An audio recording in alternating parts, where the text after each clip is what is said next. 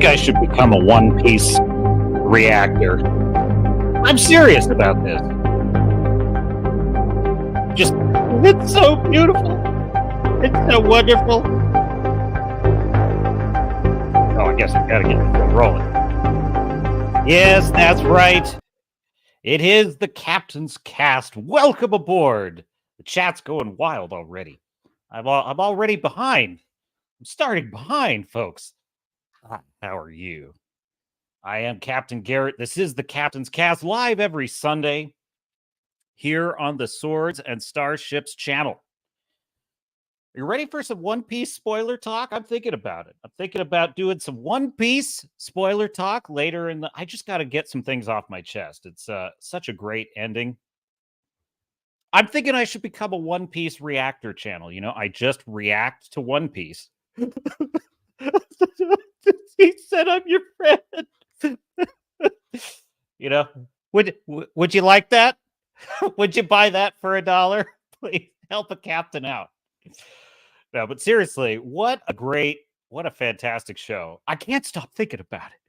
I can't stop thinking about One Piece. Yeah, it's a little inside baseball. If anyone watches Jeremy on Geeks and Gamers, a little inside baseball, he's getting memed because he said, I can't stop thinking about One Piece. And it's so funny because I know exactly how he feels. And I don't really have that with One Piece, but I had that with like Stranger Things. I had that. So yeah, no, I can totally sympathize. Fu Man Blue says, hail to the captain and the crew. Why, hail, Fu Man Blue. Good to see you here. Welcome aboard. Well, look what the cat drag did. Huh? Fancy meeting you here, Star Fury. Hail scum of the East Blue. Ahoy. Ahoy, Star Fury. Ahoy. Captain welcomes you aboard. You have been missed, sir. You have been missed. There we go. He's back. Star Fury is back, unleashing the fury of the stars. Yes. Go. Yes, the Discord is live. Thank you, Fu Man Blue. Yes, we're gonna be talking about One Piece, Ahsoka, and the chat never has to end on Discord. There is a link in the description for Discord, so check it out. I feel your pain, Star Fury. Work has been a complete bitch for both of us. Let's just put it that way. You may have noticed there's not many videos coming out these days, of which your captain deeply regrets. But, I'm working on it. So there we go. As Gary is to gaming, so I am to YouTubing, says Fu Man Blue. Posted your first video. Why, congratulations. Welcome to the fraternity of YouTube professionals, such as we are. So, yeah, let me know how it's going. Keep us posted. I gave you a sub, Fu Man Blue. I might be your first sub. I hope I am. Tom is in the chat. Ahoy, Tom. Welcome aboard. Welcome aboard. I am so glad to see Tom is always here. I appreciate it, Tom. Make that content and, get some of that content going. Could there be a co-host in the Captain's Cast future? Could there be collaborations? Star Fury, where's your channel? Star Fury needs a channel. You get a channel, and you get a channel. Star Fury killed my profile in YouTube by accident. I'm clearly an idiot. Well, listen.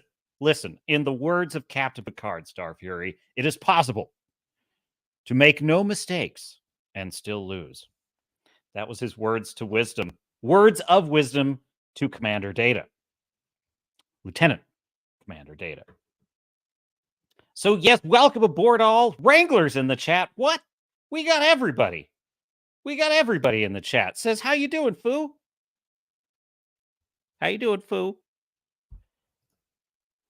And do not forget, my dear sailors and starnuts, we are live on YouTube, Rumble, and X, formerly Twitter.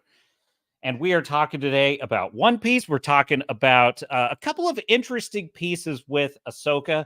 We are going to watch I am addicted to this. The new Grizzy video is out. So if you don't know, Grizzy is a YouTuber who is performing a service to humanity. And that illustrious service, that burden of glorious purpose that is Grizzy's channel is he goes and collects all the reactions of the Ahsoka simps, all the Ahsoka shills. He goes and finds them and he clips them together into what I can only describe as magnificent. And I am shamelessly appropriating that content as a react. I'm reacting to him clipping together the reactors. So anyway, One Piece is oh my god, it's Jamie Lee Curtis is in it now. That's what season 2, folks. That's all my whole channel's gonna turn into that. I promise. That's a promise. And do we need to discuss? No, well, look. The captain. This is the captain's channel, and I do hear the audience, but there's just things that interest me. Okay, so I'm not going to really get into like a review. Honestly, I will say this: I kind of had planned to sort of review it the way I review things normally. My problem with Ahsoka is my review never changes. Like, there's never anything new to say about this show. The only small exception to that was the appearance of Anakin, because there was all that crap about it. That was kind of a unique case, but honest to God, every minute of this show, it's the same thing. It's just slow, plotting, clunky, doesn't even begin to describe dialogue. It's zero characterization. It's no plot, no tension, no ticking clock, no world building. It's honest. What's if there's anything really striking about it, it's how similar. It's like a clone of Secret Invasion. It's like a clone of what the hell is the other one? Obi-Wan. It's like a clone of Mando season 3, which is a clone of Boba Fett, which is a clone of every Marvel, like every single one of these shows, folks. I'm just Disney specifically. That there are like these are the things you will find in every single Disney TV show. Every single one. Terrible pacing, basic hack dialogue. I mean, Chat GPT dialogue, which is just soap opera dialogue that's just self-referential and just mulching over things we already know in a melodramatic way. Like filler. That's basically all it is, filler. And the thing that's kind of surprising about that is that ostensibly these shows are written by different writers. So I'm not so much interested in reviewing the show, but there is a really interesting, IGN woke up with an accurate opinion today. Did you know about this? Also, I have seen the first episode of American Horror Story Delicate, so we'll probably talk about that as well. So we won't spend too much time on Ahsoka, but I do want to share one thing with you, if you would just indulge me for just one moment, my dear sailors and starnuts. And do not forget we're on Rumble. I know you're watching out there on Rumble because I see the views. I get more views on this stream on Rumble. And so, yes, don't be shy. Join us in the chat. So anyway, this from Nerdrotic. He retweeted this. I just love this so much. This was exactly my thought. This is exactly my thought when I'm watching this episode. Okay, and listen. This is me being truly charitable to the filmmakers here. This, by the way, that is that is a real shot from the episode. Swear to God. So what happens is on Star Fury, like zero. So the first shot that happened was the Star Destroyer is coming in, and the characters are on the top of this tower, and they're standing there with the Darth Mary, who cares, witch sisters, and they're witches, don't you know? They're witching, they're doing their witchcraftery, and boring plotting dialogue. But then one kind of cool thing happens is this massive Star Destroyer appears. And by the way, folks, this is the only thing that had, other than Ray Stevenson, this is the only thing that had the captain's curiosity peaked, which is Thrawn looks kind of cool. He looks kind of cool. I want to see what he's about. So naturally, this is one moment in which I'm kind of a little bit interested in what's going to happen next. I'm not expecting anything good to happen because I've watched all of Disney Star Wars. But in comes this Star Destroyer. It starts to descend, and from the perspective of the camera, right? It's just we're looking up at it, and it's descending onto this tower, and that seemed kind of cool. And this is an easy mistake to make if you don't like actually think about what you're writing, and you don't like have editors, and you don't like actually re-edit and revise things. If you don't do second and third drafts, folks, this is a mistake you can make, right? So from the perspective of standing on the tower, you're thinking, oh, it's here comes the Star Destroyer, and then out comes the ramp and all this stuff. And then they do this shot, and it's like, oh, this was not a good idea at all. I immediately regret this decision as a filmmaker. Oh my God, that was... And it's got like... I'm just going to say, you couldn't have deliberately done that better. I laughed out loud when I saw that shot. And Fu Man Blue, hail in the Rumble chat. And he's asking, where is Screamin' tonight? I don't know. Where is Scream? I hope he's here. But if you catch it on the restream, hat tip to one of our Rumble followers. I bust up laughing when I see this shot because I'm like, they did not. This is the problem with all of what Dave Filoni's doing. And I mean all of it. There is this kind of sense when you watch this stuff that you're like, they don't have self-awareness. Like, there's no self-awareness. Oddly enough, MCU is, I would say, hyper over aware because it's a bunch of people who don't like comic books, and so they have to make fun of the characters in the world, which is something One Piece does not do, and it's very helpful to why that show is so good. But in the Disney Star Wars realm, you kind of have the opposite. It's like people are creating these things and they have no awareness of what the experience of the audience is going to be. And sure, yes, you have the Disney shills that are, Anakin is he favored. Wow. I mean, I have no idea where they were going with it, but they did a really good job. Grace Randolph's honest to God take. No idea where they were going with it, but they did really well. I'm like, that is a... I would love to see Grace Randolph just debate Mauler. Tell me, I would pay through the nose for that. I would just Mauler and Grace, no one else, just them, and they just have to discuss like Star Wars or something. Could you imagine? He'd be, the funny thing too is I've actually heard him debate like people that hate him. Mauler, that is, some of the older streams. He's very respectful. He's very fair. He's a nice guy, but he doesn't like suffer foolish points. He just doesn't. Like, if you try to make a bad point, he's going to attack the point. He doesn't attack the person. He attacks the point. What's so telling to me about like the reactions that how can I phrase this? Let's just say there's a certain type of fan out there, a certain type of YouTuber that seems to think that they should be immune to all criticism. But if there is criticism of their ideas, they're entitled to destroy the person criticizing them. Have you noticed this? It's like you get these, I just want to love Star Wars. I love Star Wars. Like, where is that headline? I've got a headline on exactly this point. Where is it? Where did I put it? There it is. Yes, I got it. This from Yellow Flash. Yellow Flash found this. Hat tip. Link is in the description also.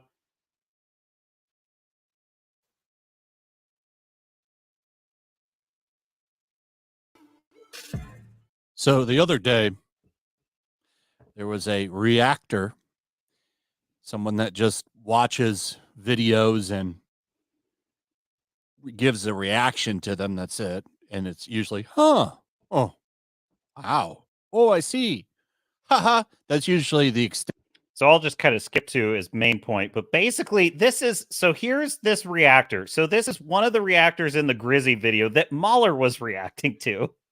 And she was not happy. Because she did delete she did delete the first 2 posts here because everybody gave her shit for it, because obviously what she did was wrong, but she didn't realize it. So she found out about his video, Star Wars Cannot Grow Up. And Which she is said brilliant, this. by the way. And Fu Man Blue with a $10, that's a Rumble rant, correct? A $10 Rumble rant on Rumble, and he says something to help keep that Netflix account pumping. Yeah, what? I'm not sure. What does that mean, Fu Man Blue? You gotta something to help keep that Netflix account pumping. But I appreciate it either way. You see she's pauses it at 32 minutes and 40 seconds where her reaction is. And she says, obviously didn't watch the video, but this jackass is using reactors content in his video to talk shit about them in Star Wars. Who the F even is this kid? LMAO makes me realize now why I had a random spam of hate comments tonight. Please report for using content without permission. So I'm finding out there's a lot more YouTubers using mine and other reactors content. This is actually disgusting, LMAO. How are y'all this sad? I just want to make fun content and share my emotions with others. I'm very expressive and emotional person, and I really truly enjoy Star Wars. Really takes the joy out of it when you find out just how hateful people can be. This is incredible. This is incredible to me because now listen, on the one hand, I understand wanting to just enjoy something, and nobody should be attacked for enjoying something. It's like I don't think people should go and be hateful and put her on blast or anything. But that is a far different thing than simply reacting and saying that's ridiculous, thinking it's hilarious, thinking that that's a ridiculous reaction. People, you are posting anything you put on YouTube is fair game. You are publicly putting something out there, and people are entitled to react to it. But what I find interesting about it's like, oh, how dare they? How dare they use our content? Well, what are your reaction videos, lady? Your reaction videos are using another creator's content to create content. That would be Disney in this case. But it's like, how high and mighty can we be? So anyway, but Mauler, all he was doing, literally, I think if I recall, all he did was he just played clips of it. He just played clips and responded to, how are you reacting this way? Look at what's happening in the story. So in other words, he attacked the point, not the person. Now, there's nothing at all wrong with her saying like, oh, he's being an asshole. That's fair game. But then what does she do? She says, go flag his channel. Do you see what I mean? Where it's like, Mauler can attack the point. He could say, or I can, your dear captain certainly can. We can attack what's happening in the plot. We can attack the characterization and the bad writing. We can scratch our heads, as frankly, I think we're entitled to do when we see people just crying because he Vadered. I'm serious, folks. I'm watching this and I'm like, I watch it with like, I can't understand how. Now, we're frankly entitled to do that. But you don't see Mauler going around like getting, even when they were debating about the guy who he was a reactor who literally, I forget the name of the guy, but he's, because I don't follow him, but he was doing like those long reaction videos to other YouTubers' content, but he wouldn't say anything. He'd just sit there watching it, and it became kind of a controversy. Mauler was reviewing it, and but Mauler never called for him to be flagged. My point is, there's there is professionals, and then there is amateurs. The kind of YouTubers I follow, I consider professionals, which is they have a healthy separation between themselves and their identity and their work. The work is separate from your identity. You are not the number in your bank account. You are not your career. You are not, your identity is really an illusion when you think about it. Like that's getting pretty deep. That we're getting into like Eckhart Tolle kind of territory here. But my point is, the proper attitude for a professional is to view what you're doing in the entertainment space as your work and not your identity. And you can tell an amateur, because an amateur identifies with their work. So in other words, she feels personally attacked because people are having a bad reaction to her content. You see, she's not separating her identity from her content, nor is she separating Mauler from his content. She's saying he attacked me, therefore he must be destroyed. And I find that is where I part ways. She had some sympathy from me right up until she said attack his channel. It's like, you are more than free to attack his work, but I'm not going to put any words in her mouth specifically, but I'm just going to say that's corner of the internet, let's say, tends to be where we hear things like male fragility. We hear that term a lot, male fragility. What would this be? What would this be? I'm just asking. I try my best to make other people happy. I want people to realize it's okay to be emotional over. Well, shitting on Ahsoka makes me happy, okay?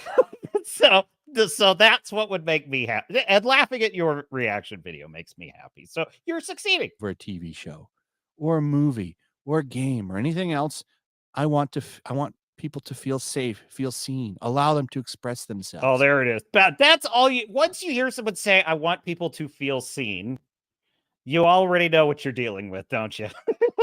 Pronouns and bio. We already know you're crazy. You've got issues. Starfury with a £2 sterling super chat says, take a drink to numb your mind through Ahsoka. I will, sir. Cheers. Cheers to Starfury. Starfury, £2 sterling. Excellent. That's coffee. That's coffee. The captain must keep a clear head. I don't drink on duty. No good Navy officer would have a drink on duty. And as it happens, I don't really drink anymore. So there you have it. But we have more going on at the Rumble chat.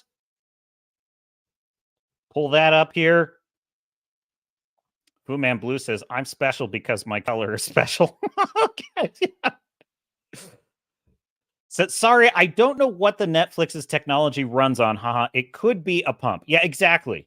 Starfury also in the Rumble chat says, ask Al Gore, he invented the internet. Yes, he did. Well, I think that the internet, I think that in 12 years, we are going to be underwater. Remember how he said that like 20 years ago? You know what I mean? I think that Daryl Hammond, was it Daryl Hammond on Saturday Night Live, used to have the best Al Gore impression. He's half man, half bear, half pig. Roll the tape. Just the way I'm able to. He just laughed at your reaction. I don't even know if he laughed at the reaction. I just realized, you know what? I think I've had enough. Thanks, Yellow Flash. I appreciate it. I've had enough of her, though. Anyway, check out Yellow Flash's video. But this is what I mean, right? So anyway, let's get into it. Here we have IGN has woken up and had an actual opinion. And, like, I guess what I'm saying is an honest opinion. I have a lot of thoughts about that. This actually, they swerved into the truth. They swerved into an honest opinion, and here it is. This from IGN by Clint Gage. Star Wars just feels like toy unboxing videos now. And it's what has your dear captain been saying on this very channel week after week? This show feels like Dave Filoni is just a kid showing us all of his favorite toys. And actually, this guy adds to that metaphor in a pretty brilliant way here. Spoilers for Ahsoka. How is it possible to spoil a show where nothing freaking happens? But I digress. The article goes. Sabine Wren finally found Ezra Bridger living with a tribe of turtle creatures dressed like hobbits, and it reminded me of the kid I knew growing up who would invite us over to his house but not let us play with his toys. Every kid has had a kid like that in their childhood. Tell me if there's anyone that has not known a kid like that, because I certainly did. For a moment, it was me. no one was allowed to touch my things. For a moment, 5 years and 6 episodes in the making, the staging of their reunion had the same sort of passion of a 7-year-old me wondering why the hell I'm even bothering to come over to this guy's house anymore. That's a you problem, Mr. Gage. So that was it. I have it right. Yes, Gage. The rest of us have caught on to this about 3 or 4 shows ago. All of this is to say the Disney Plus era of Star Wars doesn't feel like Star Wars. Oh, hello, retard alert. Look who just caught up. It feels like toy unboxing videos. Episode 4, A Few Hopes. That, by the way, these subtitles in this article are very odd to me. I don't understand. It's weird. Who subtitles their article this way? I find it odd. For the long and generation-spanning history of Star Wars, toys have always been a thing. And then here he rambles on a little bit about George Lucas merchandising. Who cares? He backed off on Jar Jar, etc., etc. Here we go. The first hint of essentially, he's basically talking about it basically being an unboxing video where the kid shoves his Boba Fett toy on top of a Rancor and says, cool, right? And he says, the first hint of this came with Rogue One. To date, still mankind's shortest space between a prequel and the movie it's prequeling. The X-Wings, the sets, the wardrobe, even some repurposed footage from 1977 made it into the film alongside a morbidly resuscitated Grand Moff Tarkin action figure. While the story itself was not moving the franchise forward, more plugging a hole in the established story, the film at least introduced us to a new cast of characters, including Cassian and Andor. It also featured a Darth Vader moment that is, admittedly, and I agree, very cool, and signals the height of his reign as the galaxy's biggest badass. And you know what I liked about Vader's appearance in Rogue One? It was sparing. It was only at the very end, and it was all of 30 seconds. And in those 30 seconds, it was like a horror movie. And that was as it should be. We should almost never see Vader in anything after Return of the Jedi. Yes, well, but that ship has sailed. Since then, however, as the Mr. Gage goes on, Vader, nay Anakin Skywalker, continues getting trotted out, seemingly just to get his ass handed to him by a series protagonist. First, he's tossed around by Obi-Wan Kenobi in a canonically insane way that actively makes A New Hope sound stupid. And now Ahsoka has defeated his spirit or memory, or maybe he wasn't really there. Whatever. I suppose it doesn't matter as long as it wasn't a cave again. Besides, it's a duel we've already seen before in Rebels and done much better, I might add. Itself a showdown that lifted a line from the previous time we'd seen Darth Vader wheezing through a busted helmet. It's Luke Ahsoka saying, "I won't leave you," straight to Anakin's face as opposed to Vader's mask. Revisiting these moments, even obliquely or as homages, becomes a harder sell every time. The more familiar a thing gets through repetition, the less impactful they all become. A phenomenon that's especially disappointing when a galaxy as sprawling as Star Wars limits itself to the same characters and desert twin sun planets. It's like unboxing. It's worse than that, sir. It's worse than that, Mr. Gage, because it's not they're just going to Tatooine every single time. It's that every single different planet looks like Tatooine. It's like unboxing the same toy over and over again, or really forcing the pun-attempting chapter headings of this op-ed. That was even out of order, blah, blah, blah. Yes, he's a little bit self-referential there, but getting back to Ahsoka and the episode Part 6, Far, Far Away, in particular. The ironic thing is that the episode is largely filled with all the things that are easiest to love about Star Wars. Sabine rides a weird, massive rat with a saddle that's also a little scamp of a dog somehow. The aforementioned turtles cosplaying as rocks while also rocking Shire clothes are pitch-perfect examples of the fantastic things Star Wars is capable of. The characters, however, in spite of having finally found each other, are blocked to stand at a distance. Their interactions are quiet and subdued, with little to no concern for the journey and potentially galaxy-threatening means by which Sabine arrived in the Turtle Shire. It's like it's nice just to have these toys, even if we don't really know what to do with them when we stick them together. So instead of unboxing them, we'll just keep them in the packaging. And this is exactly why the Shills look ridiculous. This is really why the Shills look silly. Because those of us that actually are here for like a story and to see the Star Wars world advanced, we are sitting here watching these Shills. They're looking at shiny objects and they're crying and they're laughing and they're literally clapping like seals. And they're carrying on as such. And it's ridiculous because what they're reacting to has absolutely no substance. Frankly, I couldn't even stand like people I definitely respect their opinions talking about, well, I can understand why people like Anakin coming back. And if you do, fine. But I'm just telling you, they did no favors to that character. And this article is right on point about it because he's pointing out that, like, look, every time you bring Vader back, it just dilutes the brand of the character a little bit more. It ruins the menace of the character. It ruins everything about the character's legend that stays with us. And there's another example of this. I'm more of a Trekkie than a Star Wars guy, and I'll give you a perfect example: the Borg. When the Borg first appeared in Star Trek The Next Generation, they were alien, they were malevolent, they were almost Lovecraftian in how sort of cosmic horror they were. It was that there was no explanation of their motives.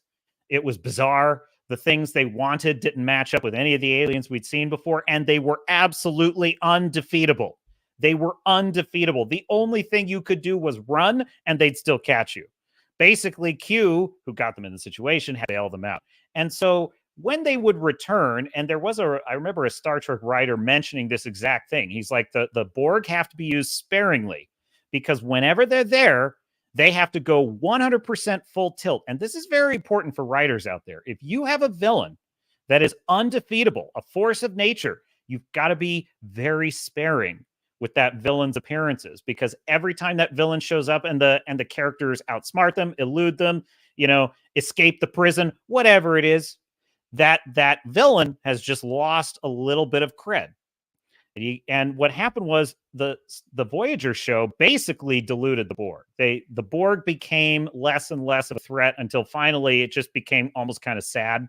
The Borg would show up and, Captain Janeway would be there on the bridge and be like, wait, we'll fight you. And then she'd win. You'd be like, yeah, this resistance is futile meme is getting a little bit tired. Anyway, my point is they've done this to Vader. And so to those who would argue in favor of Anakin's appearance in this episode, this is my point to you. This is what they're doing to this character. I'm not saying he couldn't come back and have it be meaningful, but because there was no character work whatsoever, it was a nothing burger, and that is criminal. Look, if they want to bring back, let's see, who is like a Disney Star Wars character they could have brought in? Mon Mothma. No, that's not a Disney Star Wars. I don't know. They don't really have any good original characters in modern Star Wars. So this is all they can do is go dig up the bones of some other character. Let's see. Was there anything else I wanted to cover in this article? Let us continue. Prior to that moment, though, that's about all I have. Let's see how he finishes off. Prior to that moment, though, a more telling bit of dialogue sparked the fandom's interest. To be fair, I was feeling good about this episode. That is exactly the problem, Mr. Gage. Like as Dave Rubin likes to put it, the truth is on a time-released pill with these people. It's like, listen, this is the point. This is what Mauler, this is what Critical Drinker, this is what all of these critics that are considered the hateful pipeline to the alt-right on YouTube have been trying to tell you. By clapping like seals for this crap, this is what you have endorsed, is exactly what you're critiquing in this article. To be fair, I was feeling good about this episode, with Anakin's cameo in the rearview mirror and nothing but space whale galaxy hopping ahead of us. Then Hu Yang, oh my God, this is the worst, the most cringe part. This might be the most cringe moment in all of Disney Star Wars, but maybe the second worst. Then Hu Yang began a story with, and I shit you not, a long time ago in a galaxy far, far away. A moment of silence, my dear sailors and star nuts, for the death of Star Wars. Doff your caps, if you would. Thank you. Thank you. Granted, that's partially the title of the episode, and the ancient droid would have technically been accurate, describing the witches of Dathomir and their origins with that phrase, but the line is not for Ahsoka. It's meant for us out here in the audience. That the line could be an elaborate retcon of the Star Wars universe or a drastic expansion of its scope seems absurd to me. You can just delete the word seems, sir. It is absurd. Instead, I think it's the perfect example of Star Wars needing new toys in universe, or you could say Star Wars needs to grow up. Hat tip the long man, Mauler. In universe, the line comes from a droid built 25,000 years ago, telling ancient stories to a character who grew up hearing them. And out here in the audience, there's no better metaphor for the current state of Disney Plus era Star Wars fare. Well, here is my question, Mr. Gage. Who let you off the leash? Like, who approved you to give an honest critique of this show? Who approved you to criticize the mighty and powerful Disney? The worm has turned, folks, as El Rushbo used to say. The worm has turned. Something is like, I think the natives are getting restless. I think the orders have gone out. You are allowed to have a somewhat honest take about this drivel. So I just found that. Where were you, Mr. Gage of IGN? Where were you when, like, show after show after show produced this slop? Nowhere is where you were. Let's see. How are they doing in the ratings? I want to pull this one up. Get this on tap. We'll get some chat. Got some chat going too. What's it? I see stuff in the Rumble.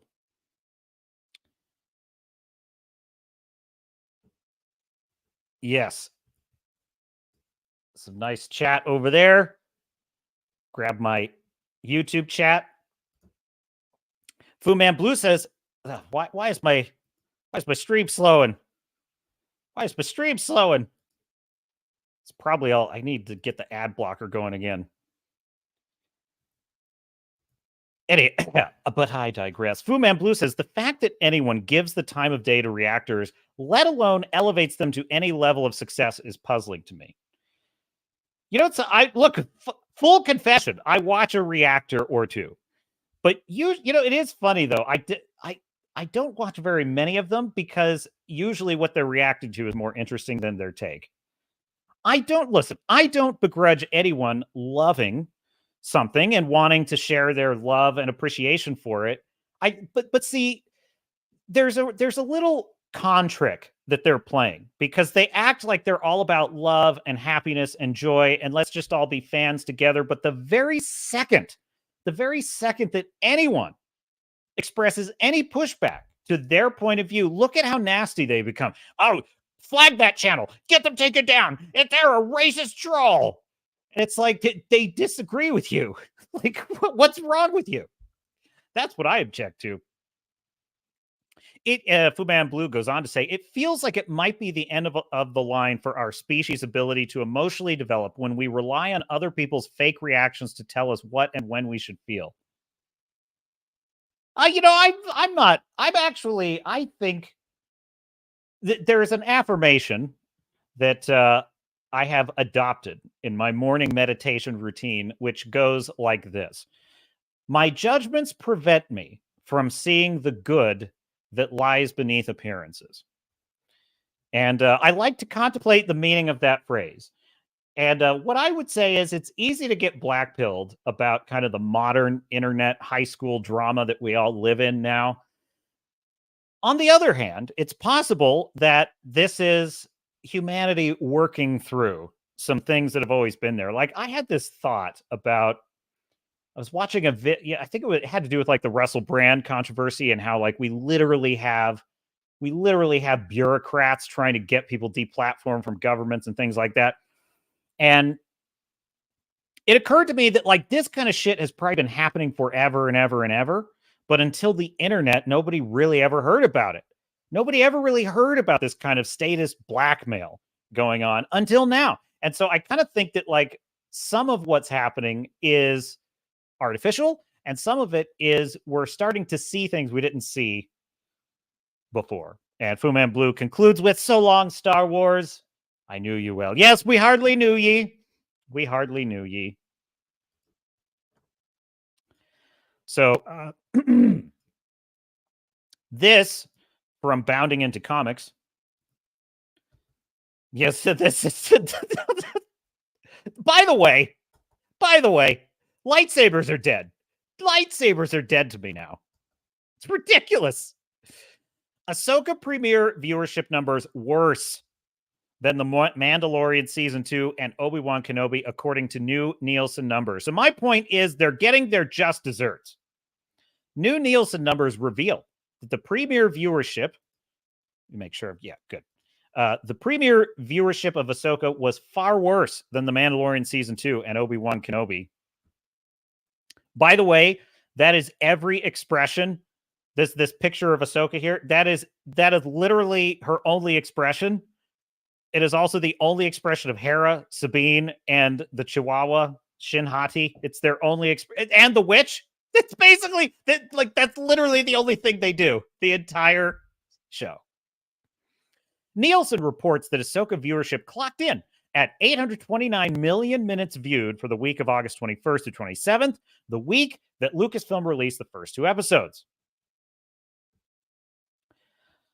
There we have the rankings, and it was something, where was it? It was like number 5 on the streaming. This is less than premieres for The Mandalorian Season 2 and Obi-Wan Kenobi. The Mandalorian Season 2 had a premiere of 1 billion minutes back in 2020. Of course, of note, the premiere numbers only included the first episode, The Marshal, instead of 2 episodes like Ahsoka, as is included here. So in other words, The Mandalorian Season 2 beat it with only 1 episode's viewing minutes. It beat 2 episodes of Ahsoka. Obi-Wan Kenobi premiered with 958 million minutes back in May 2022. Like Ahsoka, it included the first 2 episodes. The premiere did edge out Mandalorian Season 3. That series debuted on the Nielsen charts was 823 million minutes. And a lot of it's mostly just number crunching. But my point is, it is falling like a rock. So, this from Samba TV. The latest new Star Wars series, Ahsoka, finally hit screens with 1.2 million households over its first 6 days. This is similar to the viewership of Andor and slightly lower than The Mandalorian's 3rd season premiere.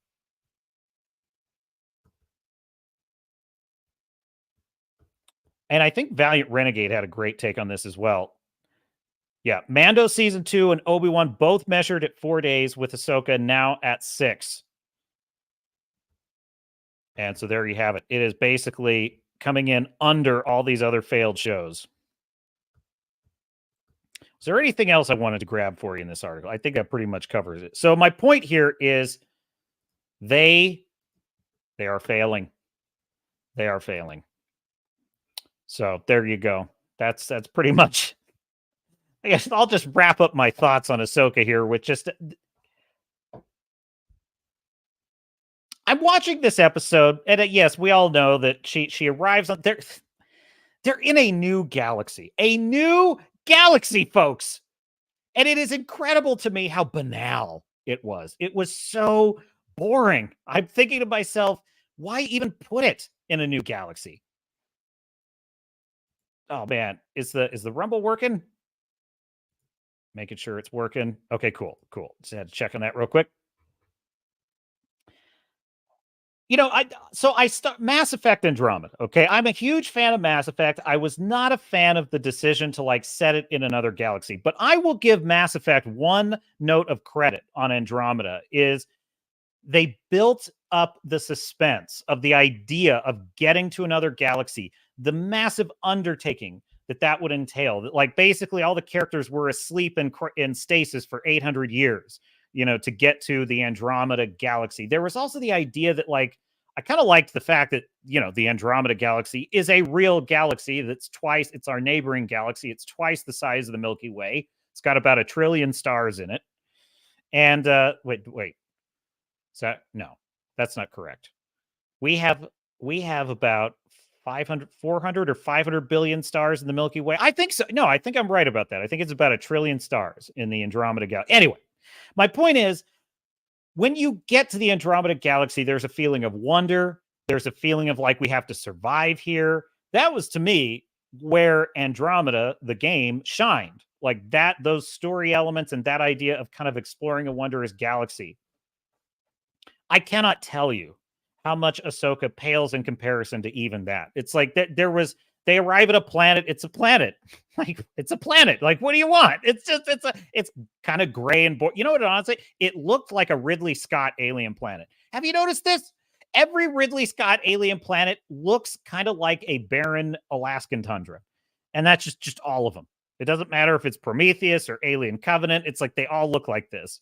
So it's basically an Alaskan tundra. Okay, fine. And there's a whale graveyard. Who cares? But I'm struck by the fact that there's no sense of like alien cultures. It's just more self-referential Star Wars. Oh, we're the witches of Dathomiri. And I'm thinking, way to suck all the wonder out of two galaxies, for Christ's sake. You've sucked the life out of 2 galaxies. Also, what is this galaxy? What is it called? Has anyone traveled here before? Like, there's none of that. And then we get Sabine goes on her not so epic quest to find Ezra. It's like, oh, here's a dog you can ride. She's never seen this animal, never seen this species before. She gets on it, and it immediately follows all her commands. She has no difficulty whatsoever controlling this animal or communicating with it. She just understands. Also, by the way, Thrawn stormtroopers understand this. How? Have they been using these creatures? If so, why haven't they looked for Ezra? Don't ask questions, just consume product. Anyway, she goes crossing the tundra, and I'm thinking, now here is a point in the episode where you have a perfect opportunity for the kind of Joseph Campbell hero's journey. She encounters some kind of mini journey. You would think, but at least something. But she basically rides this animal with ease. She fights off 7 guys with ease. She is then angry at the animal that she's only met 5 minutes ago because the animal ran away when there was danger. And I'm like, I wanted to puke. I was physically ill with how insanely stupid this writing is. I'm like, she's literally berating this wolf creature. And you know what should have happened? It should have just either been chewing its cud, just like, because that might have been kind of comedic. Like she's yelling at the wind like that. That at least would have been a kind of beat of levity. But even better would be the wolf, because it's a half wild animal and it's unpredictable. It just ate her. Like South Park. It drags her off to the side. That would have been the best solution. Anyway. But instead, what does it do? It makes cute baby Yoda animal sounds. Oh, I feel sad now. You don't like the fucking animal just met her. It's now, am I to believe that all the stormtroopers had this relationship with this rat wolf thing? Why do I bring this up? I bring this up because the crime here is that there is no tension. There's no stakes. There's nothing she has to overcome. There's nothing she has to be clever. She just stumbles. She stumbles into the little snail guys. And, they could have been cute and interesting. You know what this is? The word fan fiction gets tossed around, but what I would say is, insofar as it's similar to fan fiction, where I would say fan fiction goes wrong is that you have, not wrong per se, because fan fiction is what it is. It's just for fun. It's, fans having fun with the lore. But the problem with treating it as though it's a professional rendition of the story is that you basically have people who don't really understand what makes Star Wars meaningful writing this stuff. It's like they don't understand why Yoda is so interesting as this kind of somewhat cute, odd little creature, but then winds up becoming this wise sensei. Because the fact that Yoda was misunderstood by Luke, because Luke judge me by my size, do you? Right? That the whole point was that Yoda, looking like a silly green guy who actually turned out to be one of the wisest, most powerful Jedis who ever lived, that was a lesson in and of itself for Luke. That is a profound story, folks. That's profound. Dave Filoni and these idiots have none of that. They have none of that in their writing. And that is why it makes me I have a difficult time holding down food when I watch these shills react to it. Look, if you're enjoying the show, it's fine. You're entitled to enjoy whatever you like, but I'm telling you, flat out objectively, this is garbage, folks. Like, this show is shit. It is absolute drivel. Anyway, Blueman Blue says, it at least resembled a story once upon a time. You know, part of it, too, is I see opportunity here. And as Wrangler says, remember when Star Wars actually used to make sense? I was thinking about this. How would I redo like the first episode of Ahsoka? And I had a couple of thoughts. Like, assuming I kind of had to like use what they've already got mostly. Here's what I would have had the very first scene. First of all, Ray Stevenson's character Balin would have been flat out the big bad in the story. He would at least for the first 2 acts of the season, he would be an absolute malevolent antagonist. And he's like the Terminator. He's just like the absolute Terminator. If he shows up, we're in deep doo-doo. Okay? So that'd be number one. And I thought maybe something more interesting would be to have the New Republic are engaged in a fight with the Imperial Remnant. The Imperial Remnant have swept into a heavily populated planet of the New Republic, and they're just bombing it. They're just attacking it. And this one lone star cruiser of the New Republic is desperately trying to fight them off, right? And so it's sort of like a terrorist attack on a New Republic planet, and they're just bombing indiscriminately. It's just a terror tactic, right? And so here comes this star cruiser, and it's fighting them, but it's kind of losing. In comes this Jedi fighter, and it starts tearing apart all the bad Imperial ships. And then after the battle's won and the Imperials have surrendered or they've been beaten or whatever, the captain of the Star Cruiser gets a hail, and it says, "Oh, it's an old Jedi code, sir. It's an old Jedi code. They're requested to come aboard." He's like, "Well, who am I to look a gift horse in the mouth? So thank you for your assistance." And that doesn't seem right, though. I don't think that Jedi code seems old. They should have died in Order 66. But at least that would have established why the captain trusted them and why the captain would have them come aboard. Then he brings the Jedi aboard. It's Balin, and he says, "Thank you for your help, sir. I really appreciate it. But I didn't think there were any Jedi left from those days." And he says, "How have you come to be here?" And he's like, maybe a little bit of back and forth where he explains his origin, and then we kind of reach the point where the captain says, "But I thought no Jedi were left from those days." And then Ray Stevenson could say, "Yes, you misunderstand. There are no Jedi left from those times. I am no Jedi." And then he pulls the lightsaber and he betrays them, cuts them all down. And it turns out that Balin's enemy was both the New Republic and those Imperials. Why? Well, that's what's going to unspool over the course of the season. See, here's my idea. Basically, you have the Imperial Remnant, but they're all at odds with each other. They're basically a bunch of fractured factions. And some of them, by the way, this is inspired from real World War I history, because a certain German party that shall not be named of the 1930s, this was the exact problem they had. This is why the Night of Long Knives happened, because there was a wing of the Yahtzee party that were just thugs. They were, well, I mean, they were all thugs, but I'm saying even more kind of like obvious thugs. They just wanted to like, beat the crap out of people in the streets and take power by force. And the Yahtzees that we know from history are the ones that said, no, we're going to get there legally, and then we're going to start beating up at all of Europe. And so they had to just basically assassinate all of the parts of their factions that were not working out. Okay. This is, by the way, is what authoritarians always do to each other. The Bolsheviks did it to the Mensheviks. It's what always happens. Believe me, it's what the wokies do to each other. They tear each other to shreds, right? This is what authoritarians always do. They fight amongst themselves, and then they backstab each other. So this is my point. This is my point. There is a faction of the Imperial Remnant that are just bullheaded thugs. They're a bull in a china shop. They're running their terrorist attacks on the New Republic, and it's causing problems because there's another wing of the Imperial Remnant that are smarter. These are the ones that want to carefully behind the scenes start stitching together a new system. But the problem is all these factions are squabbling. Now, it turns out Balin, who's totally doing this on his own, by the way, there's no stupid witch. It's just him. He has this idea.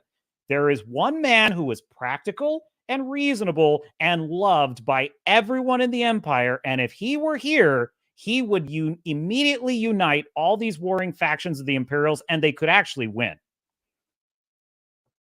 And that would be Grand Admiral Thrawn.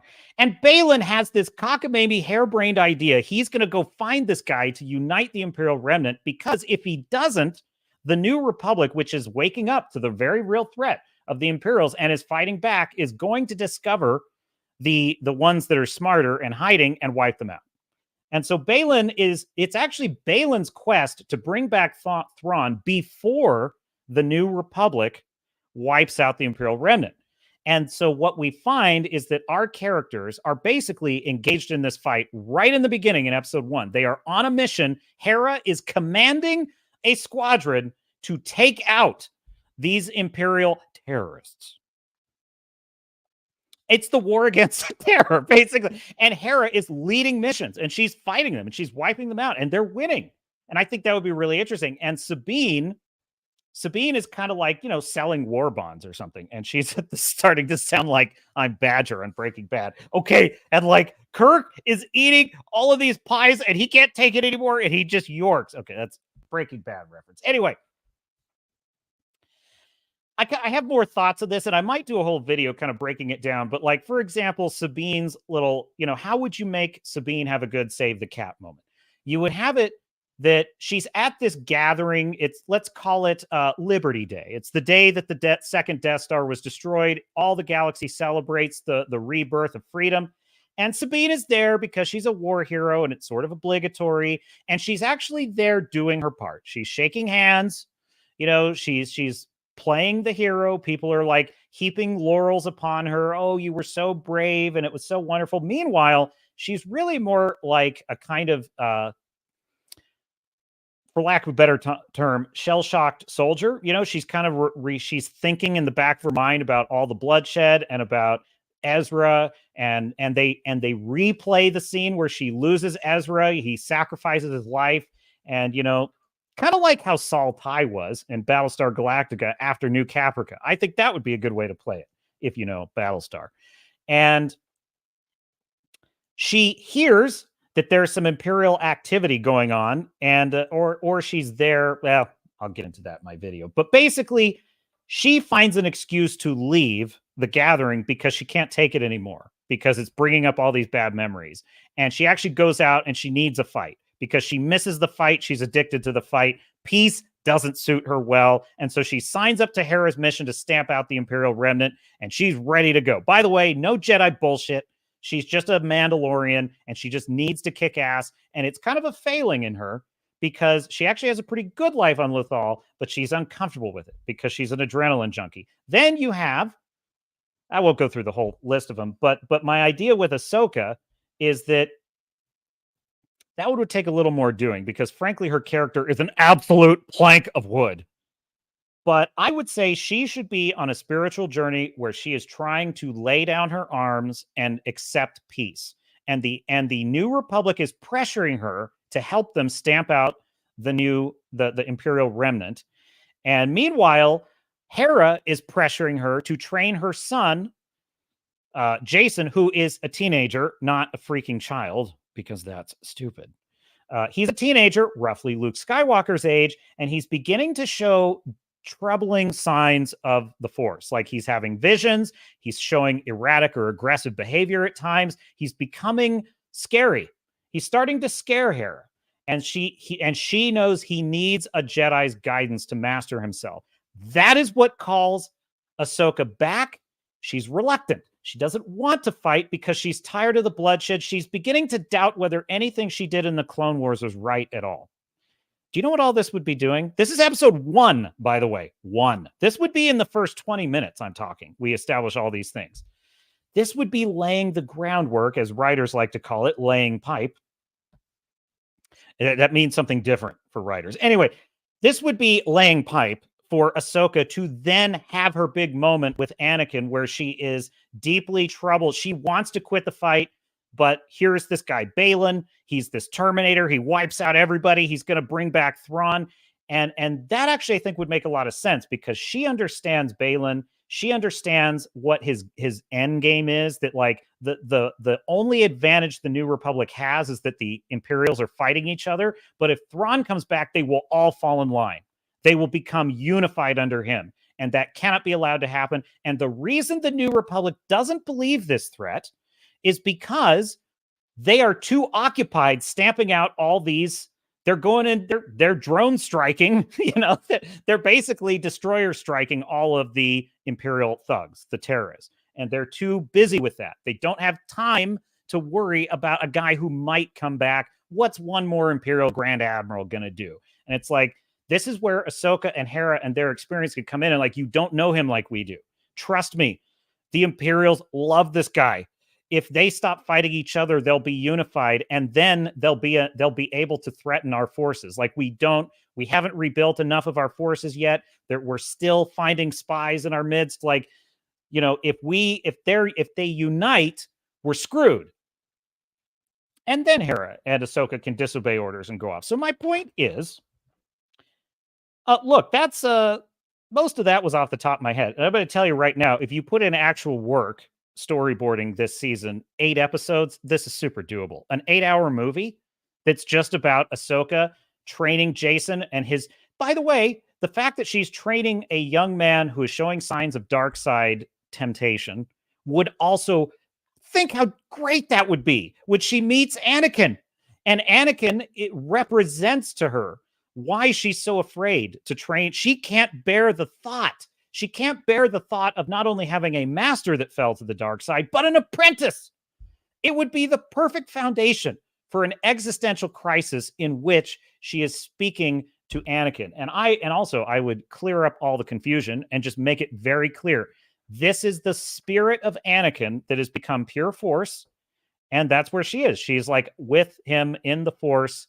And I would, it should even be that like she's on an operating table or something and she's unconscious and her life signs are failing. And so it's very clear to the audience where she is and what she's doing. And that she's making the decision of whether to live or die. And it would even make even more sense because if she dies, it lets her off the hook, right? Because on the one hand, she feels obligated to Hera to train her son, who is showing dark side potential. So she feels guilted into doing that. On the other hand, she's terrified of doing it because she's afraid she'll turn out another Sith. And so if she just dies, that would allow her to be off the hook. And this is the lesson Anakin teaches her. Wow. Damn. That would be an actual story. That would be, and this is why you shills are full of crap. This is why I have no time for you dumb shills. And he refedered. It is crap. It is absolute drivel. And so instead of criticizing what's already there, I just offered you a very sincere and good faith idea of how you could do this. This is how you could have made this. And this is my way of saying this. I do not hate Star Wars. I love Star Wars. If I didn't love Star Wars, there's no way I could have come up with all of that because I wouldn't give a shit, folks. Like, I just wouldn't give a shit. And so the reason why I came up with all of that is because I would love to see a story like that. I would love to see a story that is meaningful and inspiring and tells, and there is no reason you couldn't do it with Hera, Ahsoka, Jason. There's no reason you couldn't have done it. Because my argument with Dave Filoni is not even that his characters are dumb. I mean, they are, as he's written them. Or that his archetypes wouldn't work. My problem is he's misusing them all. Now, there's one thing that Dave Filoni is doing, in this show he's kind of getting a pass on. And I'm here as the captain on the Captain's Cast. I'm here to tell you he's not getting a pass. There is stealth wokeness in this show. Like there's nothing so awful as like Wendy slapping Peter Pan. There's nothing so awful as like, I want to be a career woman, don't you know? We don't get any like obvious references to like J6 or anything. What we do get is we get the Hays Code. We get the modern Hays Code in which men are not allowed to be heroes. There's no romance is allowed. Women are never allowed to be challenged. Women are never allowed to have to actually earn anything. They never have to earn anything. The weird thing about wokeness is it's actually turning women into the stereotypes that male chauvinists used to actually portray them as. Oh, well, that's very good for you, darling, but get right back over the typewriter where women belong. You're just not here. You're just not, you just don't belong in a boardroom where the men make the ideas. It's like that takes actual effort.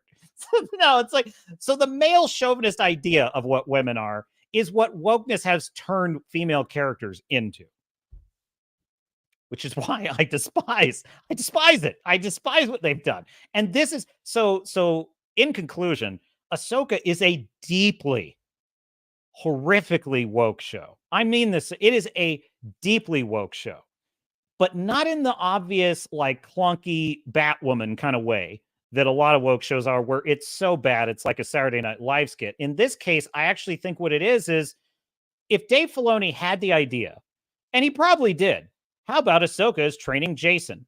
Either in the back of his mind or someone in that writer's room said, haven't we had enough male Jedi? And he listened. He listened to that voice, whether it was internal or external, he listened to it. And then it's like, well, what if Ezra's big return to the screen is a tall, dark stranger in a cloak shows up at the moment Sabine is about to be killed and rescues her from all of those raiders? Well, that really robs her of agency. Okay, fine. But what if like she gives him a hug when because she's so happy to see him and kind of had some latent romantic feelings. Well, that would mean she lives for a man. I guarantee you, folks, that this is why the show is so bad. This is if not the biggest reason, and it might be. I think it is the second biggest reason, if not the biggest reason the show is so bad, because it's not allowed to have any trope that would run afoul of the message.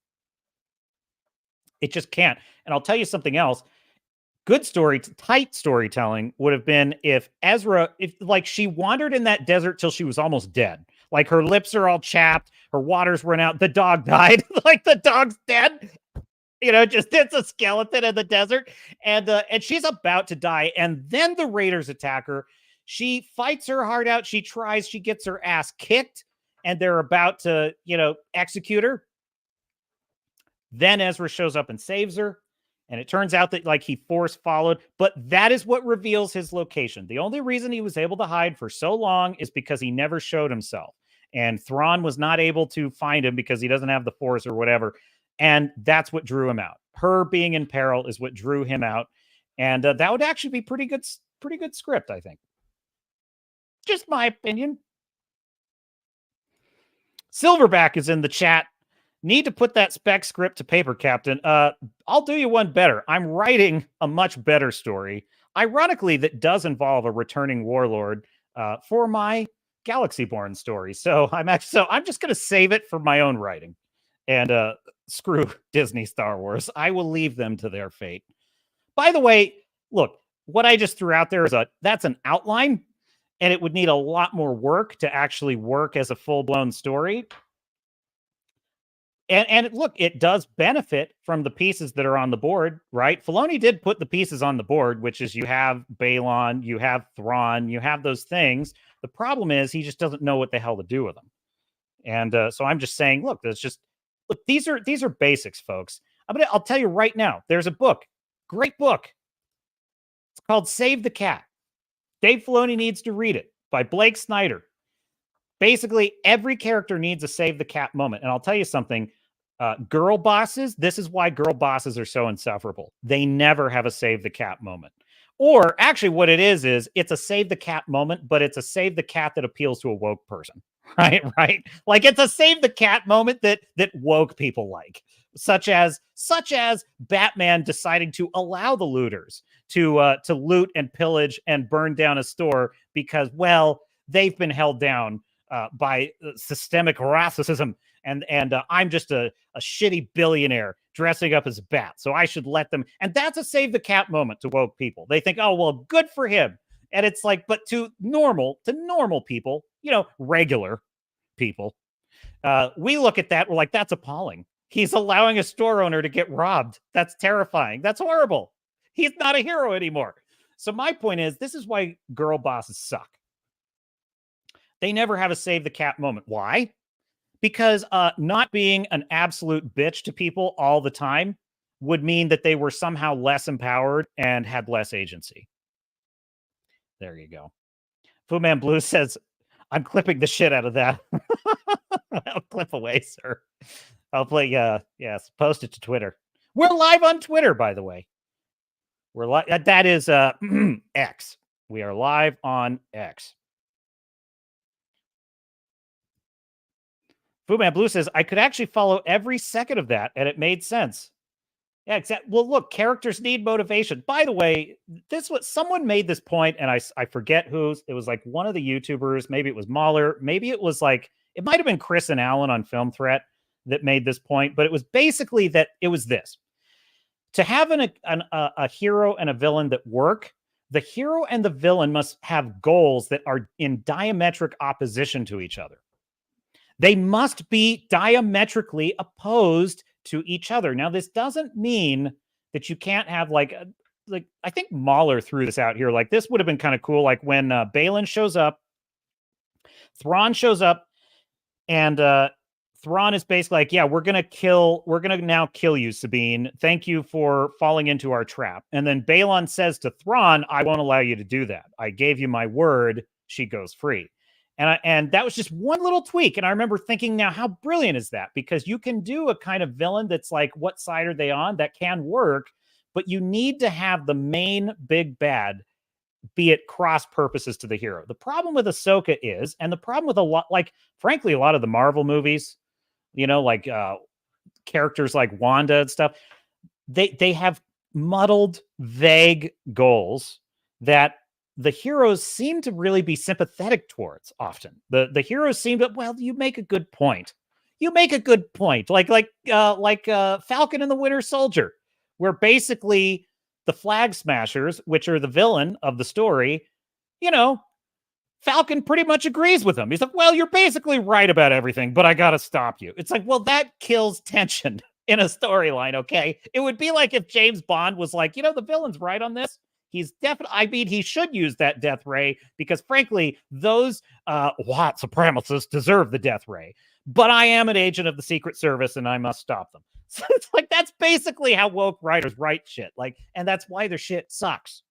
And that's why the little outline I gave you, it makes more sense because it's like Balin has a specific objective and it is at cross purposes with the New Republic. Even if the New Republic, by the way, there was a show that did, this is really funny. I think Joel Cerno, who is the showrunner of 24, one of my all-time favorite series, he really should help a bro out with Dave Filoni, because Dave Filoni is kind of trying to write the New Republic like they just don't understand the threat. 24 did this very well. 24 always did this very well. There was always a very good reason in the plot why the U.S. government was overlooking the terrorist evil plan somehow. Like sometimes it sucked, but most of the time they would have a really good reason why Jack Bauer's theory was cockamamie and crazy, and the smarter tactical play was to do the obvious thing. But of course, Jack Bauer kind of knew, because of his gut instinct, he just knew that this was a distraction, this was not the real threat, and that the real threat was so-and-so. And so they say, all right, Jack, well, too bad. Your orders are to stay here at CTU and follow orders. And of course, what would Jack do? He'd immediately choke out the guard, escape, and he'd go do his own thing because he had to go stop the bad guy. And it was great. It was great TV. It was so fun to watch because Jack's going rogue. And now the government's trying to hunt him down.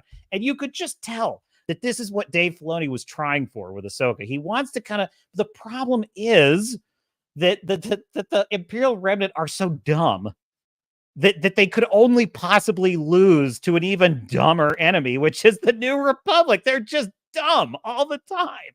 So it doesn't make the heroes look good. The fact that the heroes, ostensibly Ahsoka and Hera, are supposedly just going off on their own and fixing things. It's like, but honestly, only an idiot would be like, let's not do anything.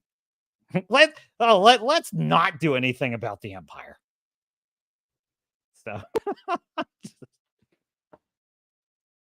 Blue Man Blue says he just got, I'm assuming, X to follow Tucker, which is smart move, sir. Smart move. He seems to be pretty grounded. I like, you know what? It's funny. I never used to watch Tucker when he was on Fox News. And a friend of mine who's a dear friend, but also just a blue pill. He's just a total blue pill. And he'd just be like, well, your buddy Tucker always, he'd be like criticizing one of my opinions about something. And he'd say, well, your guy Tucker always feeds you all this crap. And I'm like, dude, I don't watch Tucker, man. I don't watch him. Dude, it's like people hate him. And it's like now I actually watch him. I'm like, you know what? I like Tucker. I like exactly what he's got the right deal. Twix. We should call it Twix Wrangler. That's a good point.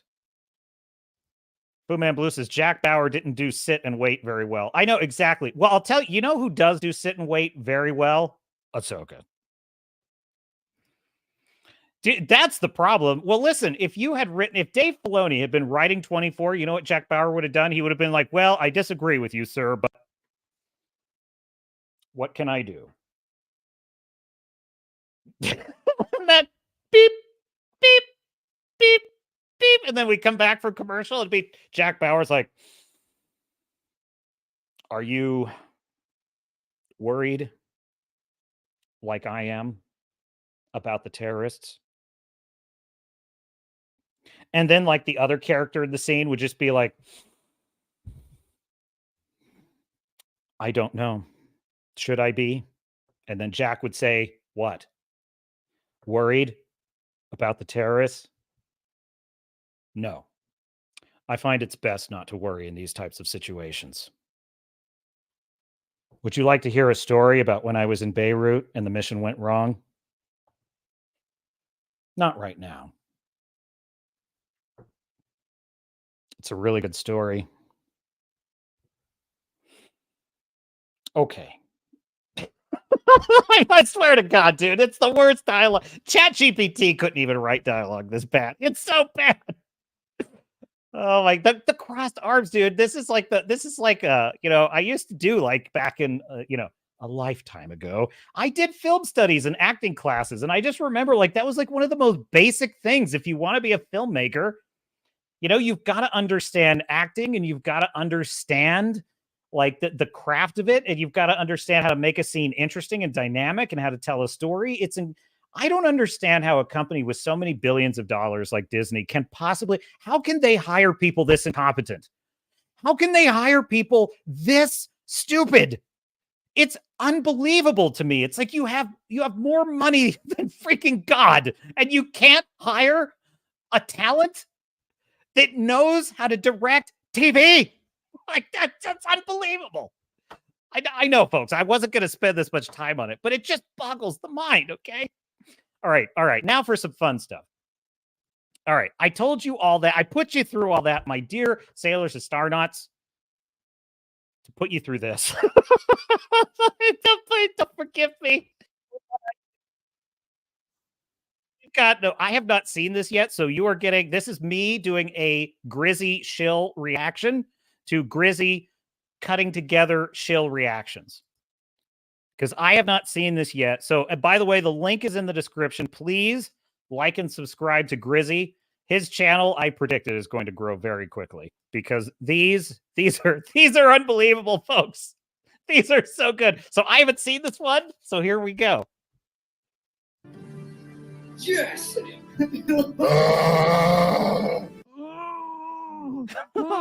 What is that? Sounds like someone's being attacked by a tiger. All the Thrawn is back. Ezra's back. All the dark lightning. He Vadered! He Vadered! He made her, folks. He made All right, boys, you ready for Dude, I love how he uses the Ahsoka music. By the way, the other night I had insomnia like you wouldn't believe, and that fucking theme was stuck in my head, and I was like, no, Disney, you're not allowed to do this. Anyway. another episode of Ahsoka Shills? Definitely, Barack. I'm ready. What about you, Chris?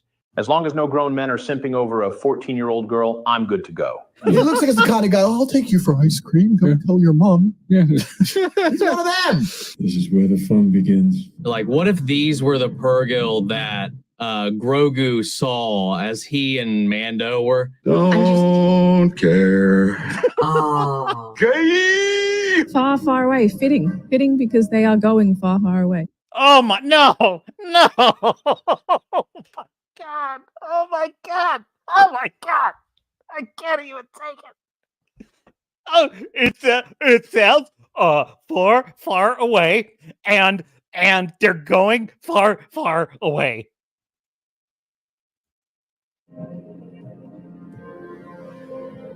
That is Duridia, the ancient homeworld. Our first planet in a new galaxy. Ah. But I guess if they Okay.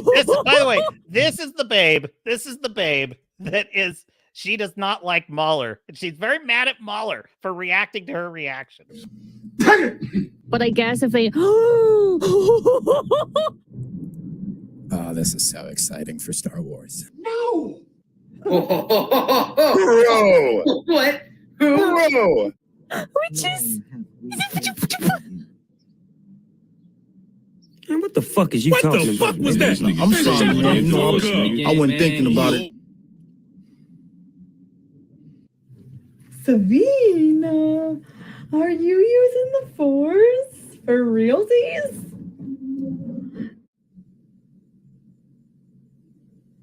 How does this have 20,000 views? What kind of slut magic did this bitch pull to get 20,000 fucking views? Oh yeah. Oh, it's the Star Destroyer. I'm This was glad the you're here to moment of tell us conception. these things. Mary, have you ever thought about becoming a professional storyteller? Because I gotta tell you, your sense for crucial information Red. That's red. is truly top tier. No, dude, yo! Oh my god! I got chills. I have AIDS. I need to be quiet. I just want to scream, but I need to be quiet because of my neighbors. It's 2:20 a.m. So you are faking your reactions? Oh my god, look at all the Did you just soil yourself? Bro, come on! Come on! Whoa! You're about to get very, very wet. Yes. Yes. Yes. You just keep hitting the fucking home runs, Disney! I love the red letter, guys. Now listen, full disclosure, I thought that's cool. That looks cool. Here's the problem. They do nothing with it. That's really my problem with all of Ahsoka, is like there actually are elements in it that visually could be interesting, but there's no substance. All in, and he's got like a golden mask on. Oh my god, there he is! This is Thrawn, this guy, the blue guy.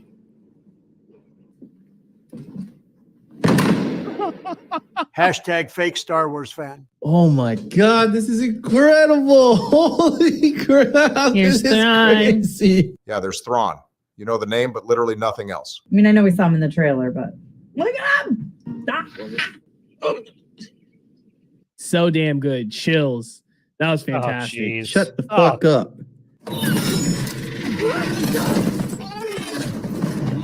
Oh, he just left her! No! Yes, you had the correct stupid reaction that you were supposed. Oh, he just left her. What an unloyal animal that's only been her animal for 5 minutes. I'll be by herself out here. It's too dangerous. You're not very bright, are you? No, I'm not. I would like to be, but I'm not. That Mandalorian shit. Oh God, good thing she's got fucking Beskar on. Holy fuck. Yeah, exactly. Also known as plot armor. Also, this Beskar thing is ridiculous. You know, the first time it happened, I thought it was kind of cool. I was like, oh, okay, now that makes sense. I've always wondered, why does anyone wear armor in the Star Wars universe? It doesn't do anything. So why does anyone wear it? And so the first time the Mando kind of took a shot to the chest and it blocked it, I thought, oh, that's kind of cool. And then it just became plot armor. Oh, the face! In the face! Damn, this is such a good fight scene. Bullshit. I love the Family Guy and like Seth MacFarlane type stuff. Oh my God, it's a baby. Die! Die, you little magical Ezra? What? I knew I could count on you. Oh my God! Yo! What the heck? What? Look at these things. This is what I and several other content creators call shill face. I like that. Shill face. You went full retard, man. Full shill.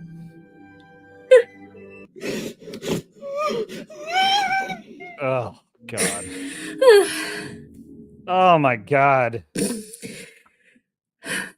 Jesus Christ, I can't stand this fucking bitch. Oh shit, I think Donald's about to pop off. Seriously. She cries or attempts to cry every video. Facts. Her voice is annoying. Facts. Her reactions are fake. Facts. And I can tell by looking at her that she probably doesn't shave her pubic hair. Big fucking facts. Jesus Christ, Donald. You just ended her entire YouTube career. Good shit. Yay! That's great. I'm so happy for them both. I don't care! Yes! Yes! Yes! Give it to me! Fucking give it to me! Dude, fake Kyle Katarn really does have himself a little soy boyfriend, doesn't he? Holy shit. Oh my God, this is crazy. Damn. That was such a good episode. Wow. That was shit. Thanks for watching. Make sure you follow Grizzy on Twitter. The link. Oh, Grizzy. You're doing the Lord's work. You really are. Oh my God. I watch some of these and I'm stunned. I have no words. Like, oh, I'm so happy for them. What are you talking about? I've even watched Rebels and I'm like, I still get nothing from these scenes. The absolute state. The absolute state. Fu Man Blue says, might be out of context. And those facts about acting or why the character... Oh, yes, right. Speaking about, like, what you have to know acting. Those actors in the 70s and 80s were so good. They've been in the biz their whole lives. Absolutely. Absolutely. Yet there is another Grizzy video. What was the other one that he did? That is just... I saw it, like... Let me see if I can find it here. He did Shills reacting to Batwoman. That one was fucking great. That one was so good. And then he did Disney Shills reacting to Rise of Skywalker. That's the one. I just kind of stumbled across it. Disney Shills reacting to Rise of Skywalker. Oh, you got to check it out. So, hat tip to the Grizzy. I think it's just Grizzy, not the Grizzy. But I like to think of it as the Grizzy. He's the Grizzy. And he knows what is up. Now, you compared this show to something like One Piece. And this point has been made quite a few times. It's like the very first episode of One Piece, the first 5 minutes of the show established the hook for the entire series. That is, all the pirates have been... And it's not just that there's treasure out there and pirates want it. It's that really we're watching the total defeat of piracy everywhere. We're basically watching the end days of piracy. And then in one instant, with one simple idea put out into the world, all piracy is now reignited and stronger than ever. And that's like 5 minutes. We've got all that world building, and it's excellent. We immediately know what all our characters are after. In 1 hour of the show, we get Luffy's character is established, Kobe's character is established. We have, I think, with Zoro. He finds Zoro in that first episode, doesn't he? Can't remember. It's the first or second episode. Speaking of, I don't know if I can show this because if it's usually one of these professional things, they kind of they usually will hit you for these. I could try it, but they'll probably make me cut it out of the stream later. So they might make me cut this out of the stream later, but let's see if we can play a little bit of it. But I miss the days when, I used to watch a lot of behind the scenes featurettes, and it was just about the story. It was just about like, oh, we had to create this scene using these effects, or, oh, it was so much fun to play this character and get into their head. And it's like, I don't watch these featurettes anymore. I don't watch them anymore because I cannot stick. Because it's like, oh, it's like I'm the first female woman that's ever been a hobbit. And it's just these drooling idiots just going on all representation and just all this crap. And I can't stand it. It's like nobody talks about the story anymore. What's kind of interesting is they kind of do in this One Piece behind the scenes. And there was a couple of poll quotes I wanted to grab. Let me see here. Maybe we'll try this. This is the manga created by Oda Sensei. His designs, that's always our North Star. The series has been running. Who better to make an adaptation than a super fan? Action. I've been a massive fan of One Piece for years. So this is the showrunner and executive producer, and he's basically saying, like, I've been a massive fan of this show from the beginning. Years. Having a built-in fan base is a phenomenal thing. And that also comes with a lot of responsibility to get it right. Now, I still take this all with a grain of salt, because I'm like, if Akira Oda had not had control, would you have not just deleted something here or added something there to just for a modern audience? Like, this guy does not look trustworthy to be, but appearances can be deceiving. Every aspect of this, we use the manga created by Oda Sensei. His designs, that's always our North Star. The series has been running for 25 years, and we know a lot about these characters and about the world. So it's given us the opportunity to throw in a lot of Easter eggs for fans. Let's go! Right! It's a really tricky balancing act. It's like, imagine that. Imagine just being a fan of the material and feeling a duty, a responsibility to get it right. Let me find, there's like another really good pull quote in here. He's talking about,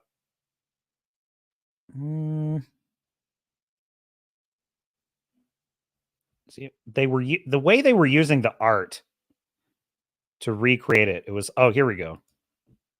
Attention to detail that everyone has, and just the talent of our individual departments. It's incredible. I think we were really successful in being able to bring One Piece into a new medium and show just how special it is and why so many people all over the world love this series so much. To the best crew sailing on the sea, and to our victory! It's been a pleasure to be a part of this journey. It's such a creative world, so many interesting characters. Dude, Mihawk is freaking amazing. That would be see if I can grab that screenshot here. Just mute it for a second.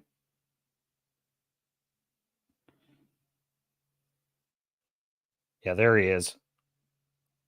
Dude, this character is absolutely incredible. I love Mihawk. You know what's so great about it's not just the character is fantastic, and I can tell very much a manga character.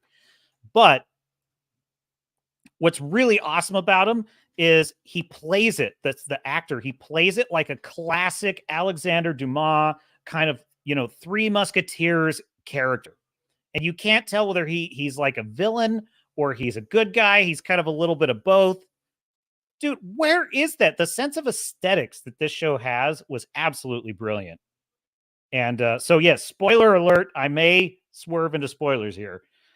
The way they introduce this character, he has this incredible fight with Zorro, and he just kicks his ass. It's done like a very, anime style fight. And there's this great line.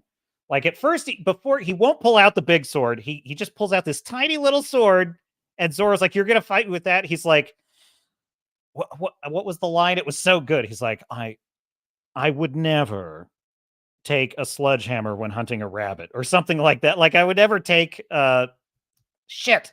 He said, "I would never use a cannon to hunt a rabbit." It's just like it was freaking badass. And then he beats the crap out of Zorro, beats the crap out of him, but he's so impressed by Zorro's courage and refusal to quit that he's like, all right. He gives him a wound that's pretty life-threatening, but then he says, get better, train, and I'll see you next time. A freaking amazing character. Characters, I was truly overwhelmed when I saw it, and I can't wait for the fans to see it too. You're my captain, Luffy, from now until the end. Dude, that scene, by the way, it is so earned. That is such an incredible moment in the series, because really that comes after a pretty serious all is lost moment. The spirit of One Piece For Luffy is so strong in this. It is such a privilege to work on this show. There's something really wonderful in what Oda-san has created. Truly, this is his.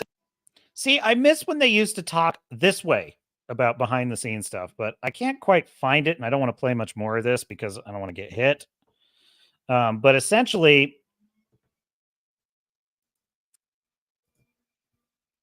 what they talk about is how they're trying to craft a season arc, right? They've got 8 episodes. They have to tell a season-long story, and this is quite a challenge when we're talking about an anime with over 1,000 episodes.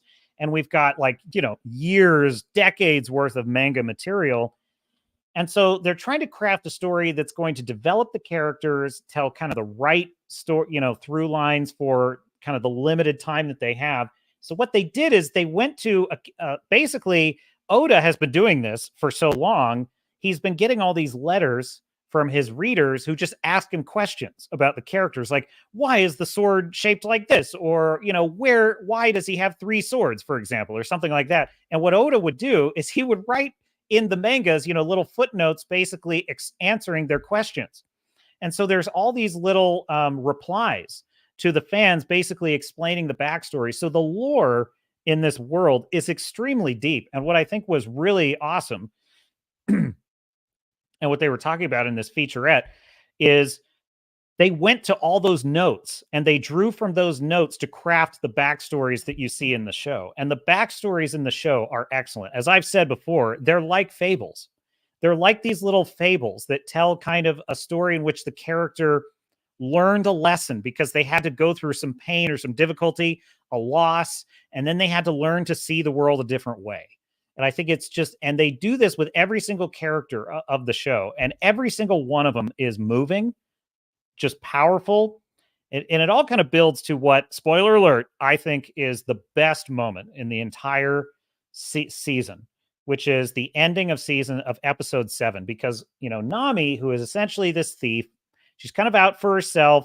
She kind of believes in Luffy's idea. She kind of believes in him, but she doubts. She kind of has a crisis of faith. She begins to doubt herself, that she's even worthy of things, and she just takes off and she joins the bad guys, which also kind of saves Luffy. So it's kind of a trade. By the way, someone mentioned in that featurette also a point I really agree with, which is that Luffy has this superpower of having, his ability to stretch like Mr. Fantastic, but his real superpower is his ability to inspire people, which is what I love about his character. That's his real superpower, is that he can inspire people to seriously hit another level in their life, to actually people that he kind of meets all of these people on this journey, and they're all kind of broken or given up in some way. Even kind of Vice Admiral Garp, who's his enemy, is kind of like this. He's kind of like a man who's just accepted that the world is what it is. I just do what I have to do as a Vice Admiral, and I'm out to teach my grandson a lesson. And by the end of it, he kind of learns a lesson because he sees Luffy's dream is kind of he sees the rekindled spirit of Gold Rogers, which was the great pirate who had all the treasure in the One Piece and hid it. And he kind of sees that spirit in his grandson, and that kind of changes him. It changes his perspective. So Luffy encounters all these people in various states of having given up on life or they've quit, and he manages to rekindle that spark in all of them. But what's so beautiful about it is then he, in turn, gets just crushed by Nami's betrayal. She leaves. She abandons him. Zoro. Oh my God, the arc. It's so beautiful. It's so wonderful. Anyway, is what you're going to see in season 2 when I turn this into a One Piece reaction channel. So like Zoro is like, dude, his wound is savage too. It is like carved across the chest. It is splayed open, and he is dying. By the way, this is a far less serious wound than the one Sabine suffered in Ahsoka. I'm just saying. Would have boiled her insides, folks. Boiled them. And Zoro is on his deathbed, and there's a really great scene. By the way, I sort of hate these scenes in fiction. Like, there's 2 things I just want to fast forward every time I see it in fiction. 2 things. Women giving birth. Look, listen, it's beautiful. It's a miracle of nature. It's women's superpower. This is nothing. This is, it's just me personally. The trope. It's like the screaming childbirth is something I've seen so many times in shows and movies. I just don't, it just bores the hell out of me, and I don't want to see it. Push, one more push, one more push. Ah! It's like, no, I don't want to see one more of these. It's like, anyway. So like whenever there's like a birth scene about to happen and they sort of like do like one little clip and cut away, I'm like, oh, thank you. I really appreciate it. And the second thing I really hate, this trope, it's a trope that I hate, is talking to the coma patient, like sitting by the bedside, and it's like, I don't know what to say, but the doctor said that sometimes people can hear when they're in a coma, so I figured I would just tell you something. So, and then they go into some sappy story about, remember when we were kids and that thing, like Stranger Things did this with Will, and it kind of it was an eye roll. And I'm like, I just hate that trope. I really do, which is why I'm going to have 2 of those in my next book. Anyway, so they had this same trope show up where Zoro's on his deathbed and Nami's sitting next to him, and he's unconscious, and she starts to talk to him. And I'm like, oh, here we go. Here we go. It's the coma, talking to the coma patient trope. And it was fine. It was, typical stuff. Like, we need you, Zoro. Get back on your feet. And I was like, yeah, all right, fine. But, it did not offend me. The captain will allow it. The captain will allow it. And then the show progressed apace, and then Nami betrays Luffy, rejoins Arlong's crew, the Fishman pirate. By the way, I love the Fishmen. They look kind of ridiculous, but the characters are excellent, and I love the world building with the Fishmen. They're actually a really cool kind of like fantasy species, like that's kind of original and new, that and they have like a beef. Anyway, so she rejoins Arlong, the Fishman pirate. And Luffy is pretty crestfallen because really it was Luffy's decision to not talk Zoro out of the fight with Mihawk that got Zoro basically possibly killed. Not yet, but he's on his deathbed. And it was Luffy's kind of foolhardiness that resulted in the attack of the Fishmen. He loses to the Fishmen, and then he loses Nami. Nami abandons him. And now it's up to Luffy to do something, and he doesn't know what to do. And so Nami earlier in the episode had told, Luffy, like, go talk to Zoro. Go talk to him. You got to motivate him. And Luffy goes to talk to Zoro, and he can't think of anything to say. So which again, I was like, oh, more of this. And it's like, he can't think of anything to say, but he, it's like, oh, you've got to get up or something. I forget what it was. But then he kind of gives up on it. And, I tell you that to tell you this. So the end of the episode, I'm just going to narrate the whole season for you. But anyway, my point is he gets to the end of the episode. He's sitting and he's lost Nami. He's lost to the Fishmen. He's beginning to face the fact he might be a total failure as a captain entirely. And up to this point in the series, Zoro has never fully committed. In fact, none of his crew have really fully committed to him. Like even Usopp, who's kind of the craven guy that wants to take credit for things. He kind of competes with Luffy, like, I'm the captain. And so there's this real crisis of faith, this real dark night of the soul. And Luffy finally just breaks down and says, I finally know what to tell you. What I need to tell you is I need you. I need you, Zoro. You've got to wake up because I don't know what else to do.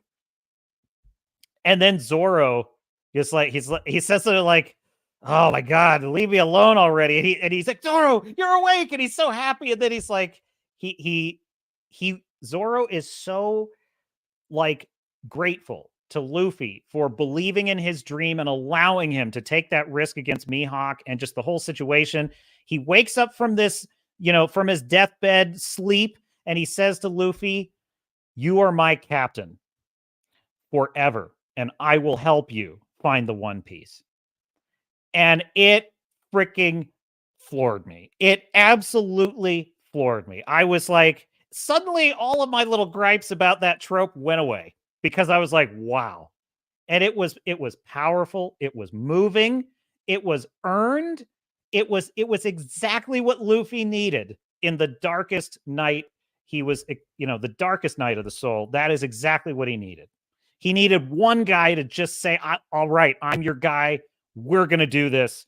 And it's like, it's beautiful. It's excellent storytelling, which led into episode 7, where, Nami kind of seemed to have a sort of annoying storyline because this is the thing about One Piece. Every single episode, I think it's because I'm used to so much crap that I kind of just expect, oh, this is the filler episode, or oh, this is the lame episode. That's like a crude woke allegory or something. Just where my mind goes. And so it starts with Nami, and she's in her village as a child. And it was fine. It was all fine. And I'm thinking, so this explains why she's a thief and that sort of thing. But then there's a reveal. I even still don't want to talk spoilers, because if anyone has not seen the show, you've got to see it. But there's this, she's in this graveyard unearthing something. And all basically her sister she grew up with thinks that she abandoned her village to join the pirate who murdered their mother, their adopted mother, which that's another amazing story in and of itself. And so her sister really hates Nami and thinks that Nami's a traitor because she's working for the enemy. And then in this moment, her sister discovers that the whole reason Nami joined the pirates is because she made a deal with Arlong, which is, if I earn back the money, the tribute that you are owed, will you spare my village and leave it alone?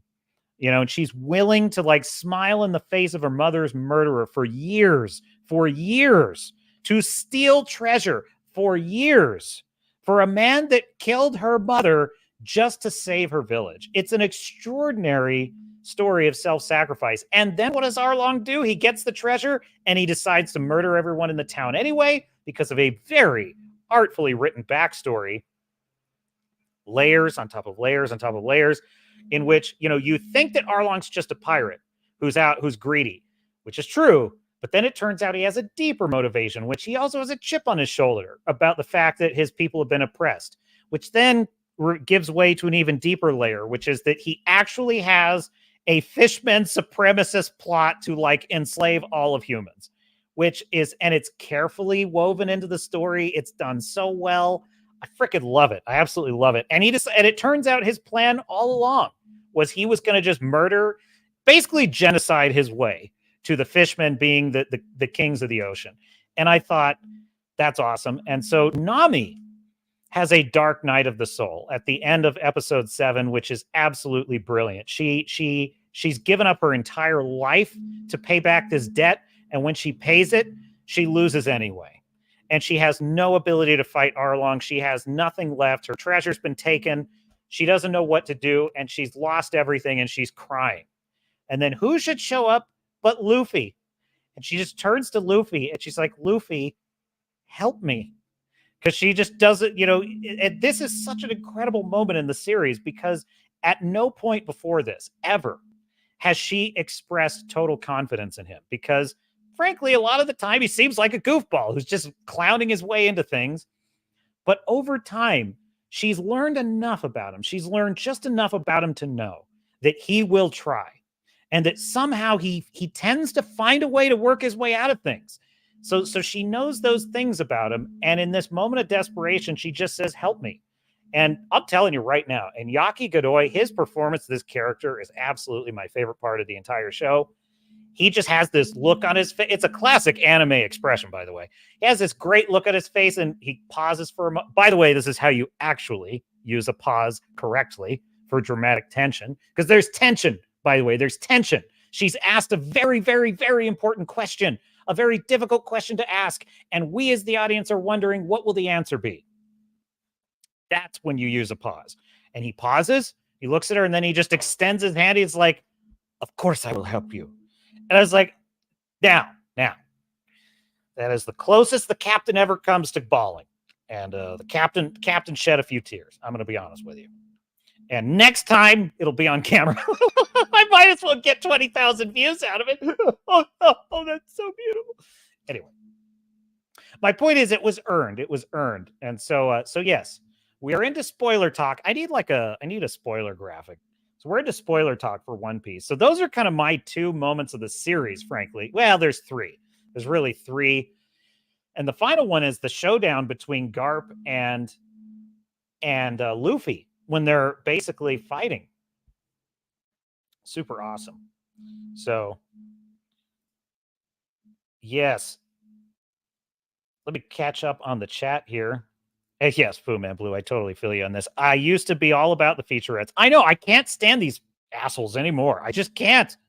It's like now all they want to talk about is the message. It's like I used to love listening to like a director, talk about the craft of directing. That used to just be an awesome thing to hear.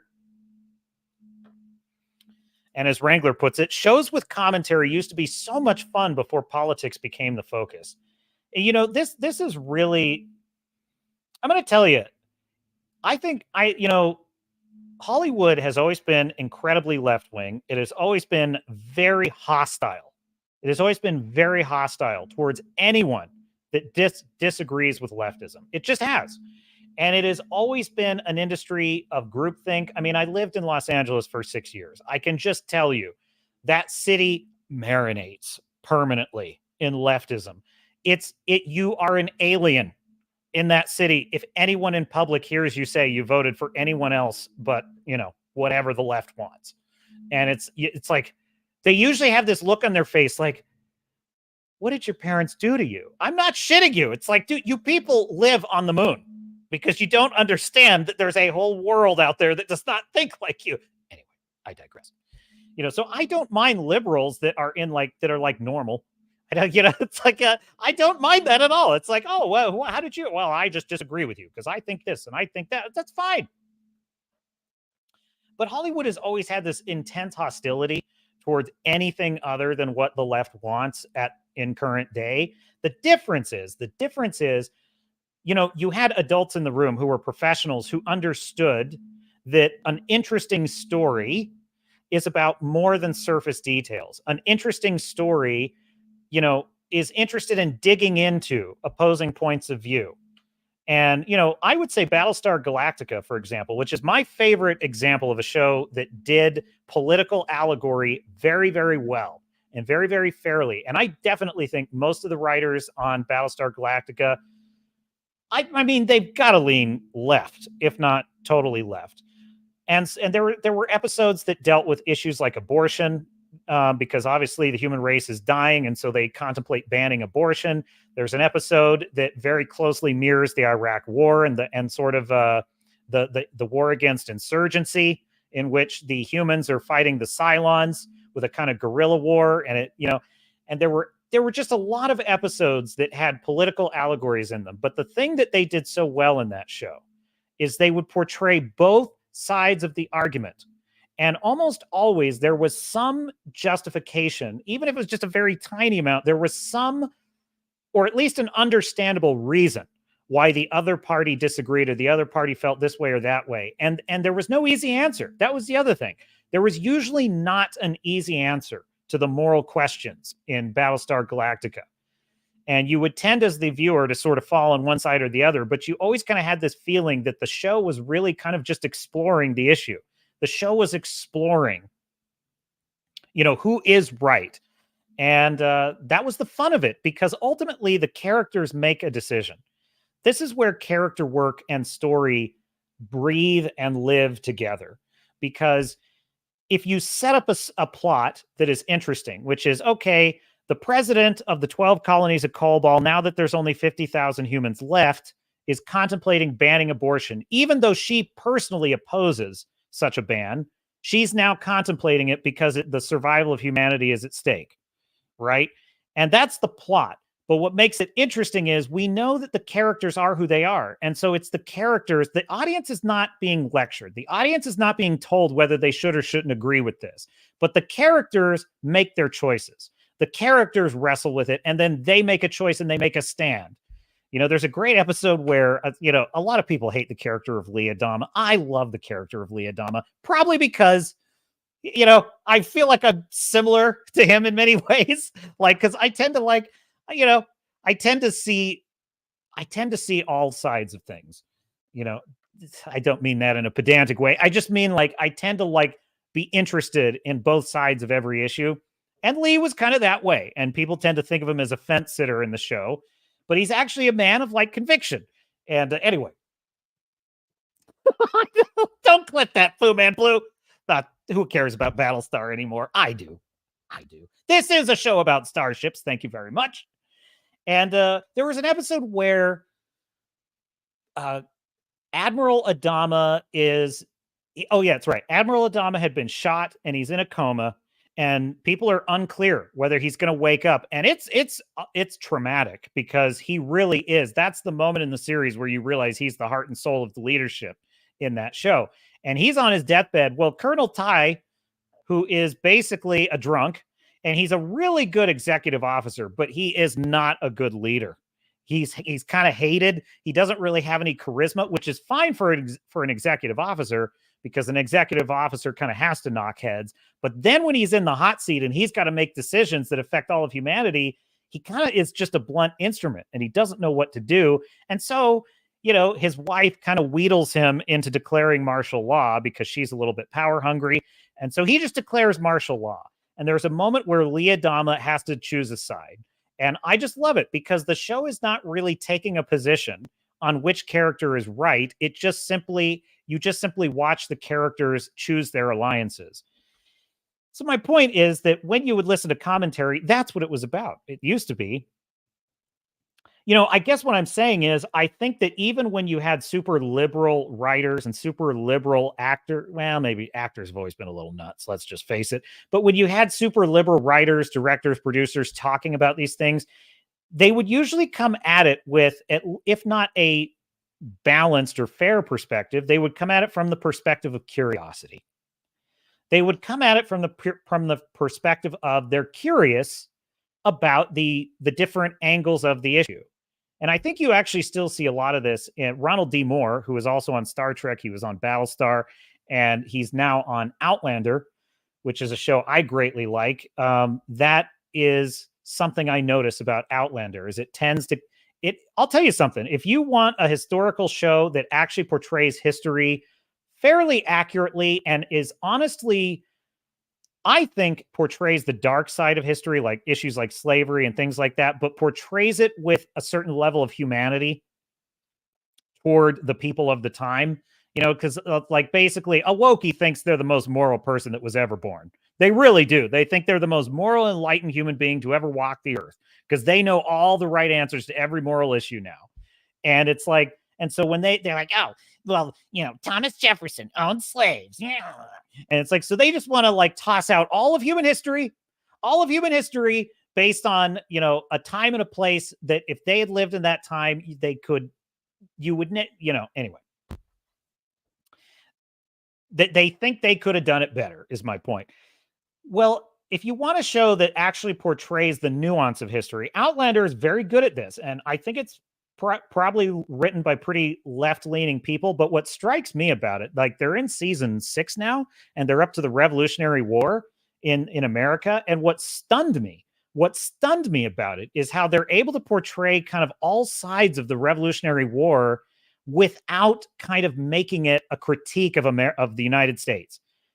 Because I feel like in the hands of woke writers, you can never, ever, ever celebrate the idea of the birth of liberty in the United States, because in their view, 1619, when slaves were brought to America, that's how they see U.S. history. What I like about Outlander is even though they kind of portray the dark sides of U.S. history and they portray like the dark side of like the rebellion, they kind of portray both sides of it.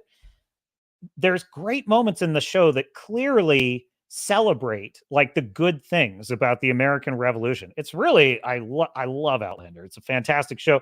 But my point is you still have some of that nuance where even liberal writers are able to explore different facets of an issue without making it a pedantic lecture. The problem with woke writers is they're nuts. They're absolutely nuts. And part of why they're nuts is they're not curious. They're fundamentalists. If I'm being totally serious here, they are fundamentalists. A fundamentalist is someone who believes they don't need any new answers. They don't need any new answers because they already have all of the answers. I'm a great fan of a lot of Stephen King's writing, but that guy is an absolute nutcase. And I'm just going to tell you, he loves the religious fundamentalist as a villain in stories, specifically a kind of Protestant Christian fundamentalist. That's like his favorite type of villainous character. One of the movies I love, The Mist, which is a great movie with Thomas Jane. It's one of my favorite horror movies of all time. There's a great character in it called Mrs. Carmody. And she is a religious nut who just happens to be trapped in the grocery store when all the monsters invade. Well, suddenly she starts to become the voice. She becomes the source of a mind virus in the store, which is that the reason all these monsters are attacking us in the mist is because we have sinned against God and we need to start human sacrificing to make him happy. And she's a great character. She's done very well. She is the fundamentalist because right from the beginning of the story, she has all the answers. She knows every right answer to every moral question, and that becomes her weapon later in the film. And my point is about the wokies, they're exactly the same way. They don't need to be curious about what, for example, why did people in England vote to leave the European Union? Where are they coming from? To Michael Moore's credit, he actually does ask these questions. He's like, why do Trump supporters support Trump, for example? It's like, and that's why we get these obnoxious commentaries now, is because they're by people who just have been fed. They've just been fed the scripture, the scripture of woke, which is representation and strong female empowered women. It's like that. They've just been fed all that scripture and all they're doing is just vomiting it back up for us because they don't know anything. They don't actually understand the positions of the people that they think are their enemies. And I just have no time for it. So it's nice to watch behind the scenes on One Piece and hear them talking about the manga and the art and the set design and how fun it was to be part of this world. And it does look like a lot of fun, I have to say. Neutron Pack says, welcome to the show, Neutron Pack. Great title. That's an excellent piece of technology to never be without. The One Piece live action showrunner said what One Piece to him is, what One Piece is to him, it makes him laugh, cry, and say, holy shit. Well, that's pretty much the ingredients of any great show. I mean, really, right there. It's like, it makes you laugh, cry, and say, holy shit. This is why I love Stranger Things. And, oh, wait, I missed this one, Fu Man Blue, because you know what? It's on Streamlabs. It doesn't, StreamYard, I should say. It does not highlight it for me the way it does, but I see it over here. Okay, cool. Fu Man Blue says, that's BS. When I have my coma, I expect you to be there every day to make sure the TV is on Nature Channel. I'll be a nature guide when I wake up. And I'll just say, well, Fu Man, the doctor said, you probably can't hear me, but that sometimes it helps. And so I will now recite to you the entire canon of Julia Child's home recipes. That's what I would read you Julia Child's recipes until you know what I would do? I would just put Ahsoka on and just put Ahsoka on for you on a loop. No, I would never do that to you. I put on One Piece. That's what you put on for a coma patient, because the minute you hear Luffy in that straw hat say, don't you have a dream? Don't you have something that you want? with all your heart.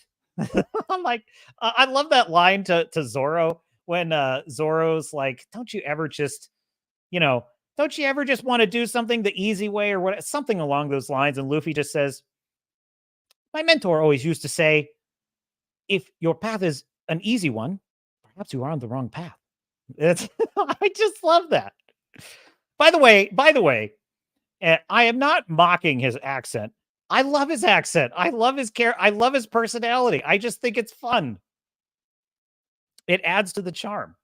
So anyhow, those are pretty much my thoughts, my spoiler thoughts on One Piece. It's just, I bring it up also because, in critiquing Ahsoka, I think it's useful to have something to compare it to because let's take it back to that Disney shill that's pissed at Mauler and she wants his channel flagged and taken down. I just want to spread love and happiness and joy. And it's like, well, okay, let me explain to you why your reaction is so ridiculous then, because this is what's missing. In what you claim is spreading love and happiness and joy, all it spreads to me is a freaking headache. Okay, I'm telling you right now, like so they had a guest from the Babylon Bee on Friday Night Tights last Friday, Hat Tip Nerdrotic, and I don't know this guy well. I forget his name, but he's from the Babylon Bee. He's a contributor. Maybe he's the editor. I was not clear on his background. They do a terrible job of introductions on that show. They do a terrible job. They're like, oh, introductions. And then they go off on some tangent. And it's like, wait, who is this now? Anyway, he had a really good point, which is he was told by Gary to watch all of One Piece for the show. Or sorry, not all of Ahsoka. And he hadn't seen it. So he starts watching Ahsoka and he said, I watched it all back to back. And he's like, I was having a hard time, man. I was trying to keep my eyes open. I'm like, dude, I've watched this week after week, and I'm telling you, 1 hour of it is painful. 1 hour. I do actually skip. I do. I could click it 10 seconds ahead here because I just know they're going to be just, kind of circling each other, saying nothing for a minute. So I can just click. I'm like, oh yeah. So I kind of watch it on almost double speed. I'm like, dude. So it's useful to say, well, listen, I'm not just crapping on something that makes people happy. If Ahsoka makes you happy, that's fine.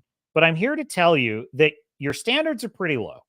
Your standards are pretty low if this is making you happy, because I happen to actually really like the Revenge of the Sith film. I really like that movie. It has its problems. It has its flaws. It does have what I consider the worst written line in all of fiction to date, which is, from my point of view, the Jedi are evil, which is the dumbest line in all of fiction. It literally amounts to, I know you are, but what am I? So yes, it has its problems, but I love that movie, and I quite like Anakin Skywalker's story as what if it ends at episode 6, that is. I think everything up until episode 6 is a great story. It's really Luke's story, and Anakin is part of Luke's backstory. And when viewed through that lens, hello, machete order, which is the proper way to view the original 6, which is to say you eliminate episode 1 and you just watch episodes 4 and 5, and then you watch 2 and 3, and then you finish with 6. It's a profound and meaningful story. So frankly, I consider it a disingenuous, phony argument to say that, well, my channel is just about love and happiness and joy, and that's why go flag someone who doesn't like me. Because what I think your argument is bullshit, because I don't think that's actually what you really care about. Because if you did, you would see that you're being cheated. You would see that what you think is spreading joy and happiness everywhere is fool's gold. That's what Ahsoka is. That's what Disney Star Wars is. That's what the new, Marvel Stage 4 and Stage 5 are. They're fool's gold. Dude, that's what Kurtzman Trek is. And that was my red pill, because I used to watch Kurtzman Trek, and I would argue even with friends of mine who were like, this is garbage Trek, dude. And I'd be like, well, yeah, this part sucks and that part sucks, but some of it is good. They had tribbles in this episode. I mean, listen, full confession. I sometimes defended things in Discovery, even as I kind of was vaguely aware that it was all wrong somehow. Look, the spoilers in the chat. He knows I defended the J.J. Abrams movie, which I considered not true Star Trek in that there was no real philosophical lesson, but it was a fun action adventure, and the friendship between Kirk and Spock seemed to be right. And so I defended that movie. And it's like, it's in hindsight that I realized it was fool's gold. It was totally fool's gold because it was just using references to things I used to love that were within much better stories. And so it's useful to compare to One Piece because you have these clapping seals who see this absolute this absolutely dead scene in which Sabine is reunited with Ezra. Honest to God, he could just be like a typical JCPenney model, like just a model, like a guy who, that models like the suits in the JCPenney store, that's all he looks like to me. He doesn't have any like presence. He doesn't have any personality. I have seen nothing of this character. Look, I'm viewing this as a standalone. And then she shows up and just the most awkward dialogue. This is the first rule of improv. The worst thing you can do in an improv sketch is someone says, "Oh, that's a very nice hat that you're wearing." And then you're like, "What? I'm not wearing a hat." That's how you kill the whole sketch. That's how you kill the whole fucking thing. You never do that in improv because the whole point is you got to run with the premise. So if someone says, "Oh, that's a very nice hat that you're wearing," and then you have to say something funny that's surprising and unexpected, and I'm not good at improv, so I don't know what to say there. But my point is you agree with the premise that there's a hat on your head. And then you can steer that into something else. You could take the hat and throw it. It's like, that's my point, right? Do you know what the dialogue in Ahsoka does? It spoils the premise of every single dialogue. Because, like, literally the best example is Hu Yang when he says, "Would you like to hear a story?" And she's like, "Not right now." Like, did she just kill the premise of the whole dialogue? She just killed it stone dead. The same thing happens when Sabine meets Ezra. She shows up and Ezra is like, "How did you get here?" Which, frankly, other galaxy, that's kind of a great question, don't you think? Like, isn't that kind of a useful? I mean, she's like, "How did you get here? How did you get here?" She's like, "I don't want to tell you right now." Killed the premise, stone dead. And then she's like, then he's like, "I know, but," he says something. He kind of pushes back a little bit to his credit. He's like, "But honestly, gee, I'm kind of curious." And she's like, she's got that kind of smug, resting woke face too, where she's just like, they've got that kind of, that they think that looking kind of mildly, like having indigestion is what you look like when you're smiling. They kind of do that SJW smile. She's like, "Can't you just let me have this?" And it's like, dude, take some fucking Tums or something. That's like that. Cure that stank face, would you? Anyway, she kills the premise, and she's like, she kills the entire point of the dialogue. And I'm thinking, this is what they're clapping for. This is what they find. Now you compare that to One Piece, where, if Zoro had in the first episode said, "I will follow you to the ends of the earth, Luffy, you are my captain forever," I might have rolled my eyes a little. I might have rolled my eyes because at that point, it might have seemed unearned. But because the show did such a good job of setting up the fact that Zoro's kind of a sourpuss, he's kind of a stick in the mud, and he's a pirate hunter, so he's immediately kind of at odds with Luffy, and he kind of thinks Luffy's an idiot the first time he sees him. But he's also kind of intrigued because he's like, "Look at this guy. Like, this guy, he never gives up. He never quits. He's so happy all the time. What's with that?"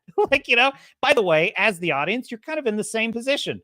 I remember in the first couple episodes, I kind of had the same attitude. I'm like, what is it with this guy?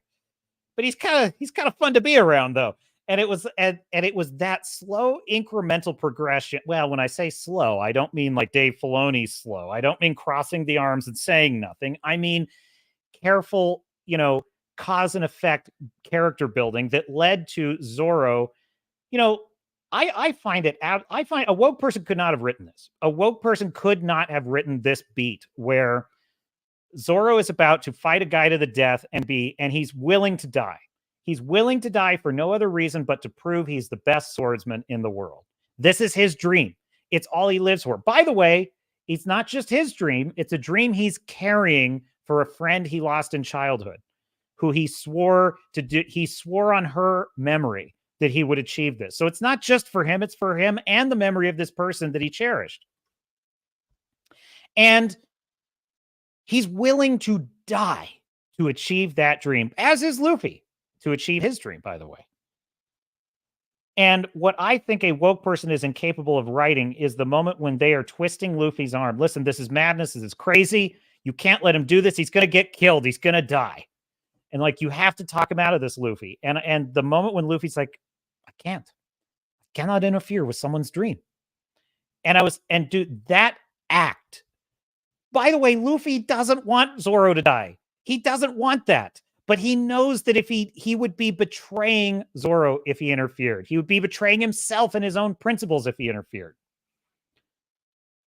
By the way, you have to have principles as a human being to understand what it is to have principles. That's why wokies can't write this shit, because they have no principles. They'll throw their principles out with the bathwater the second it's inconvenient for them to hold to their principles. They'll throw them out. You see this every single day. You see this every single day. They contradict themselves. It's why they're so easy to catch in lies all the time, because they don't have actual principles. They just claim to. So that's why it's so profound when Luffy's like, no, I'm willing to watch my friend die because I know that it means everything to him, this dream. And if I interfered, I would be not only robbing him of his dream, I would be betraying my own principles and everything I stand for. And when Zoro comes out of that coma and he is back, and it's at the moment when Luffy needs him most, that sacrifice, that choice, the fact that Luffy honored Zoro in that way, the fact that he showed him that respect, that act of absolute respect is what results in Zoro saying, "You are my captain forever." Fucking brilliant writing, man. Absolutely brilliant. And that is what Ahsoka has zero of. So why don't these shills stop reacting to Ahsoka, start crying for One Piece, a show that actually deserves it, a show that actually deserves your tears of joy? That is my rebuttal to the very thin-skinned, fragile ego of that YouTuber who wants Mauler flagged because she has hurt fifis, because she is clapping like a seal for a show that does not deserve it. Now, no offense. She is, well, perhaps offense, but no harm, no foul. You have that's your channel. That's what you do. I have no objection to that. But stay in your lane and don't start flagging people because you don't like what they think about your content. That's a bitch move. That is a bitch move. So there you go. What do we got in the chat? Oh, geez. Chat. There's more in the chat. Blue Man Blue says, I lost a bet with my wife. Well, I hope it works out for you. Yes, I do. Did I miss anything in the Rebel chat? Luffy says, Star Fury, Luffy is a nice version of Morden from Babylon 5. Oh, you know what? I need to watch Babylon 5, but I am occupied because I'm watching Stargate SG-1. And I actually watched an episode of Stargate SG-1 just before this show. Actually, I don't know, would it upset the chat if there was a little Stargate SG-1 chat for just a minute? Not long, just a minute. You know? There we go. I watched season 2, episode, was it 6? I think it was episode 6. Anyway, it was basically the episode where they go to this planet, and it looks like there are some Goa'uld running the place per usual. And but then it turns out they're not actually Goa'uld. They're just using their technology and mining their stuff, but they actually overthrew their Goa'uld masters like thousands of years ago. And they take the SG-1 team prisoner and they put them to work in a mine. And I forgot, of course, the inciting incident of the episode is that when the SG team comes through the Stargate, there's a woman about to throw herself off a cliff. And she appears to be a Goa'uld. She turns out not to be. But anyway, Daniel, who is basically becoming my favorite character because let's just face it, he is the character I relate to the most. But I love Daniel because he's the classic, he's the classic view of what scientists and shows used to be. Scientists and shows were not these obnoxious, smug, ideological characters. that we're lecturing everyone about all the damage they're doing to the planet and just shit like that. You know, he's actually what a scientist used to be, which is someone who's curious, someone who's intellectual, someone who's very rational and reasonable and likes to consider both sides, and a little bit aloof, a little bit up in his own world sometimes. I really like that. I love that about Daniel. I love that he's always got this sort of calm, rational way of explaining things. You know, there's something about the scientist character that's very calming. You know, Spock, Data, you know, Dr. Crusher, just whoever that character is in a show or a movie, even when they turn out to be the villain, like Dr. Weir in Event Horizon, which is another character, Dr. Grant, actually, in Jurassic Park, another great example of this. Like, there's something comforting about the voice of reason in these stories where they like explain how the character work, or like how the dinosaur works or how the monster works or whatever. And I love that about Daniel, that they'll be in the thick of the shit and they'll just be like, Daniel, what do we do here? Like there was a great moment in an episode where there's a character that is basically pretending to be the god Thor, and there's a planet of people that are worshiping the god Thor, and Thor says something angry, and one of the characters that's one of the Thor worshippers basically says, oh no, Thor's going to kill me. Thor's angry. He's going to smite me down. And Daniel says, no, that doesn't make sense. Thor is not he's not a vengeful god. And I thought, dude, that's why I like Daniel right there. That's so cool because he knows that kind of stuff. You know, it's like he knows that Thor is not a vengeful god. So you don't need to, no. That's not what Thor would do. He's not that kind of god. So there must be some other reason why he seems angry. And I thought, see, now that's why I like Daniel. Anyway. So Daniel sees this woman about to throw herself off the cliff, and he stops her. And she seems like, oh, she's kind of got the googly eyes for him. She kind of likes him. And she, you know, she's pretty hot. She's pretty much a babe. And she takes him back to her father, a fruit fly. She's like, catch fly with chopstick. Well, they wind up all kind of enslaved, and they're put to work mining. They try to escape. It goes bad. Daniel gets injured. She is in love with Daniel. And so she puts Daniel, who's injured because he got in their failed escape attempt, he got injured. She puts him in a sarcophagus, one of the gold sarcophagi, which restore health. He comes out of the sarcophagus and he feels better. Now, all this is fine and good. And, you know, I'm setting up my stream while I'm watching this and I'm paying attention. Well, the moment when I started to get really intrigued by this episode was kind of around I would say towards end of Act 2, beginning of Act 3 of the episode. And I'm 3-act structure. Usually you write TV in like 5 acts, but that's neither here nor there. Anyway, for the purposes of this discussion. And, well, they discover that Daniel's behavior is changing because every time he's in the sarcophagus, he seems to be more sympathetic to these rulers of this planet that are imprisoning his friends, and he keeps making excuses for them. And then this girl, who turns out to be a crazy, she's basically a fatal attraction, and she's like, Daniel, you're my destiny. You were the one sent to me, my one true love. I was going to kill myself until my mother once told me that a man from beyond the sun would come and be my lifelong love. And that's you. And it's like, uh-oh, red flag. So Daniel at first is a little bit, so then the more time he spends in the sarcophagus, however, the more he begins to agree with her. He's like, you know what? We are meant to be together, and I am going to marry you and let my friends go, and I'll stay with you forever.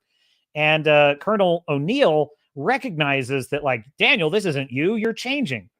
And I thought, okay, so it's kind of one of those episodes where the character, that they're being seduced by something, which was interesting. Then Captain Carter discovers that basically the sarcophagus, because she shared the consciousness of a rebel Goa'uld in a previous episode, she kind of realizes that this was a thing that the rebel Goa'uld never did. They never got in the sarcophagi. Why didn't they get in the sarcophagi? Because it turns out that if you get in Ra's in the Goa'uld sarcophagus, it changes you. It changes your behavior. And it turns out that the more time you spend in one, it's kind of like an addiction, and it's basically like a narcotic.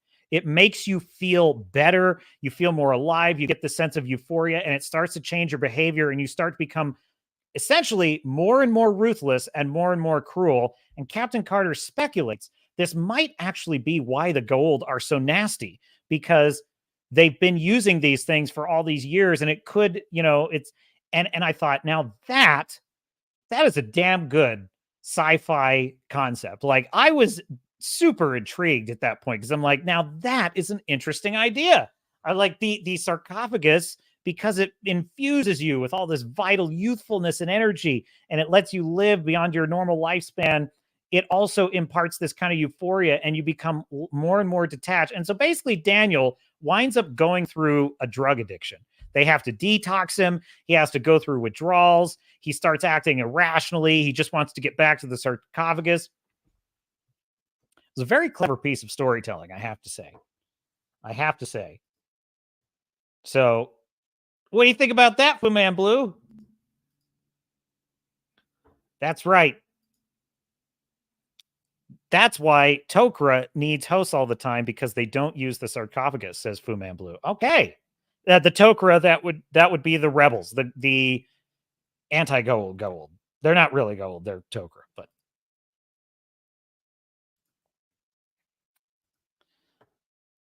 yeah, so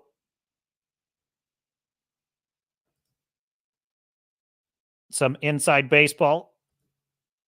Oh, here we go. Neutron Pack says the reason Oda. Oh, I read that. Got that one. Okay. Oh, wait, no, I think I didn't get that one. Okay. Neutron Pack says of One Piece, the reason Oda gave for Luffy doesn't kill the villain is because it's more impactful killing their dream. Well, that's a good point. This is an interesting thing. Like, when you're writing villains, I find that a kind of lazy trope that Hollywood relies on these days to try and make their villains complex and interesting is they just give them a sympathetic backstory, and it's really become lame now. It's so lame. The worst one I've ever seen was what they did with Captain Hook in that stupid Peter Pan and Wendy movie. Oh my God. They give Hook this sob story where Peter Pan basically was his childhood bully. Oh, it was unbelievable. And I'm like, this is such a bad trope now. It is such a bad trope. This sympathetic villain he had a really sad childhood. By the way, an example of when this was done very well was the Netflix Daredevil series, because the way they did Wilson Fisk's backstory, which is pretty true to the comics, by the way, that he had an abusive father and, he faced bullies in childhood. The way they did his backstory that way was excellent. It was like, that's the way you do it well. But the way you do it very poorly is how it's done, like with a lot of like Maleficent. I really hate how they did that with the Maleficent character. Anyhow, so when you're writing villains, in order to not fall into the trap of those kind of dumb tropes, I think what you have to consider is, what sets this villain apart? Is it the way they do things? Is it their moral beliefs? Is it their principles? Villains with principles, I think, tend to be pretty interesting also. Villains that kind of have like a code, but not always, though. Their code may be that they have no code, and that's fine too. Like the Joker being a total anarchist, chaotic, evil character that's great. That's awesome. He becomes a kind of force of nature. You can't really ever predict what he's going to do. Like, that's cool. It's also cool to have villains that have a very specific, like, moral system, like their own morals that they believe in. There was something I was watching recently that was just such a damn good example of, dude, okay. I'll tell you exactly. I got a great example of this.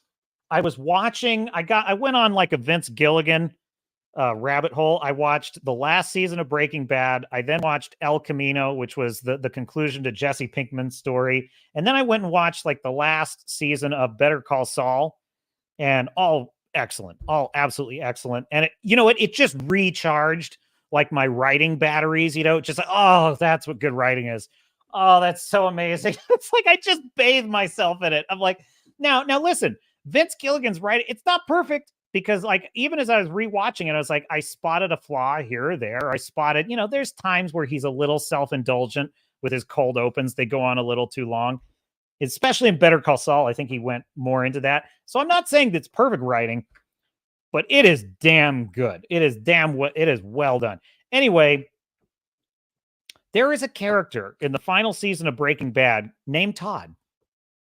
Todd is basically, he's a young guy that works for his uncle, who's just basically your typical neo-Nazi in and out of prison biker bad guy. You know, he's like a Sons of Anarchy kind of character. He's up to no good. He's just a ne'er-do-well. That's just what he is. And so Todd is like, Todd's whole family are kind of just guys that like they're burglars or, you know, and of course his uncle Jack is the one that whacks all the guys in prison for Walter White. So he's a bad dude, right? Well, what I love about Todd is that the way the actor portrays this character is just excellent, which is that Todd seems like a really likable guy. He's very nice. He's very polite. Right up until the moment he just guns down a 10-year-old kid in cold blood simply to cover up their crime. And then later there's this scene where he has this sort of aw shucks attitude about it. Like Jesse Pinkman's horrified. Spoilers for Breaking Bad. Jesse Pinkman is horrified by this. He's traumatized. And there's this great moment where Jesse and Todd are standing next to each other. And Todd, you know, he knows Jesse is really upset that he shot that kid to protect their secret. And he's like, well, look, I just feel awful about it. I'm like, oh my God, he sounds like this. Oh, shucks. You know, well, gee, I really do feel awful bad that I had to shoot him. But listen, what was I going to do? You know, and the thing that makes it so great is that you can tell the character is sincere. He is sincere. He's so freaking warped in the head that in his warped way of looking at the world, he sees it this way. Like, so there's this, like there's a part after they shoot. I know, spoilers for Breaking Bad. I know. I think we're safe at this point. Now, there could be someone out there who hasn't seen it yet, and I would be robbing them. I don't know where you've been living for all these years if you haven't seen Breaking Bad, but I hate spoilers, so I know it sounds weird to like be worried about spoiling a show that's like, 12 years old at this point. But anyway, after Jack shoots Hank and Walt is just absolutely destroyed, and there's that amazing shot where he looks like Ozymandias laying in the sand. Oh, it was so good. And Walt is just devastated, you know, and there's this moment where Todd just says, who is, you know, an accessory to the murder of Hank. He just very calmly walks up to Walt, who he respects and likes, and says, sorry for your loss. It's unbelievable. Dude, that's a great villain right there. That is an absolutely top shelf villain. And it's very simple. Todd is a psychopath, but he's a psychopath that doesn't know he's a psychopath. And that's what kind of makes him really interesting. It's like he's sort of a product of his environment. I'm told that the actor who played Todd and the actor who played Jack, they kind of worked this out behind the scenes, their own backstory of how Todd had an abusive father and Jack, his uncle, had protected him from his father, and that had formed a strong bond between them. And so the actors used that self-created backstory. They used that to inform their performances in the show. And it really comes through because you get this feeling that Todd sees his Uncle Jack as his mentor, and his Uncle Jack does have a code of ethics, right? Like if you're hired to do a job, you do the job, even if that's, you know, killing 10 witnesses, you know, you got to do the job. You do it right. You do, you know, that's how you write an interesting villain. Hollywood has lost this art because they just think that the only way to do that now is just to give them a sob story. And what I like about the character of Todd is he represents what I think is really the more accurate portrayal of evil, which is the banality of evil. It's like Todd has reached a point where he can rationalize almost any act. He can rationalize almost any act, no matter how heinous, because as long as it fits with this way he sees the world. There's this other part in El Camino where he gets Jesse, who is at this point his slave, making meth for him. He drags him to his apartment building because he needs Jesse's help with something. So Jesse's like, okay. And Jesse thinks I've got to lift this cover onto, it's like a I'm not good with vehicle. It's like a cover that he has to put over the truck bed of his car. He's got one of those cars. It's like half car, half truck. I don't know what you call those. Anyway, he's putting the canopy over it. And Jesse's like, cool. So that's what you needed my help with, And Todd's like, not quite. There's something else.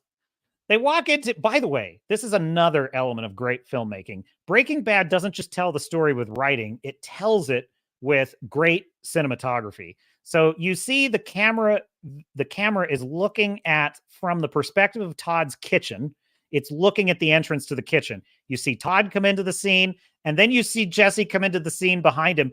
And immediately, just a great credit to, I think it's Aaron Paul's his name, that does Jesse. Great credit to his performance. He's just like, oh, geez, oh, God, he's got this reaction.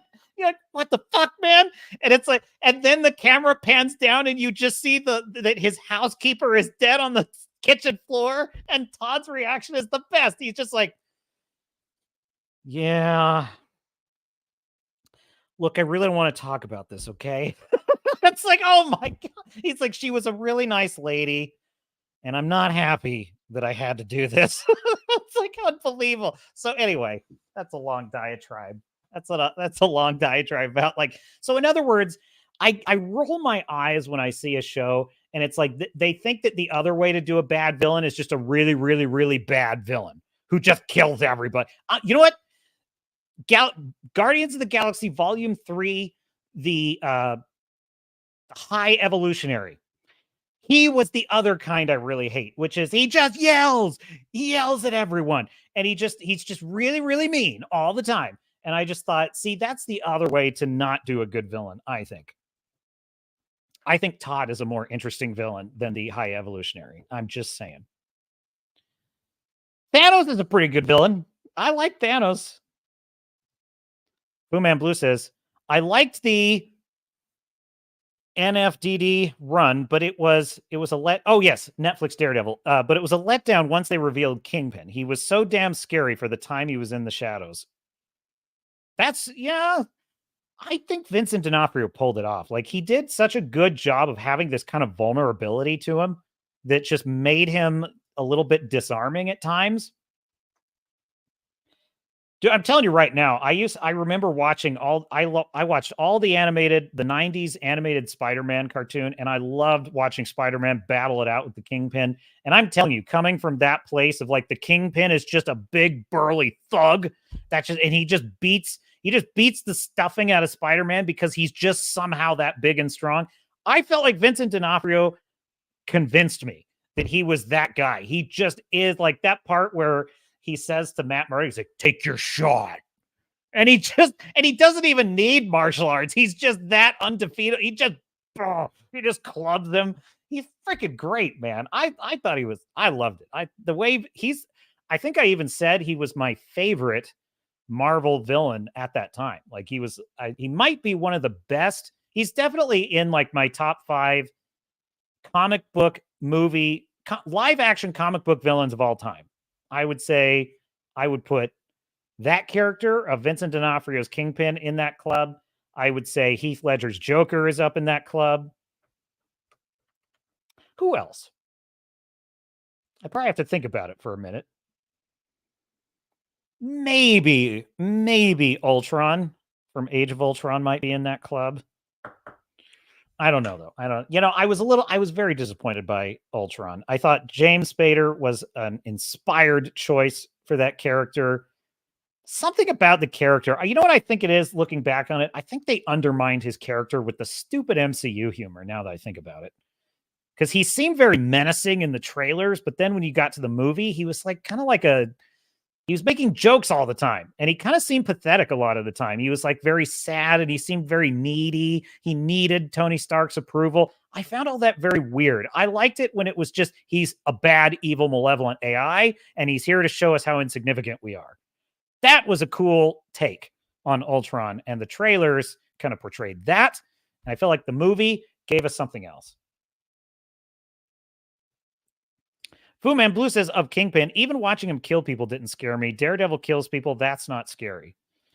And I see your point about that, because you're basically saying just the fact that a character does something mean and nasty and evil or kills someone does not make them scary.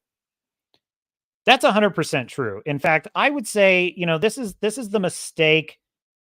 It's really the mistake that Dave Filoni is making with Ahsoka with all levels of drama. It's like being quiet and contemplative is not wisdom. Being bitchy and annoying to your superiors is not, that's not being rebellious and creative and courageous. It's like never answering a question is not being mysterious. Action scenes does not necessarily equal excitement. And I think, the best evidence I could ever point to is like House of the Dragon, which had some really spectacular action sequences, Even so, one of the most intense and like just nerve shredding levels of suspense that show ever delivered was the moment when the dying, basically half dead King Viserys has to appear to be healthy enough to sit on the throne in order to save his daughter's life from the people scheming against her in the court, and in absolute untold agony must drag himself across the floor without any help whatsoever, because he can't show weakness, and he has to, and it's like you're watching this man, in a kind of very real sense, crawl over ground glass to get to that throne. It's one of the most suspenseful things I've ever seen, and there's not a shred of action in it. And it's like, that just goes to show you that it's not the action scene. It's not the action scene you're enjoying when you're enjoying an action scene. It's the stakes that you're enjoying. And I'll tell you, Mission Impossible is a great series for this. Like, they establish the stakes so that when you're watching Ethan Hunt doing all these death-defying high wire acts, your nerves are shredded, because you're like trying to, what's on the line. You always know what's on the line. And that's why I think the Mission Impossible series is so damn good at action. And then I can watch Ahsoka. I can watch lightsaber fight after lightsaber fight. It means nothing to me. I'm serious when I say this. The Anakin Ahsoka lightsaber fight meant nothing to me. Nothing. Because why? Why are we here? Where is here? Like, that even wasn't clear. So you're exactly right that, like, it's not the villain kills people. It's why they kill people that makes them interesting. I think it's why they're doing it that makes it scary or intimidating. There was like a character recently that I saw in a movie that was like one of the most intimidating. Oh yeah, it was the wolf in Puss in Boots: The Last Wish. I can't believe how malevolent and intimidating that villain is. And it's really the why of it that makes it so good, because Puss in Boots is literally facing death itself. That is fucking awesome. And by the way, his dialogue, the wolf's dialogue in Puss in Boots: The Last Wish, I know. You think I'm talking about a kid's movie. I'm telling you, young kids, this one's too intense for. That dialogue between him and the wolf is fantastic. Some of the best writing I've seen in a long time, because he's kind of like having a little fun. He's kind of needling Puss, because he's kind of like playing into his ego. It's like, that's right. You're Puss in Boots. You're immortal, aren't you? And it's like, but there's this real sense of menace and dread underneath it. So yeah, you can make a character look scary, but there's got to be the mechanics behind it. And that's why I like, one of the 10 story genres in Blake Snyder's methodology is the why done it, right? Now, you've heard of the who done it, right? Which is what people usually call a murder mystery, but he calls it a why done it. And the reason he calls it a why done it is because nobody actually cares who done it. That's not actually what is making a murder mystery or a cop suspense thriller like Silence of the Lambs or whatever it is. That's not actually what's making it interesting. It's not the who done it that makes it interesting. It's the why done it. It's the why that's motivating the killer, or the why that's motivating the detective to catch the killer. That's what's making it fun. That's what's making it suspenseful and interesting. And so, that's what I would say you're pointing to when you acknowledge that, is that it's not that the villain's killing him, it's why they're killing him. The season 1 and I would say season 3 was a little bit hit or miss with Daredevil Netflix, but Seasons 1 and 2, and then kind of the back half. Once he gets out of that stupid church in season 3, the rest of it's awesome. But they did kind of have a Daredevil has to find himself kind of thing going on, which was not good.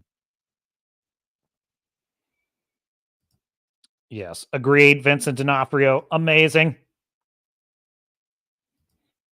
Fu Man Blue says, having a great reason for the action raises the bar all by itself, so you can watch a slow saber fight in 77 and still be on the edge of your seat. Absolutely. It's what's at stake that's so important there. And I would argue, you know, I have to say one of my favorite lightsaber duels in all of Star Wars, it's not my favorite, but it's one of my favorites, is Anakin versus Obi-Wan. I mean, that was one of the most thrilling parts of the entire saga, I thought. And it was all because of what was on the line. And it owes a lot to how good Obi-Wan's character, as played by Ewan McGregor, like that had a lot to do with it. Just the sheer the drama of it, that he was having to kill a friend.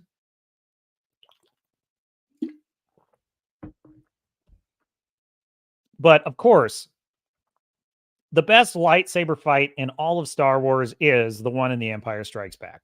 Luke versus Darth Vader in The Empire Strikes Back is the best mano-a-mano fight in all of Star Wars for so many reasons. And again, it's not because of what's happening. It's because of what's at stake. It's because of, you know, what's so brilliant about that too is that Vader could kill Luke at will in that scene. Why isn't he? He's doing it because he's toying with Luke. And Luke kind of knows it. But Luke is just cocky enough to think he might still be able to win. And like that line where he says, "You'll find I'm full of surprises." Dude, that's classic. That is classic hero's journey storytelling. And I miss that. You just don't even know how much I miss that. And second best lightsaber fight in all of Star Wars would be Return of the Jedi. Like, dude, he fights his father, man. It's freaking incredible. It's freaking incredible. That's one of the best scenes ever. And then probably my third favorite would probably be Anakin versus Obi-Wan. And my fourth would have to be, of course, Darth Maul versus Obi-Wan and Qui-Gon, because of just, I mean, martial arts wise, that was the best lightsaber fight of all time. Like martial arts wise, that was the best one ever, was Darth Maul versus Obi-Wan and Qui-Gon. But emotional stakes, just all things considered wise, I would say it's my fourth favorite. What's it? Yeah. Why did he? What's in the box? Yeah. Yes. Referring to 7, of course. Well, dude, that's a perfect example, though. That's a perfect example of exactly what I'm talking about. The movie 7. What makes the movie? It's in the title. Like, it's right there in the title. It's the why done it factor. Why is he doing it? Why is he killing people because of the 7 deadly sins? That's what's motivating all of the suspense in the film. That's exactly what it is. That's why you're there. It's why you're sitting in the theater. You're curious. You're curious to know why the 7 deadly sins. That's good, man. It's really good. Empire for the win. Yeah, I love how Gary over at Nerdrotic is like, I'm Team Empire now. Dude, I'm not either. I'm neither Team Empire nor Team. They're both idiots. They are both retards. They are like two retards, you know, having a boxing match with each other. It's, you know what it's like? It's like the scene in Bad Santa when the midget is fighting the kid. They're all kicking each other in the balls. That's basically what the New Republic versus I meant little person. That's what the New Republic versus the Imperial Remnant is. Don't even get me started on Grand Moff Gideon. Moff Gideon. I love it. I love it when he says to Bo-Katan in Mando season 3. It's like, "Oh, Bo-Katan, what will it be today? Fight or surrender?" I'm like, dude, what in your experience with this character has ever led you to believe she would choose surrender? Like, that's the dumbest line I've ever heard a villain say. Wait, what's a good analogy, Fu Man Blue? Oh yeah, the Bad Santa thing. Exactly. They're all idiots. Like, you're just watching idiots fight idiots. It's in fact, it's a perfect analogy because there's 3. You've got Billy Bob Thornton's character of, the titular bad Santa, Billy Bob Thornton, who is fighting the dwarf, who is also fighting the kid because they're teaching the kid how to defend himself, and they all kick each other in the balls. That is Ahsoka and the Rebels versus the New Republic versus the Imperial Remnant right there. They all have just kicked each other in the balls. Oh, now we got Grand Admiral Thrawn in the mix. Now I got to weigh in on one thing though. One thing I have not weighed in on, because we all have to know the captain's take on this. Everyone is talking about the dad bod, Admiral Thrawn dad bod, and does he look good in the role? Does he not? I'll tell you this much. When he first walks on, I really did not have a problem with them chanting Thrawn. I didn't have a problem with any of that. He looked, I don't know. He's kind of like, honestly, he's no less intimidating to me than Grand Moff Tarkin. I would say Grand Moff Tarkin in Star Wars Episode 4, to me, I love the character, by the way, of Grand Moff Tarkin. He just represents a totalitarian bureaucrat to me. That's what Tarkin represented. He was a pencil pusher Nazi, basically. He was your typical Heinrich Himmler type character. And that was, or, to use a Soviet reference, he was like why is the name escaping me? The guy that was the head of the cage, I forget. Anyway, that's my point is he's the bureaucratic pencil pusher who has the power of life and death over people. Well, that's kind of how I see Thrawn. I see Thrawn show up and he kind of is in that same category to me. So no problems there. It wasn't until he started having the dialogue that I'm like, oh, okay, yeah, we're still in this show. Because in this show, nobody says anything in a dialogue that advances the story. All they do is mulch over things we already know. That's all they do. And so, yeah, it was totally unearned, the Thrawn. Now, this is why in my earlier outline that I suggested, this would have worked, because what we really should have seen, honestly, we should have seen Thrawn in the first episode. In fact, it could have been the closer of the episode. You could have had the whole thrust of the pilot, which is kind of an outdated term now, but the whole thrust of the premiere episode could have been, getting Ahsoka on side, getting her to train Jason. Now we got to go stop this guy Balin from unleashing Thrawn. Delete the fucking witches. They're stupid. They are retarded. They are so stupid. Why does anyone like these characters? Anyway, delete the witches of Dathomir. All that shit gone. That it's killing the show. Those witches are killing the show to the extent there's anything to kill. But anyway, Balin is off to go get the Grand Admiral Thrawn. The New Republic is too busy stamping out the Imperial Remnant. They don't have time for an unsubstantiated theory, so they're not going to do anything about it. And so Hera goes and recruits Ahsoka, and they're going to go off and stop Thrawn. But there is this looming question, and honestly, I would have it be that Ahsoka doesn't believe that Thrawn is a threat, because that would help sell us on the disagreement about this. And it would be Hera who could say, I was there when we fought him on Lothal. I'm telling you, this is bad. And she's like, he's dead. He's not there. But because I'm loyal to you and I owe you a solid, I'll come with you, if nothing else, to train Jason. And that would have been fine. Probably we need to rework that a little bit, because Ahsoka should have the most age. She should be driving the plot, so that actually wouldn't work, because that would rob her of agency. But that's not here. And then you have the final scene of the episode is that scene of Thrawn and his Star Destroyer. And he's like, our time is near. And he gives a speech to the troops, something intimidating, something scary. And then we hear Thrawn. Episode 1, then roll credits. And we have established in the first episode the actual stakes of the story. I think that'd be pretty good. In fact, this reminds me of how this, okay, here we go. I'm going to show you something from old video game lore. This is from the video game Killzone, which was a game in like the early 2000s. This is how Thrawn should have been introduced at the end of episode 1 of Ahsoka.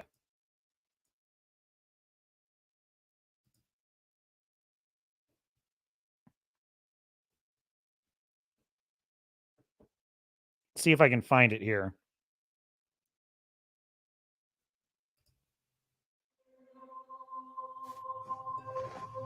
If I can play. This is from the opening cinematic of the video game, by the way.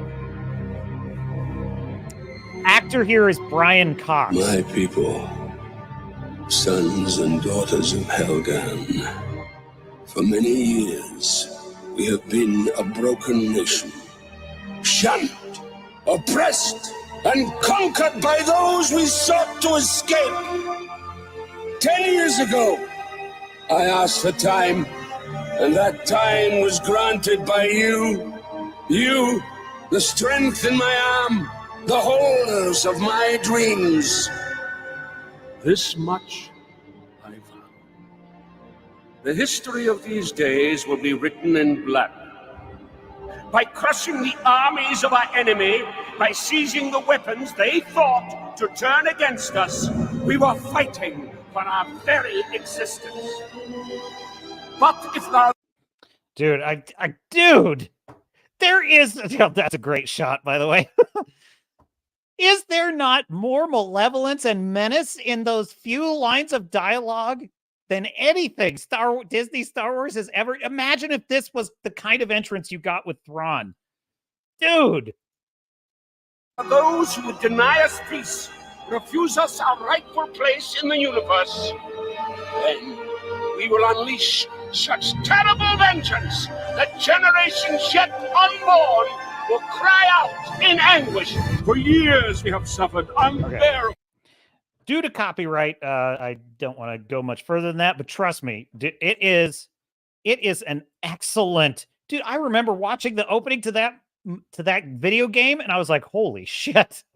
That's how you do a character like Thrawn right there. And the whole point is that you're established, all of that, a lot of that is Brian Cox's brilliant performance because there's so much damn emotion in it. But you get the sense that, you know what's interesting about that speech right there? Without even saying very much, he's lore building. He's actually establishing the lore, which is that you don't even know very much about this game world, but you know that they were an exiled colony. They've been living in exile. They've been living in exile on a hellish planet, surviving, and they have a grievance. Well, that would fit Thrawn's story perfectly, because you basically, we have been suffering in this hellish galaxy, fighting. Well, the time of our return is nigh, and we will turn the weapons of the New Republic against them. It's like, they thought they had me for an enemy. In the words of Gold Dukat, they don't know what it is to have me for an enemy. And then you hear Thrawn. Now that would have been worth your stupid Disney shill tears. Like that, you know what? Those shills would have not even known what to do with a story that good, right? You would have just seen the shill reaction, and it would have just been their hair just like blown back, standing on end. They'd be like, I don't think I could keep doing this channel. Dude, if they experienced real storytelling, they wouldn't even know what to do with themselves. It'd be like, oh my God. And everyone's, oh my God, Thrawn's here. Dude, listen to me. The dad bod ain't an issue. The dad bod is not the issue, because look at this character. He's kind of fat and pudgy. In fact, I think there's like all of his guys look kind of weird because they've been living on a poisonous planet, so they all look kind of like look like ogres. That's not an issue. It's not an issue at all. The issue is that there's no lore, there's no setup, there's no reason to fear this guy.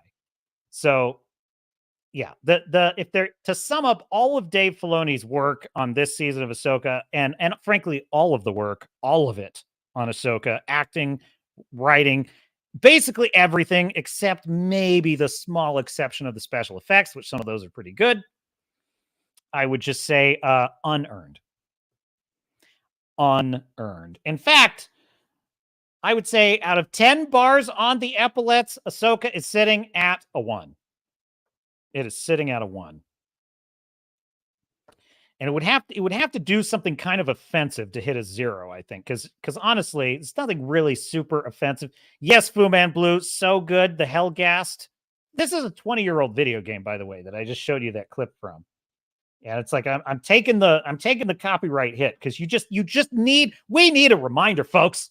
My dear sailors and star nuts, we need a reminder of how uncomplicated it is to make a character that is intimidating, to tell a story where there is something on the line. Dude, you know what's crazy too? The Empire versus the New Republic. It's ready-made for this. It's built for this. In fact, I think, maybe a third issue, because we have the wokeness, we have the woke requirements, and then we also have just bad writing, just Disney, the Disney algorithm wood chipper. And then maybe a third thing that we've got that's going against us here is the sequel trilogy.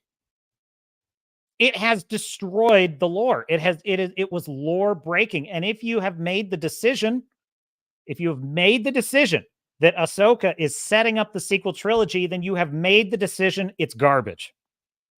You have made the decision it is garbage. It is going to waste every element of this world. It's funny. I praised Force Awakens quite a bit when it came out. I liked it a lot, and I understood a lot of the critiques of it. This is back when it was still a mystery box and anything could happen. And I remember thinking, yeah, it did definitely follow the template of episode 4, but that's kind of forgivable in the sense. But I'll tell you, right from the beginning, I remember going on like the wikis. I was pretty blue-pilled at this point. I remember I was still, yeah, I want to enjoy this. This is Star Wars. I want to believe it's good. And so I would go on the wikis and I'd be like, how did the First Order rise? Because that was like the very first thing that it was very confusing to me. Why would you call the New Republic armed forces? Why would you call them the Resistance? Because the Resistance implies they're out of power. I would argue part of it is TDS, but that's another issue. I would say part of it is they just liked the idea of it being the Resistance because, the Wokies are so into that. That was back during like the Pusai hat movements and stuff like that. They loved being identified. You know what it is? J.J. Abrams was not smart enough as a writer or a creative to come up with a story in which the people in power are the good guys and the people out of power are the bad guys, which honestly isn't that hard. Just watch any Mission Impossible or James Bond movie ever. Jesus, it's not difficult. Just make them the terrorists. That's all you have to do. But anyway. My point is that because they lacked the creativity. So I just remember watching it in the theater and I was just scratching my head and saying, like, I don't understand this. How did the First Order rise? Like, why does the New Republic not seem to think they're a threat? Whatever. So I go on the Wikipedia and I'd get like these dumb answers. I get like answers that were notes, I guess, in the script about, well, they were a rising threat, but the New Republic didn't believe them. I was watching Mauler's Unbridled Rage on this earlier. And I'm going to tell you, I became retroactively enraged. I really did. I listened to him talk about how, like, he points out every single level of how, like, this makes no sense. It makes no sense. And what this does is it undoes all the good things we had at the end of Return of the Jedi. It kills all of it. It kills it because it means that our heroes, everything they did was for nothing. The way that they set up the beginning in Force Awakens. And I'm like, dude, he is so right about this because it makes no sense why the New Republic would ignore all this. So here we have this bizarre setup in which the New Republic, because of the lore they've established in the sequel trilogy, there is no way to portray the New Republic as competent. And there is no way to portray the rise of the Imperial remnant as anything other but this ridiculous Deus Ex Machina that leads to Exegol and the Emperor's 1,000 copy pasted. In fact, I was watching another. I was on a Mauler kick lately. I was watching another video. It was about no. It was actually Grizzy's video. That's what it was. It was Grizzy's video about the Shills reacting to Rise of Skywalker, and he showed a clip from Rise of Skywalker I had forgotten about because I've only seen it one time all the way through. Because I just could never. The second time I tried to watch it, I was like, this is boring as shit. And so I had forgotten that when the I guess you would call them the rebels. I honestly don't even freaking know what to call them. But basically, the good guys in the galaxy showed up in force to fight the Emperor's fleet. I had forgotten how ridiculous it looked. It was basically like a million ships just copy pasted. And they just all warp in at the same time. Oh, they're all here. And I'm like, dude, you know where else I've seen this? Kurtzman Trek. Freaking Kurtzman Trek. I've seen this. It's like, these idiots do not know how to do space battles. They just think you just copy paste 1,000 Star Destroyer. And I just was like, oh my God, the Rebel fleet is even more ridiculous than the Emperor's fleet. Fu Man Blue says, for those that don't know, Swords and Starships isn't just now discovering he can spin a yarn. He has 2 novels published. Blood and Oak is great so far. Well, thank you, Fu Man Blue. Hat tip. I am ever the audience's servant. And so, yes, if you want to check out Blood and Oak, actually, I need to update my website, but it's on Amazon, Blood and Oak by yours truly. And it is about it's a nautical high seas adventure of the Barbary pirates versus American sailors in the early 1800s. A young man, when his sister is kidnapped and sold into slavery by the Barbary pirates, he embarks on a suicidal quest for rescue and revenge. So that is the story. So check it out. And yes, many of the things I'm talking about were things I had to apply in my own writing to craft, characters that were interesting. There often were situations. There was one villain, he's kind of a minor villain in the beginning of the story. I remember once wrote him doing something to the good guys in a scene, and when I had it kind of critiqued by some fellow writers, and they read it and they commented on it, they said, "Wow, this character is so evil. He's so evil that he would do that." And I remember thinking, "Wow, I've taken a wrong turn here," because it's not, the real big bad isn't here yet, and the real big bad is that evil. And I thought, this is actually wrong for this character. This is too dark of a direction for him. It's too casual of violence. And I realized when I heard that reaction, I was like, I've taken a wrong turn with this character, and I had to rewrite it. And so you have to make those changes as a writer. You have to be very in tune with who your characters are and what they would do and what they would not do. And sometimes if you're pushing your characters to do things they're not going to do, it starts to hit a wrong note. The tone in the story starts to go awry. And I'll tell you, anytime you've seen a movie and you've just felt the whole way through the movie, it's like, there's something off about this. I guarantee you that's what it is. The characters are doing things that are out of character. They're doing things that conflict with the world, and it makes you uncomfortable. These Disney shills, they can clap all they like at this stuff, but at the end of the day, whether they are consciously aware of it or not, and they're just faking their reactions, I'm willing to give them the benefit of the doubt and say this is their honest reaction. Maybe hammed up a little for the camera, fine. But I'm willing to grant that this is their honest reaction. Most of them. I'm sure there's a few of them that are total fakers. But I'll just grant that this is their honest reaction to Ahsoka. I guarantee you, even in that case, they're at an unconscious level, at least, they are aware something's not right here. I'm telling you. And maybe some of their reactions are even compensating for it for a little bit. Like, I know people that enjoy Mandalorian season 3. And I would say what they're enjoying is, oh, hey, that's Grogu. He's cute. I like Grogu. Oh, cool. Mandalorians still look cool. And they do. Din Djarin still looks cool in the armor. I'm not denying that. But all I'm saying is, but if you really dig deep, I think you'll see you're being robbed.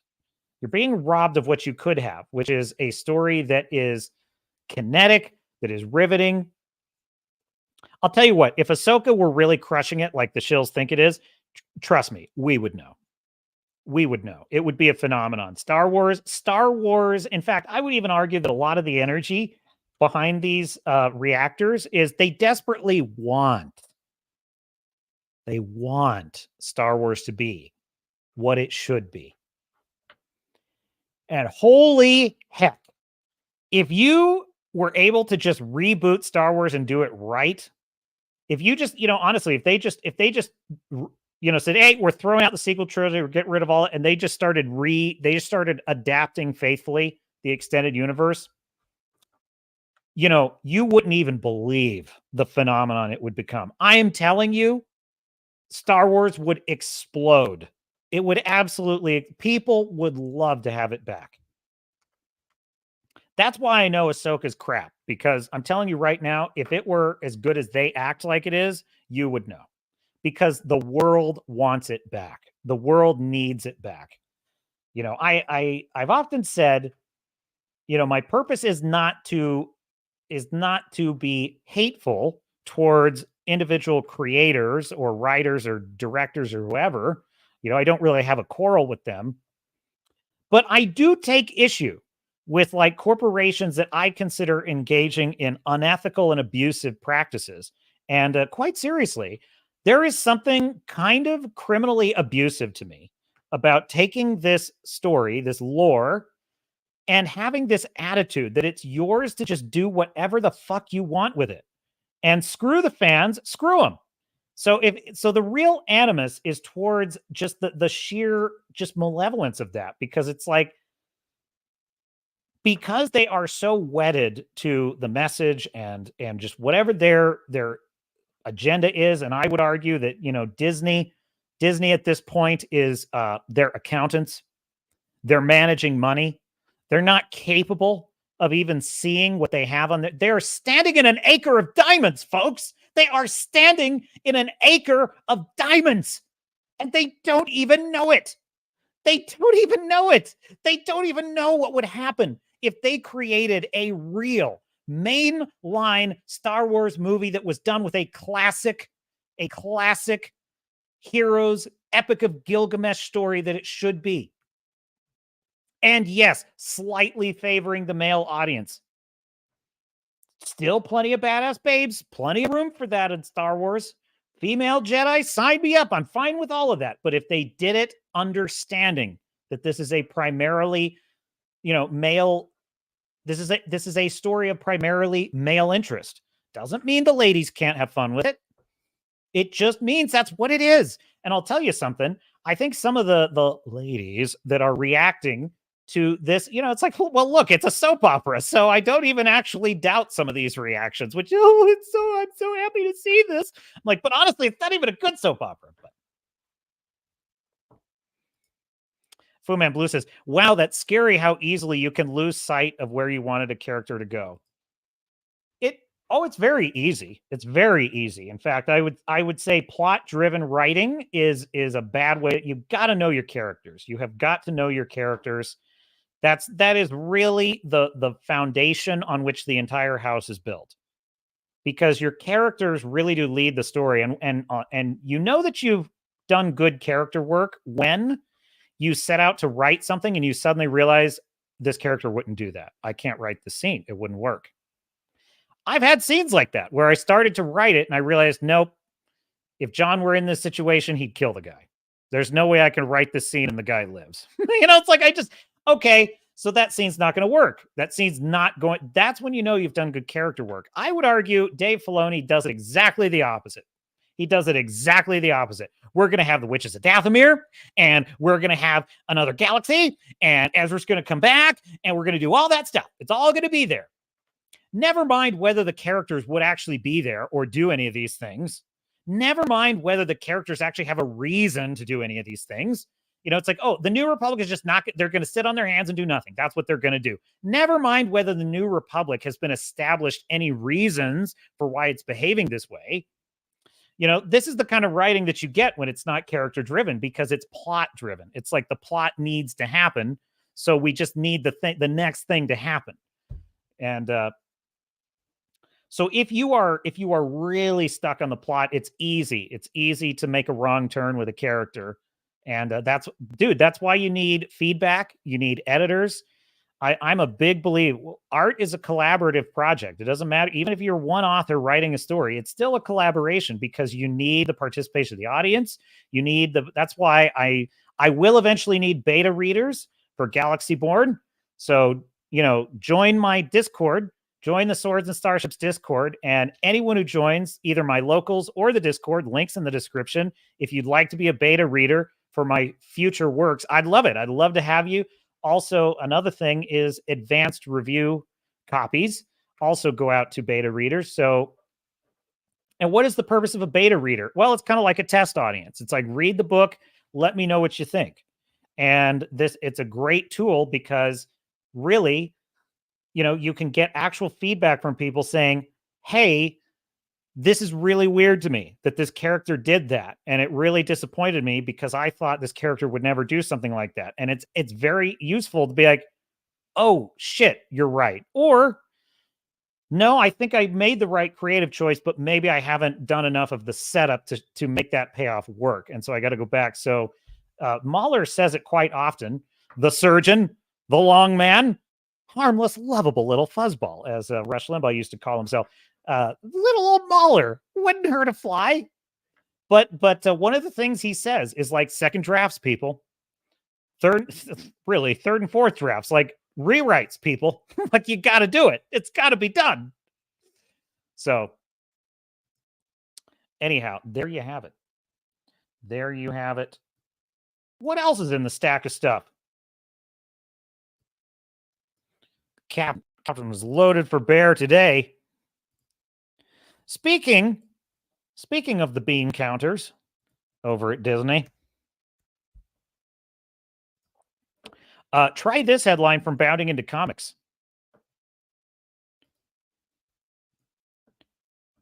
Oh, look at that. Isn't she lovely? Initial costs for Rachel Zegler's Snow White film are already shockingly high. Dude, how can you spend this much money on the community theater that is this just garbage? Oh, man. A new report details initial costs for the Walt Disney Company's live-action Snow White film starring Rachel Zegler and Gal Gadot came in at $209 million. Oh, my God. These people waste money like it's going out of style. Dude, it's incredible, isn't it? When have they ever had one of these live-action things succeed? Let's see. When was the last one? I think the Beauty and the Beast one was a success, if I recall. I think Aladdin was a failure. And basically every single one after that has been a failure. Like, maybe, did The Lion King make money? I think The Lion King might have done well. More of these than not have been a failure. And yet, what do? Here's $209 million. Go make a Snow White. By the way, we hate the character. It's a 19th century fable. It's deeply misogynistic and evil. Everything about it is wrong. Here's $200 million to make a remake of it. This new report came from Caroline Reed at Forbes, who reveals that the Snow White production went under the code name Hidden Heart Productions Limited in the United Kingdom. According to Reed, in the UK filings for the company, the Walt Disney Company had already spent $209 million as of July 31st, 2022. However, she notes that the United Kingdom's government has granted Disney a $41 million tax rebate, meaning the net spend so far is at $168 million. The key thing to point out here is that these are just the costs through July 31st, 2022, and do not include any production costs incurred after that date. Ford rightly notes its costs are likely to rise sharply, as more than a year of post-production still had to be done after the date of the financial statement. So that means that as of mid last year, it had spent $209 million, but that was before post-production. Oh, dear God. That's before reshoots. That's before all of it. It's not just post-production that will increase the cost, though. We know from earlier this year that they were also doing pickup shots without Rachel Zegler. It's likely those production costs and any more they might have done in the past year will also be included.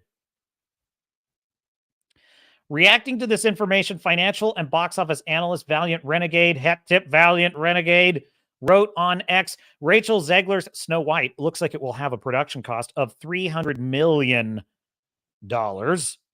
It's quite possible it could go even higher than $300 million, given the production costs that were incurred over the past year, as well as any kind of post-production work the film will undergo. Nevertheless, Reed claims, based on these initial numbers, the film will need to gross $336 million to break even.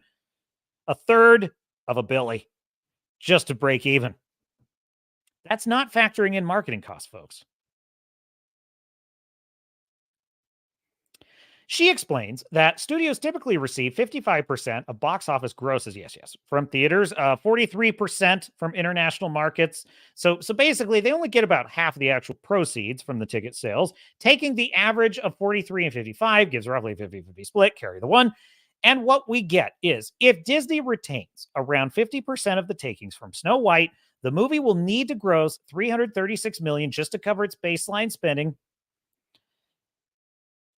Given there are clearly quite a bit of production costs that are likely still to come, as post-production marketing could see the film needing to bring in at least $750 million.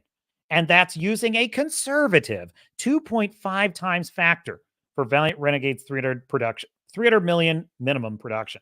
So basically what this amounts to is, all in, after they get their box office, after they cover costs, post-production, reshoots, and the marketing, this movie needs to make $750 million. These people are insane. What is wrong with these people?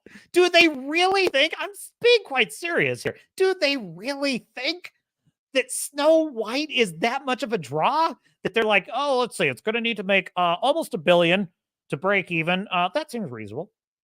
I mean, if James Cameron's Avatar brought in $2 billion, well, this baby's going to make $3 billion, I say. It's like, wow, how stupid. It's bizarre. Isn't this bizarre?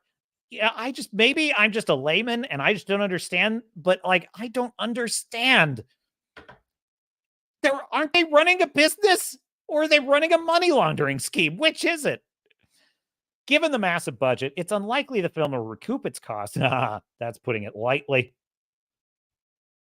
The most recent live-action film, The Little Mermaid, only grossed $569 million this year. Look, I bet they're wishing they had kept Sound of Freedom. Yeah, tiny little profit. Tiny little profit.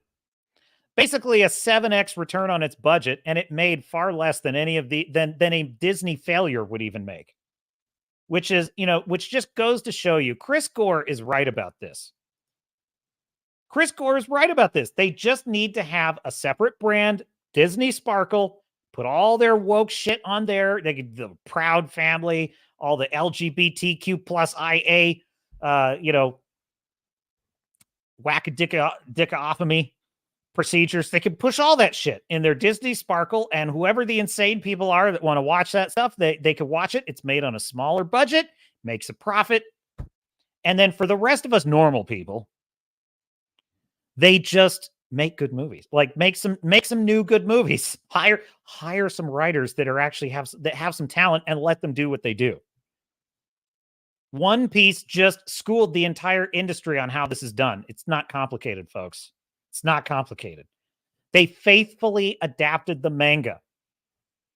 Ikaro Oda's manga is very clearly a modern set of fairy tales set in a pirate fantasy world. It's brilliant. It's absolutely brilliant. They are modern fables with beautiful moral lessons for the young and the old. In fact, on Friday Night Tights, the Babylon Bee guy, and I feel bad not remembering his name. I'm really sorry about that. The Babylon Bee guy on Friday Night Tights, I'm going to look it up here. What was his name? I think I've pulling it up right here, folks. Delay of game. I just feel bad. Okay. Joel Berry. Okay. Joel Berry. If Gary would just get through the damn intros instead of turning half the show into the intros, it would help with this kind of thing, you know? I'm blaming Gary for this.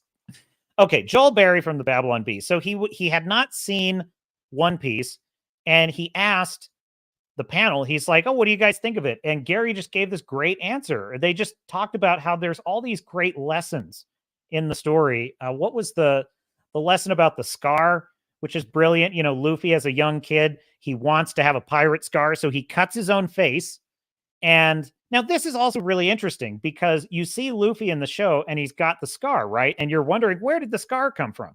Now, the fact that it turns out it's self-inflicted, you could look at that as being kind of a letdown, right? You could look at that as being anticlimactic, sort of the way that Nick Fury's eyes get scratched out by a kitty cat.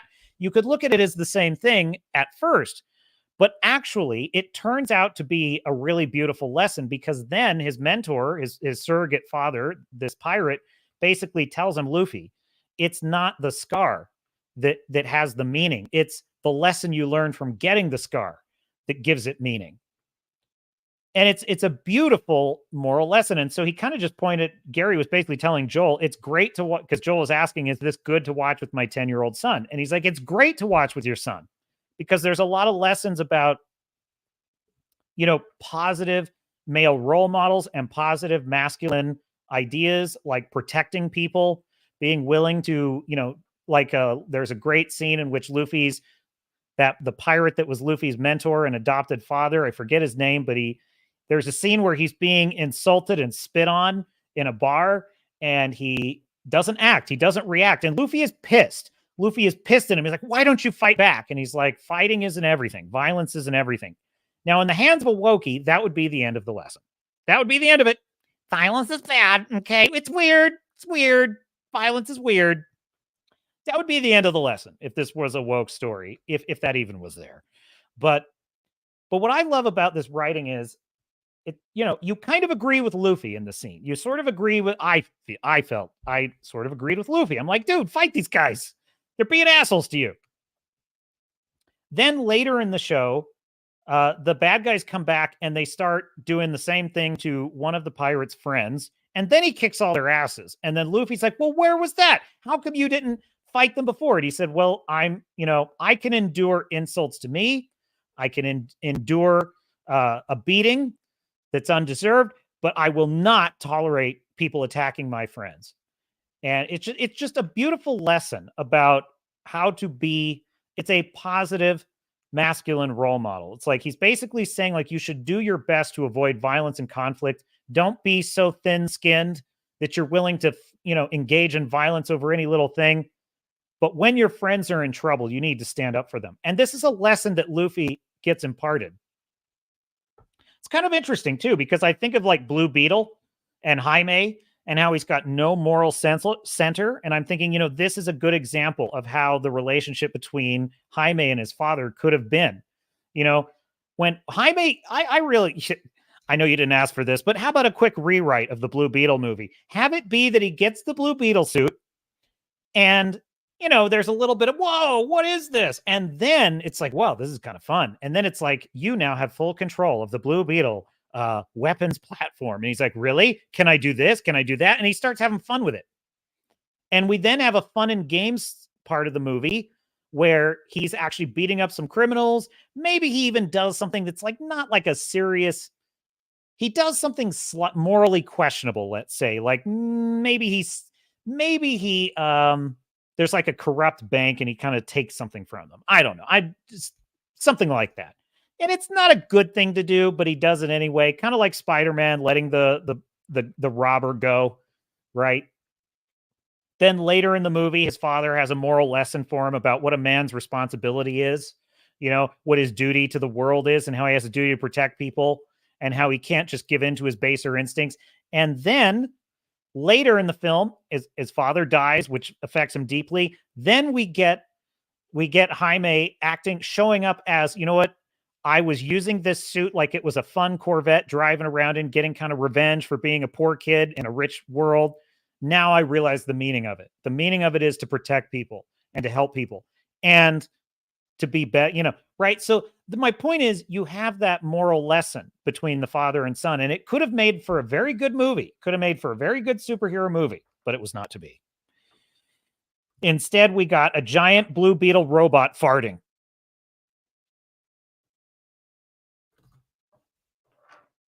One Piece, on the other hand, has an excellent story. Amazing father and son dynamics in One Piece. So, beautiful show. And Fu Man Blue points out, positive messaging is so bygone. It's weird to hear. Isn't it, though? Isn't it weird? And, Mauler had this excellent point. Mauler had just such an excellent point about this. He said of One Piece, it is such a bizarre, fantastical world It's totally bananas. It's wacky. It's off the wall. And yet, as I'm watching it, I realize this is such normal storytelling. It's normal storytelling. I'm like, dude, it's so right about that. In fact, this is how bad it is, folks. There was this tweet that came out. Have you seen this? Let me see if I can find it for you real quick. It was you probably already seen it. It's the McDonald's ad. Dude, it's probably already viral. All I have to do is type in McDonald's and I'm going to find it. All the re's over it. Yeah, here it is. Here it is. This is what has sent the Wokies into absolute orbit. It has sent them into orbit. It's a Japanese McDonald's ad. It's the cutest thing you've ever seen. It's just a father, a mother, and a daughter having a nice evening with McDonald's.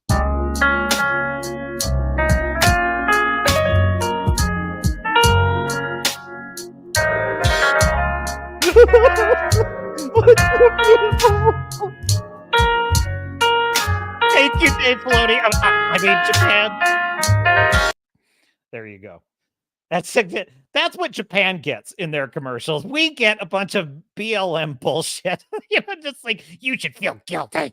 You should feel guilty for having safety and prosperity in your own country. Anyway. You look, dude, when I heard that this was a thing, I was like, what could that, literally, I'm pretty good. I'm pretty good at figuring out what will piss the Wokies off. Like when I heard about Sound of Freedom, I was like, that's going to piss the Wokies off.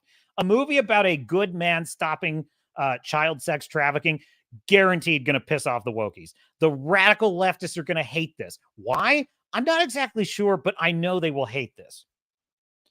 And boy, was I right. They hate that movie. They hate it. That's like, they just hate it because they know, you know what it is? They've got their hand in the cookie jar. They know that even though it's not about them, they feel guilty. Why is that? Anyway, we've talked about that ad nauseum. My point is, I'm usually pretty good at sussing out when the Wokies are going to be sent into orbit over something. I saw that Twitter thing and I'm like, I got nothing. I don't know what could make them mad about this. I really don't know. I'm looking, I'm like straining. I'm like, what am I not seeing? I'm like, it's a dude, it's a chick, it's a daughter. They're eating, it's pushing McDonald's. But honestly, the Wokies are very pro corporation these days. They're very fat positive. They're fat positive. So they think that like being fat and unhealthy and, is good for you. So they can't really object to McDonald's anymore, can they? Because only crazy right-wing alt-right types are talking about not eating junk food and getting in shape. So that can't be what's pissing them off. Okay, so it's not that we're pushing a corporation because that doesn't piss them off anymore. It's not that it's junk food that makes you fat because that doesn't piss them off anymore. I mean, yes, there are no LGBTQ people in it that I can see so far. The little girl has not declared herself non-binary in the ad, so that could be, but still, it's more of like, why would they even notice it? Why would they just wouldn't see it, right? It would be invisible to them. So like, why would they even see it? Well, there's a dad in it. I guess it's, and then finally, like, dude, it's a nuclear family having a good time. It's a nuclear family that are happy. And that just has sent them into orbit. And then the fact that we acknowledge how stupid it is that they're in orbit has sent them even further into orbit. They're like, you see, all the right-wing white supremacists, they all love it. They love it that there's a mother and a father and they're not miserable and their life is shit and they're getting a divorce and the girl has declared she's non-binary and she's getting a fake dick at age 5. They're so evil. They're just... It's incredible. I've never seen human beings work so hard to be miserable. It's quite impressive. So to your point, Fu Man Blue, it is, you see that, but honestly, I did have that feeling when I saw that. I was like, I can't even remember the last time I saw something this wholesome and charming. Like, I mean, literally, it's just a family happy. They're just chilling. They're just eating a meal together and they're just happy. And I was like, it feels weird to see it. that is a sad statement about where we're at as humanity. I mean, I really think that where we are, this is not a black pill. It's going to sound like it at first, but it's not. Where we are is we're kind of in a transitional phase, and I mean that in the more older sense of the word. We are in a transitional phase in which we as a society are deciding whether we're going to be living in Ready Player One or like something like Hunger Games, or we're going to be living in something more like, Isaac Asimov or Star Trek. And that's kind of the crossroads I think we're at in our modern civilization. And, that's why it seems so odd, I think, to see something where it's just people are happy, because people seem determined to push, I really do think that our stories, our films, our comic, everything is pushing this idea that you can never just be happy and enjoy just the joy of living. I was really struck by, there was this amazing documentary I watched about the Holocaust. What was it? It was I wish I could remember the title of it, but I just can't. But it was just about a group of Holocaust survivors who returned to, they're now United States citizens. They have big families, but they were returning to their hometowns in like Hungary and other places. And they even met some of their neighbors that were still alive from that time. And I just remember there was a scene in it where one of the Holocaust survivors, he's an old man now, but he's living with his family. He's got all these grandkids, and they just showed him at his table with his extended family. And it's his kids, his grandkids. Everybody's around the table, and they're just laughing, and they're raising a glass of wine, and they got a big meal, and they just look so happy. And he just said, I have this appreciation ever since living through that nightmare. He's like, every day, I just revel in the joy of living, of just being alive. And I thought, wow, what a profound and powerful lesson that is. And so, oddly enough, Japan McDonald's, of all things, has given us a little reminder that this is what's normal. This is why we're here on this planet.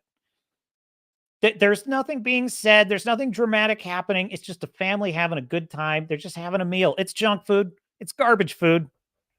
Who cares? We're having a good time. It's a nice, chill Friday night.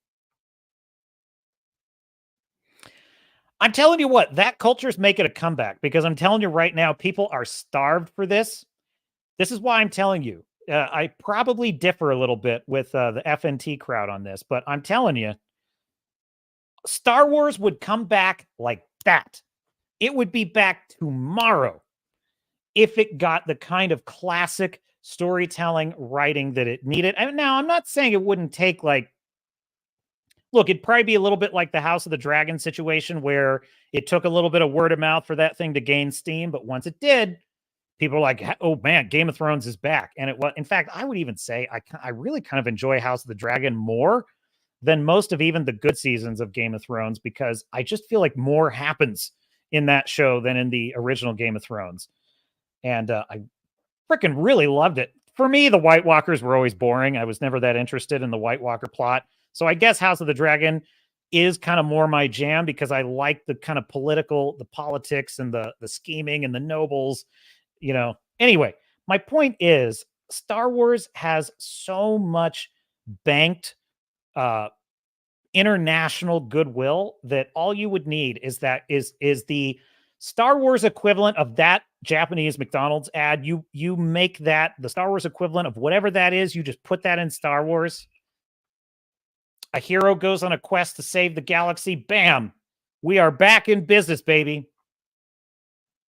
Ain't going to happen on Dave Filleting Filoni's watch. Mr. Filleting Filoni, who likes to fillet himself about all of his favorite story items that were in his things, he ain't going to do that. Because, dude, I've never seen a guy so blinded by his own legend. It's unreal to me.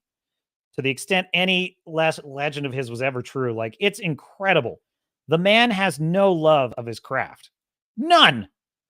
There's no way you could. Now, part of his problem, I think, is that in a cartoon show, you can get away with filler. You can get away with kind of nothing happening in a cartoon because it's just, and frankly, it's kind of why I only watch about half of the Clone Wars. I kind of skip episodes because I only like the ones where something happens. Dude, it's a whole nother ball game when you've got 8 hours and that's what you've got. And part of it is he probably just doesn't know what the hell he's doing with this kind of writing. I just think he doesn't. He doesn't have any experience with it. But honestly, I don't really think of that as an excuse because if you knew that you were, look, this is Disney. Whatever you need, just ask for it. I need help from a writer that's more experienced. Can we get the guys who wrote Andor. Now, I'm no giant fan of Andor, believe me. But I tell you, I know competent writing when I see it. And the guys that wrote Andor, there was competent writing at work on that series. So why not borrow those guys, Dave? But no, filleting Filoni ain't going to do that. He ain't going to do it. Fu Man Blue says, Gary's, that would be nerdrotic, 10-year plan isn't supported by anyone I've heard. So that's not a hot take.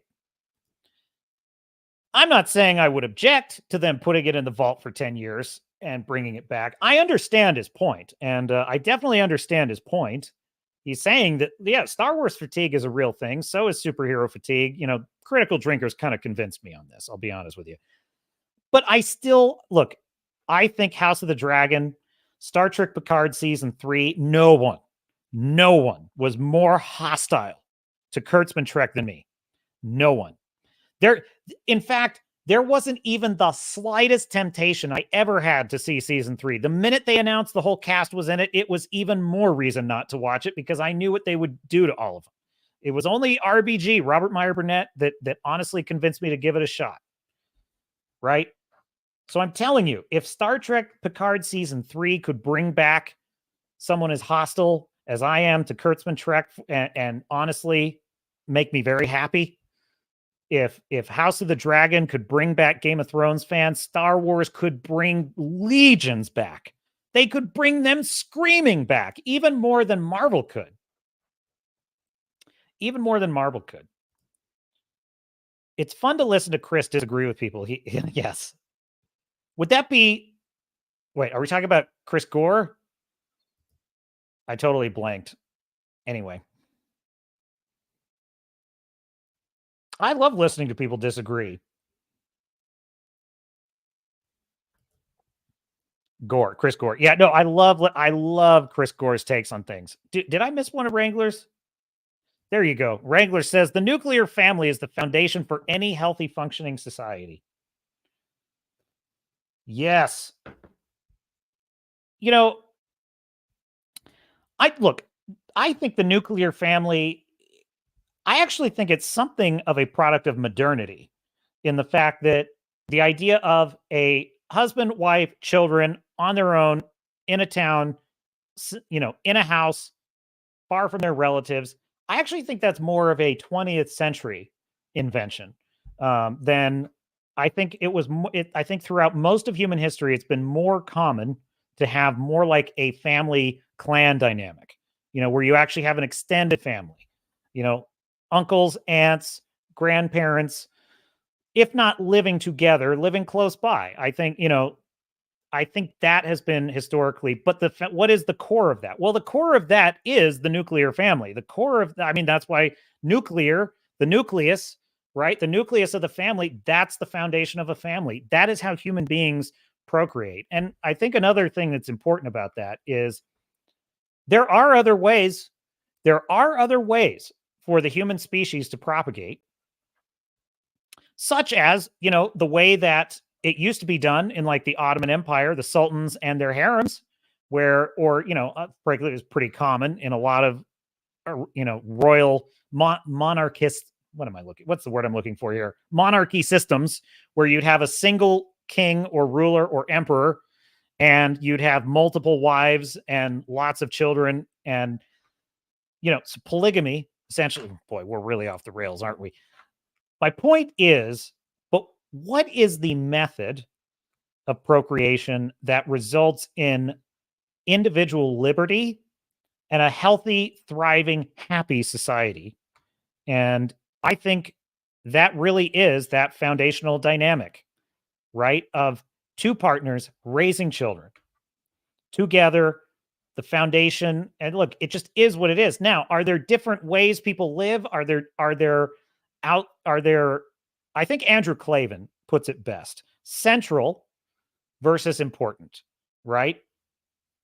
The nuclear family is central to human civilization. It's central to, I think, good, healthy human well-being. That is not to disregard that there isn't such a thing as, a single mom who does a great job raising a child. That's not to say that there aren't other ways of existing in the world. But the problem with the wokies is their hatred of what's normal blinds them to their own hate, quite frankly. I find it pitiable and sad that McDonald's ad is drawing so much ire. But I'm telling you, it works every time it's tried. All you need to do in storytelling is hit those notes. And we go over them often on this channel. That beat sheet, and that's just my favorite way of getting at it. But there are other methodologies. But good character-driven stories, there just ain't no substitute, my friends. Fu Man Blue on the Rumble side. Wait, no, that's on YouTube. Never mind. There you go. Harems make a lot of sense at a time with high infant mortality. Yeah. Debate me, bro. Yes. This show has really gone off the rails now that we're talking about harems. Uh-oh. Trouble brewing, folks. Trouble is brewing. It's an old Far Side gag. Here you go. This from Bounding Into Comics. Oh, look, the Stargate is still up. We'll leave it up. This from Bounding Into Comics. Rumor. People walked out of Aquaman and the Lost Kingdom test screenings because you're not going to believe this, folks. Black Manta, the villain, slays the hero's baby son. This, dude, I saw this and I'm like, I'm throwing this into the overtime stack of stuff. We knew it could be like the Silver Age and that Black Manta could ultimately win, but that appears to be what James Wan is going for with Aquaman and the Lost Kingdom. Sources claim an aspect of this era we previously discussed multiple times is what has everybody so upset with the film and walking out of test screenings. So here's the rumor, right? So basically we had Can We Get Some Toast, which is a scooper on Twitter, basically said that Aquaman's newborn son is going to die. Spoilers for Aquaman, possible spoilers. Aquaman's newborn son is going to die at the hands of the villain. Naturally, this report isn't sitting well with viewers and would-be viewers. A skeptical Grace Randolph thinks the trailer doesn't quite convey a feeling for the story. She also reveals she heard people walked out of free screenings. I love this tweet, by the way. He's like, this baby's going to fucking die, by the way. Jeez. Oh, man. She didn't specify why, but her coverage parallels the outrage and other reports that Aquaman 2 is so bad that people can't sit through it. Now we know why, if this latest scoop is true, and it appears Warner Brothers is trying to sucker unsuspecting theater goers into seeing this movie with a trailer most consider decent. It was vanilla, bland, no real central. I don't think there was any central conflict in that trailer, which is the big problem with it. But anyway, so My Time to Shine Hello is another Twitter user. I don't know. They basically said this is correct, that people walked out of the free test screenings. And somewhere in the article, does it explain why we should trust that person? I don't know. Take that with a grain of salt. So anyway, so this is the rumor. Oh, dude. If this rumor is true, oh my God. I saw this headline, and usually, these kind of, it's a little bit clickbaity. That's kind of a headline I'd probably skip over, but I actually pulled that one because that struck me. That struck me because I thought, I would not put this past him. This has the ring of truth to me, because that scene in The Flash when he is like in slow motion and all the babies from so fucking stupid.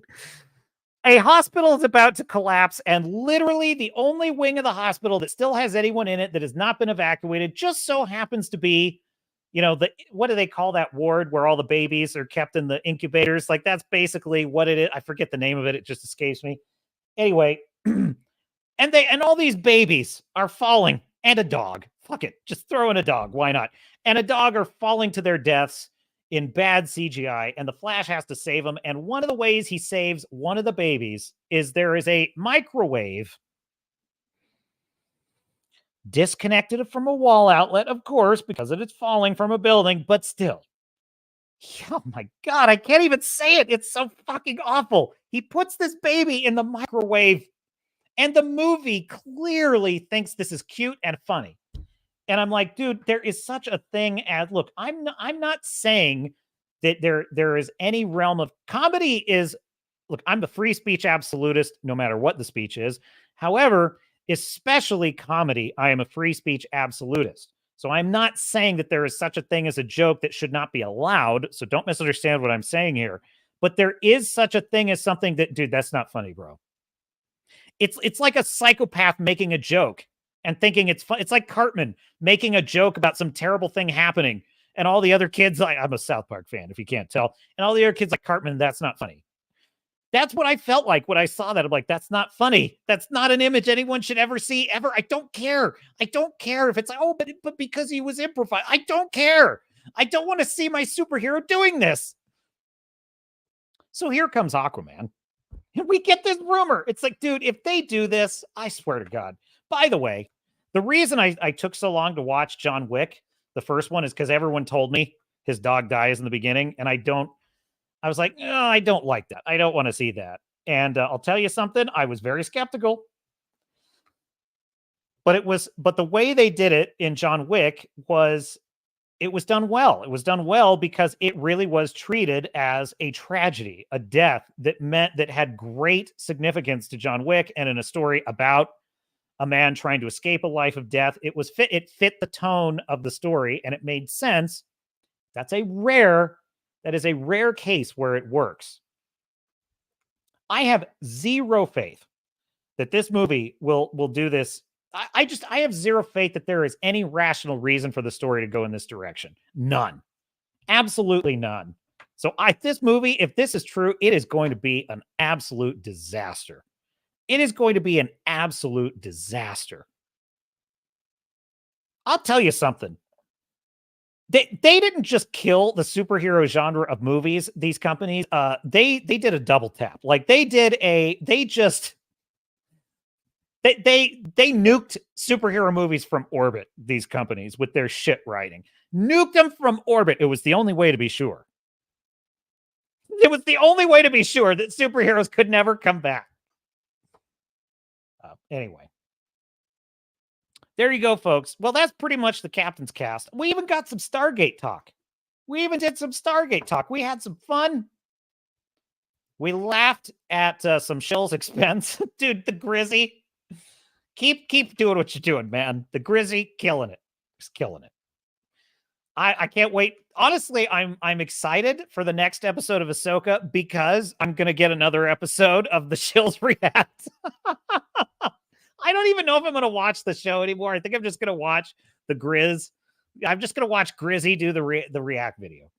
I also love it, too. In the middle of every one of those, he'll do like a comment. He rarely comments, but once in a while he comments, and every time he does, it's devastating. It's absolutely devastating.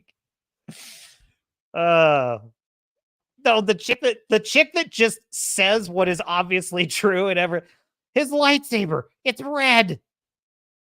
It's red. I saw red. But she's like, and then he's like, oh, because the title says it's far, far away and they're going somewhere that's far, far away. Have you ever seen so many crayon eating, paint chip eating people in your life? It's unbelievable.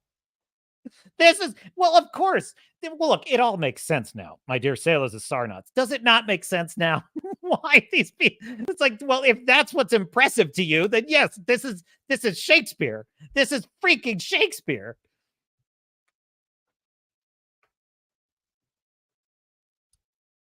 Wrangler, woohoo, Stargate. You're right.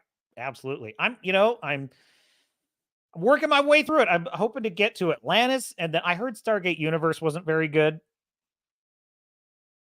but I heard Atlantis was pretty good. I heard Atlantis is pretty good, and then wasn't there one other one I'm not thinking of? Anyway, yeah, we're gonna do Stargate, and I think I'm gonna do Babylon 5 as well. I'm gonna do Babylon 5, and because I've never seen it, I was very much I was a Star Trek snob at the time. Star Trek had better special effects. It just did, okay, and that was my jam. But now, you know what? I have a new appreciation for the good things in life. Let me tell you that much. And what else? There was something else I was thinking I needed to watch that I've been putting off forever. I don't know. It'll come to me. It'll come to me. But definitely Babylon 5 is one that I want to do. Blue Man Blue says season 1 of Universe is pretty great. See, that's what I heard. I heard it was pretty good. So we have good things, and good things are on the horizon. And yeah, it's like that outline I just kind of did. I think I'm going to work on something like that for a video coming up, because I kind of am tired of critiquing these Star Wars shows, because honestly, no, wait, I take that back. These Disney Plus shows, all of them have these same problems. Every single one of them. It's incredible to me. Hawkeye had this problem of weird, long-winded dialogues that didn't actually reveal anything. It just, you know the drill. So I think instead of doing like a full-blown critique, I think what I'm going to do is I'm going to do a captain rewrite of season 1 of Ahsoka, because I actually do think it had potential. It had great potential to be a great series, and it could have worked. It really could have worked. I think here's the main deal. Here's what's got to happen if Star Wars ever is to make a comeback. They must decanonize everything after Return of the Jedi. They must. They have no choice. There is no salvaging this if they don't do that. They won't. That will never happen. I have no illusions about this. Unless Elon Musk buys Disney, which ain't going to happen, that is never going to happen. So there you go. But if we're just, having fun with it, there was a fun little thought experiment they did on Open Bar where everyone was asked, like, what would you, if you could decanonize but keep anything you wanted of any of the Star Wars stuff, like what would you keep? What would you get rid of? I think Mauler said he would get rid of everything after Return of the Jedi, which I agreed with. I think Drinker said he would keep Rogue One, but he would get rid of the sequel trilogy, and he would keep the prequels, and Clone Wars and Rebels would be fine to keep, which I think is pretty reasonable. I would say I would be fine with keeping Rebels and Clone Wars. They were fine. And they did have some runs of episodes that were very well done. They had some runs of episodes that were really, but yeah, everything with the sequel trilogy got to go, because what we have got to get rid of is, frankly, look, for those of you that are Star Trek fans out there, you'll probably remember this. When they were creating Deep Space Nine, they had an overarching villain, which in my view is my favorite antagonist of all of Star Trek, which is the Dominion. The Dominion are my favorite antagonists of all Star Trek series. Absolutely love that conflict, the Dominion War. It's one of my favorite events in all of the Star Trek universe. And when they were creating the Dominion, they had a couple of different species in mind. They had the Vorta, which Jeffrey Combs, in his brilliant performance of the character of Wayun, epitomizes. They had, which were kind of like the diplomats, and they were the diplomats and the statesmen, what's the word I'm looking for? They were basically the administrators. They were the administrators of the Dominion, a very pleasant, unassuming, non-threatening species that were they were offering the hand of friendship, but then they had one hand behind their back with their fingers crossed while they plotted your doom. So love the Vorta. Excellent. Then they had the Jem'Hadar. The Jem'Hadar were this kind of reptilian-looking species, and all they are bred for is just murder and killing. Like, they are just a ruthless... They are the stormtroopers, basically. The stormtroopers of the Dominion. And then you had the Founders, which for a long time in the Deep Space Nine series, you didn't know who they were. They just were a shadowy... Who are they? Who are the Founders? Well, then it's revealed the Founders are actually the Changelings, which are Odo's species, which is a big reveal. So what you had was 3 species comprising the Dominion. Now, why did they do that? Well, one reason that the showrunners did that is because they didn't know which of the three species the fans would like. Because look, let's face it, sometimes they'd come out with a species or an antagonist in Star Trek and the fans would be like, didn't work. Ferengi is a perfect example. The Ferengi were meant to be Picard's Klingons. Can you believe this? The Ferengi were intended to be the new Klingons in The Next Generation. Unfortunately, in their debut episode, they came across, I think as one producer put it, they came across as angry gerbils. So they did not work. They did not work as villains. However, they did work really well as these kind of like sleazy merchants of the galaxy, these grifters of the galaxy. They actually worked really well as these uber capitalists. And I love the Ferengi as that. They were excellent as that, but they did not work as a villain. The Kazon in Star Trek Voyager are awful. They had potential, but they really were they just did not work. They just did not work. So they were afraid of this happening. The Dominion was their big bad, and they did not want to create a big bad that the fans wouldn't like. So what they did is they tried 3 different species and hoped one of them would stick, which is not a bad strategy if you're hedging your bets. And it turns out the fans liked all of them. The fans liked the whole thing, and I certainly did too. I thought the triumvirate of founder, administrator, warrior was brilliant. I thought that was an absolutely brilliant organization for the Dominion. A Star Trek nerdy friend of mine, did not totally like the founders as the head of he kind of thought that was a bit too cute. But it worked. I think it worked out. In any case, why do I bring that up? I bring that up because if they had just gone with, let's say, just one species as the Dominion and the fans didn't like them, they'd have been screwed. And if they had overcommitted to the Dominion as the big bad in Deep Space Nine for like 5 seasons and the fans didn't like them, they'd be screwed. And this is kind of what happened with Voyager and the Kazon. They sort of overcommitted to the Kazon and they were lame. Nobody liked them. It wasn't until Janeway encountered the Borg. I thought some of the early bad guys were good, like the Vidians were cool. The kind of creepy, diseased guys, those were cool. So they would have been saddled with a villain nobody liked for 5 seasons, and that would have killed the show, and that's why they hedged their bets and did the 3 different species, and I think that was a really wise, measured decision. So what has happened with the sequel trilogy in Star Wars is they created the First Order, and then they created the Last Order, and they both have turned out to be a dud. They've turned out to be a dud. They've been rejected. They are an absolute catastrophic failure as antagonists for the story. However, everything after Return of the Jedi is now 100% irrevocably committed in perpetuity to those villains as the antagonists. Worse, the heroes that we are supposed to root for, the New Republic, have also been rejected as hapless boobs by the fans, and we are committed. We are committed to them being our heroes in perpetuity, irrevocably, forever. It is, in storytelling terms, an unmitigated disaster. So the fact that Disney has wedded themselves to the continuity of the sequel trilogy means it is impossible ever for them to write a good story that takes place after the fall of the Empire. It's not possible. They can't do it.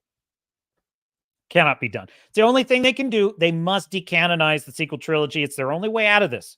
And then the next thing they do has to earn its success piece by piece by piece, the way that Deep Space Nine did it with the Dominion. That's how you do it. That's how Disney needs to do it. I'm just pretending that there was such a thing as a rational Disney company. And that's what they would have to do. So there you have it. Wrangler says, personally, I think Gul Dukat was the best Star Trek villain, slightly beating out Khan in my mind. That's not a bad take. I got to tell you, Wrangler, I'm close to agreeing with you on that. I love Gul Dukat. He is a brilliant villain. He's a bit, look, he was kind of an on and off villain for about 7 seasons. So they played a bit of like cartoon games with him a little bit. Sometimes he'd be the good guy. Sometimes he'd be the bad guy.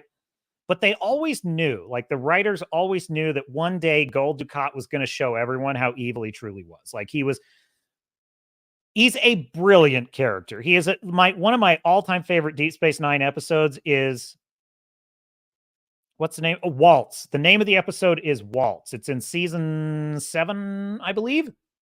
And it's where Cisco and the war criminal Dukat are trapped. No, I think it's in season 6. They're trapped on a planet together, and they're waiting for rescue, and it's just them. And it's a psychological thriller. The episode is basically a psychological monster in the house story. It's brilliant. It's absolutely brilliant. Freaking incredible writing. By the way, my favorite episode of all Deep Space Nine is In the Pale Moonlight. So check that one out. I have a favorite of every series is my favorite episode. I know exactly what it is in every series. My favorite episode of Star Trek Voyager. Actually, it's kind of shifted over the years, I would say. I think Renaissance Man used to be my favorite episode, second to last episode of the series. But actually, I kind of want to say my favorite episode of all time of Voyager is probably Year of Hell, which is a 2-part episode. So probably my favorite episode of Voyager. Favorite episode of Star Trek The Next Generation? It has been a long time since I did this thought experiment, so maybe I don't know anymore. Maybe I don't know anymore. I probably would have said The Best of Both Worlds, but probably the best. No, Yesterday's Enterprise might be my all-time favorite episode of Star Trek The Next Generation. That's a really good one. That's kind of hard to pick. Anyway, there you go. Some Star Trek talk for you. Times Arrow. That's a good one. Next Gen. Times Arrow is a very good one. Very good choice, sir. Oh, you know what? Actually, probably Chain of Command is probably my favorite. That's the one where Picard gets imprisoned by the Cardassian. There are 4 lights. That's a really good one. And it's also the episode where Data is given command of a starship and the first officer is being a dick to him and he has to learn how to handle it. That was a great couple of episodes. That Wrangler, that's my second most hated episode of Voyager, Year of Hell. Yeah.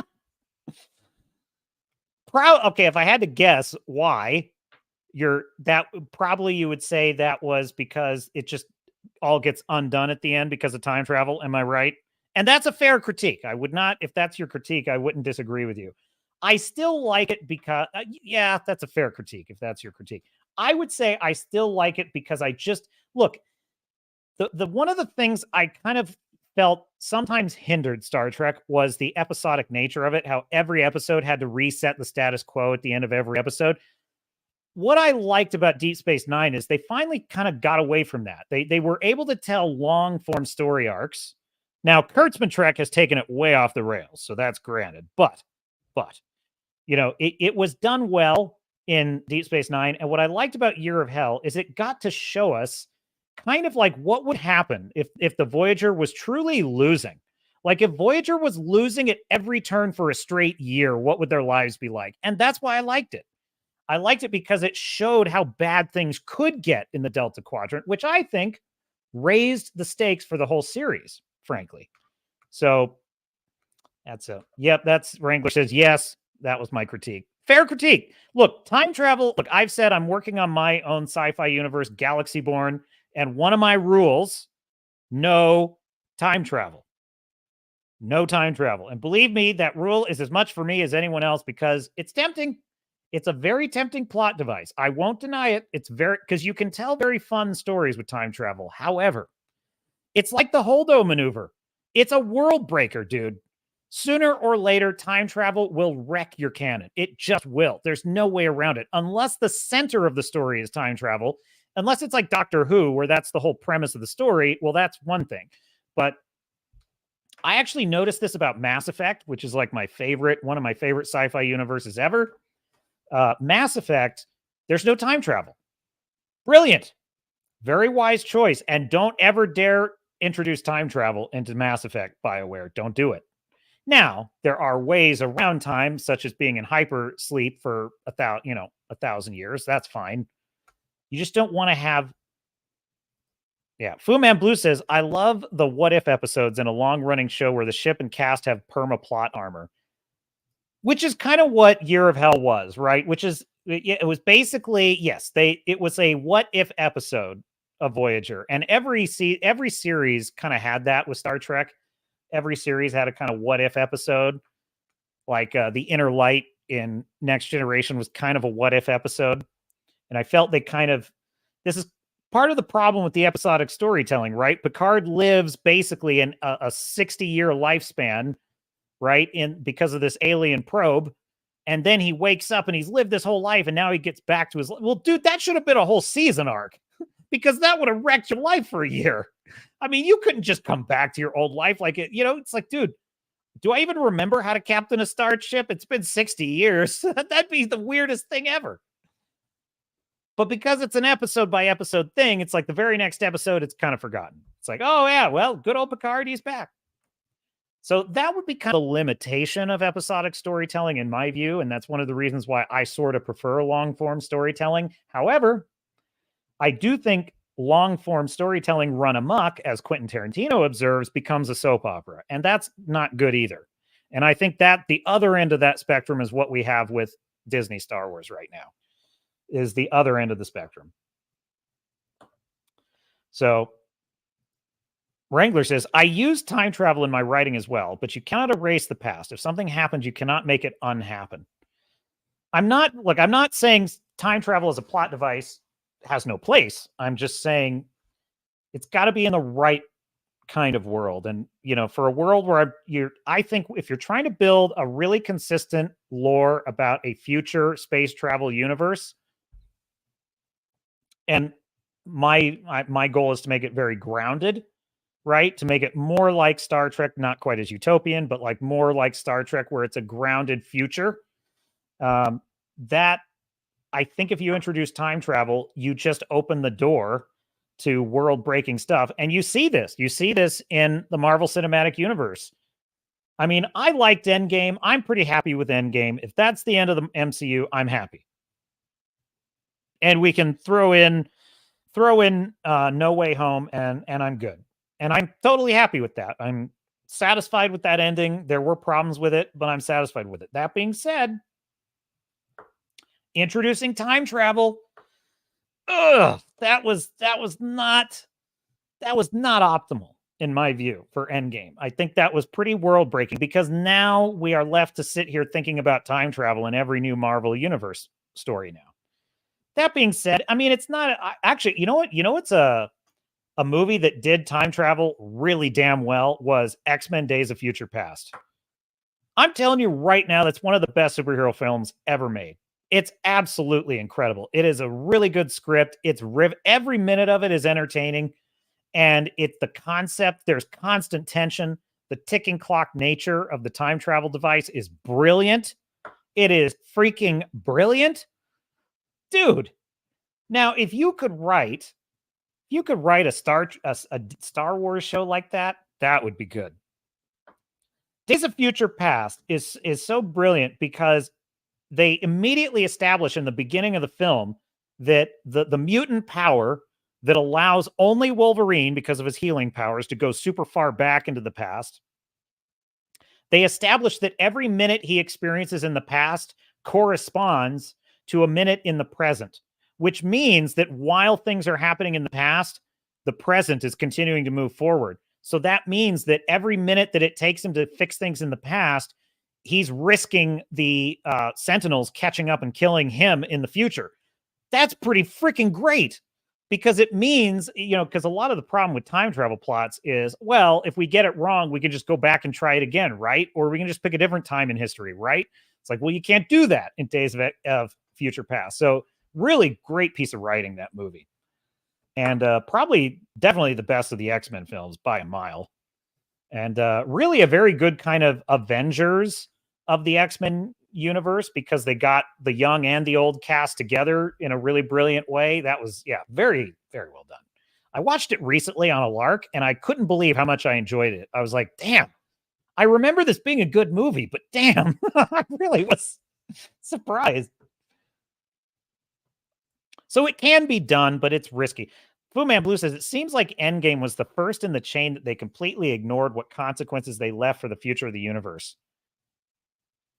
I think Endgame left the Marvel Cinematic Universe in a good place. It left, well, okay. Killing off Iron Man, not good. Steve Rogers, aka the real Captain America, going away, also not good. So maybe I've just completely unwound the entire point I was about to make. But I was going to say that it wasn't in the bad place. There was places you could go from there. But yeah, you know, at the end of the day, it really did kind of end the universe. It just did, because you can't kill off your two rock stars. You can't kill off your two rock stars. You just can't do that. Critical Drinker had a recent video where he said the problem with modern movies is nobody can stay dead, and that's a good point. But I actually think another problem is no heroes can stay alive. No villains can stay alive. They just kill them all off all the time. And it's like, dude, what if the villains just lived and they kept harassing why was Christopher Nolan able to do this with Heath Ledger's Joker? Why was he able to do that? Like, he basically established that the Batman and the Joker, he implies at the end of The Dark Knight, in my view, the best superhero film ever made. The Dark Knight implies at the end that Batman and the Joker are going to have more tangles with each other. And I thought that was super smart and pretty risky, because usually that's not what they do in these superhero films. They always kill off the bad guy at the end, almost always. And I thought that was a pretty interesting choice that Nolan made. And had Heath Ledger not died, I definitely think we would have seen the Joker again. We might have even had more Batman movies. I don't know that he would have ended it quite as quickly as he did. Hard to say. He seems like the kind of filmmaker that gets bored, so he probably doesn't want to stay on one project forever. But in any case, Wrangler says, I agree with you on X-Men. Even though I took issue with their temporal mechanics, it was a damn good flick. I loved it. Yeah, at this point, it's so funny. I was watching Better Call Saul, and there's a cameo from Walter White at the end of Better Call Saul. And it's basically them in the basement of the vacuum guy's place, and they're waiting to be relocated with their new identities following the events of Breaking Bad. And Saul is asking, he's doing this, he loves to ask people, what would you do if you had a time machine? Where would you go back and what would you do? So he asks this of Walter White, who is the wrong person to ask this question. And he says, hey, if you had a time machine and you could go back to any time, when would you go? And Walter White is like, what? You're asking me this now? And he's like, yeah. He's like, oh, that's ridiculous. That's a stupid question. He said, well, it's just a thought experiment. Like, what would you... The type of time travel you're talking about is not possible because of the second law of thermodynamics. I'm like, oh, this is so good. Bryan Cranston is totally right back where he left off in this role. It's so good. And then he says, well, he says something like Neil deGrasse Tyson or something on TV said that wormholes. Oh, geez, we're talking quantum mechanics now. He's like, stay in your lane, lawyer. And I'm like, oh, that's so good. And but aside from Walter White being Walter White, what I loved about the scene was I was kind of engaged with it. Like, yeah, tell me why this is not possible. It was kind of fun to listen to Walter White lecture me on how stupid I am for thinking time travel could be possible. And that got me curious. I was like, well, the second law of thermodynamics basically says things tend towards chaos. In other words, you can't unscramble an egg. The egg's already been scrambled. There's no way to reverse that process, which is why time travel to the past, according to the second law of thermodynamics, is not possible, because essentially the omelet's already been cooked. There's no way to uncook it, which is a very interesting view of how time works, right? So I kind of thought, that had the ring of truth to me. My position on this is basically it probably just isn't possible in any context of going to the past. And so I went down kind of a rabbit hole. I was reading, okay, so what's another thought? There's different thought experiments on this, but what if the grandfather paradox? So there's quantum mechanics allows for the possible theory of the many worlds interpretation, which is if you go back in time and you change something, you wind up in a different branch of reality, which we've seen ad nauseum in multiverses and so forth. So that's that we can all put aside for a second. The other idea is there's no such thing as the many worlds theory.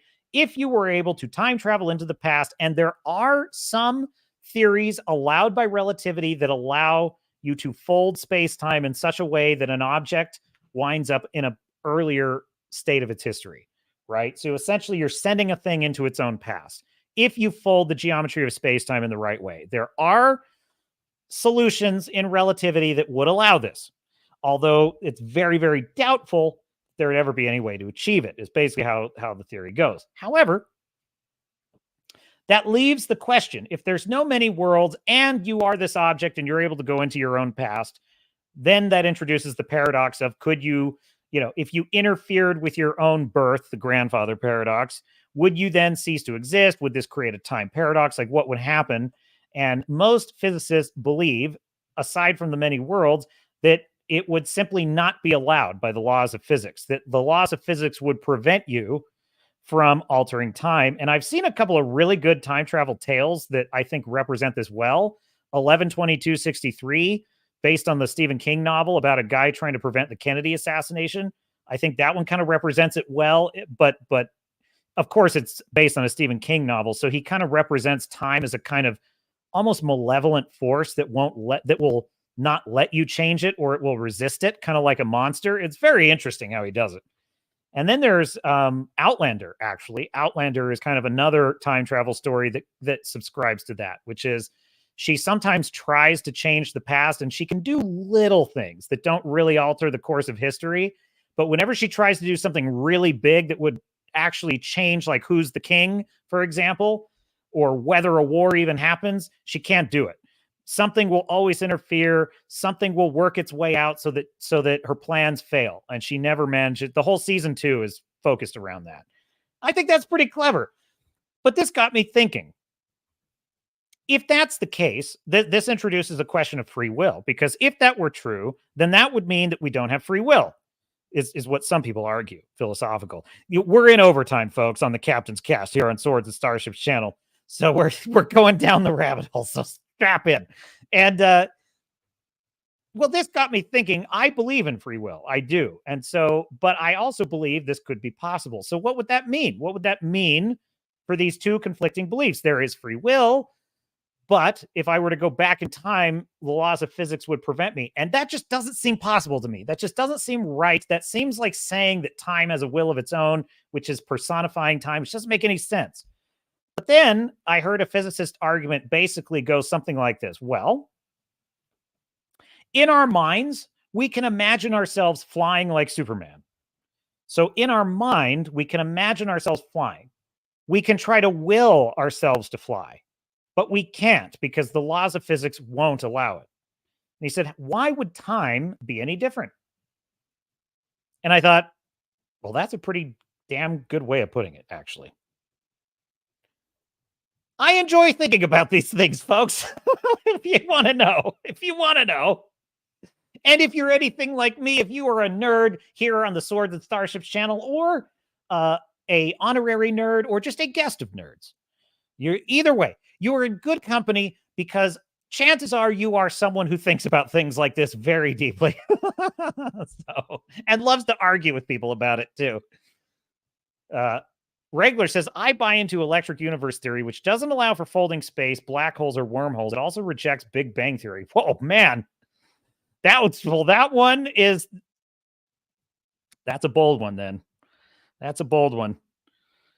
I mean, until we get out there and see for ourselves, there's probably a whole shitload of stuff we don't even know. Well, you know what's really interesting? We have these telescopes now which can discover planet, and we're discovering exoplanets left and right. We discover them by the hundreds now. But the interesting thing about it is, before we had this technology, we honestly could only speculate at how common planets were in the galaxy. We certainly know how common stars are because we can see them. We know that there's about 400 billion stars in our galaxy. That's pretty well established, has been for a while. We weren't that certain how many planets, though. Is it rare for a sun to even have planets orbiting it? Is it common for a sun to have planets orbiting it? So there was some debate in the scientific community about whether there really were plentiful planets like you see in Star Trek. Now that we can actually find them, it turns out they are just like grains of sand on the beach. They are everywhere. There are thousands and thousands of them. Everywhere you look, there's planets. In fact, we now know there are likely to be an enormous amount of rogue planets just floating without a star, just out in the ether. So it turns out that planets are extraordinarily common in the Milky Way. There's probably, and given the number of stars that are in the galaxy, the number of planets is in the trillions. And so therefore, almost any planet you can conceive of existing probably exists out there in just our galaxy, which is staggering, which tells me that when we develop faster than light travel, because I believe we'll figure it out someday, when we get faster than light travel, which Wrangler would probably disagree with me that that's possible. So debate me, Wrangler. Fight me, bro. No. So faster than light travel, which is definitely possible and will happen. I think when we get out there, we are going to be stunned. We are going to be stunned at the things we couldn't even have thought of before. I think we're going to, which is why it's hard to be a science fiction writer, because it's like you got to imagine the unimaginable. But I think we're going to be so shocked by some of the things we thought we knew and some of the things we didn't know that we didn't know, or it's going to be fun. I think it's going to be so much fun. I think we're going to see things out there that are actually quite predictable. I think we'll get out there and we'll see some things like, yep, that's exactly what we thought we'd see. But I think what will also happen is even when we see things that are kind of what we predicted, there will still be something about them that kind of surprises us. That'll be like, oh, but I didn't see it unfolding that way. Really good question. Is it common to have a planetary system like ours where we have a spherical moon, a single spherical moon, essentially in a co-orbit with us? I guess that's not really. Essentially, the type of moon we have, there's no other moon like it for a terrestrial planet in our solar system. It seems to be rare, given what we know about our solar system. It seems more likely that most moons are an extrasolar capture, or, well, an extra orbital capture, I should say, of like an asteroid, for example. That's more like Phobos and Deimos orbiting Mars, which are basically captured asteroids, which seems to make more sense, more likely. So the question is, what if we get out there and it turns out that like our moon is an extraordinarily rare type of planetary system? That could be fun, which my theory is I actually think that's likely to be the case because it's the collision. Well, I don't know. The most settled theory on it is the collision ejection theory, which is that Earth in its primordial days was impacted cataclysmically, and all the stuff that it ejected from that accreted into a new, essentially, subplanet, the moon, and that's how we wound up with what we have. Is that common? Is it not? These are the questions that will be answered someday. Yeah, look, Wrangler, you didn't have to tell me. I knew you were going to say that. I do not think that FTL is possible. Well, look, Alcubierre, he has an equation for it. There is an equation that works. The missing piece is the energy source, and that's a big missing piece, admittedly. But there is an equation that allows for bending space-time in such a way that could happen. Could happen. Fu Man Blue says, I sure can't imagine how. Well, exactly. Dude, do you think anyone could ever have imagined how you could create an explosion from one bomb large enough to wipe out a city? Nobody could imagine that. Frankly, until right about after one of them detonated over a city, 99.999% of all of humanity could not have imagined that. They were like, what could even produce that much energy? It turns out that a drop of water contains if an entire drop of water were converted to pure energy, that would wipe out a city. That's how much energy is in matter. So like, that's pretty stunning. And literally it's only been about 100 years since we even theoretically discovered it. Actually, no, it's been about 120 years, I'd say. It was like when the first theories were coming out about the possibility of nuclear energy. That was like in the late 1800s, I think, was when physicists were first figuring this out. And then it wasn't until Oppenheimer, great movie to kind of cover this, but it wasn't until the Chicago Pile which they do show that in Oppenheimer, the Chicago pile, the first working nuclear reactor, it wasn't until then that we really had a practical model for how it could work. So we just need the Chicago pile thing for FTL and we'll have it. Listen, this is why I think FTL is possible. Because we are so damn ignorant of how the universe works. We don't know shit. Okay? We didn't even know germs existed 300 years ago. 300 years ago. We didn't even know that germs were a thing. We couldn't even imagine it. Nobody could imagine it. We just had theories about what made people sick, such as humors, bad air. Bad air was what people thought made people sick up to the 1700s, which is really when science was getting into full swing, was the 1700s. That's really when science was taking off, and we still didn't know any of that. So, dude, we don't know shit. Like, we don't know shit. This is why I think UFOs are absolutely real. Now, are they visiting aliens? Now, that I'm skeptical of. However, I am absolutely convinced there's something going on. And really, is it that hard to imagine? For most of human history, we had no explanation for things like the bubonic plague. We had no explanation for just the normal shit that would happen to us. We didn't know why it was happening. We only had theories about hexes and curses and witches and things like that. We're still in that level of ignorance about what's going on in the universe, because when we see a weird light that is an F-18 can't catch, we say, what the hell is that? I guarantee you there's probably an explanation for that someday that people, our descendants, will laugh at us. Our descendants will laugh at us for not knowing what those were. They'll be like, oh, those idiots, they didn't know anything. They didn't know anything. They had no idea that was just a quantum bubble rubbing up against this universe. It's just a quantum bubble, bro. They're so stupid, those idiots in the 21st century. I'm telling you. And that's why I think FTL is possible, because one day it'll just be like the combustion engine. We'll be like, wow, how did we never figure this one out? Because we just took, got to figure things out, man. It takes time. Wrangler says the center of mass that Earth and Moon orbits is within the Earth, so it's not a co-orbit. Pluto and its moon, however, is now. See, I have heard different. I have heard that essentially, if you had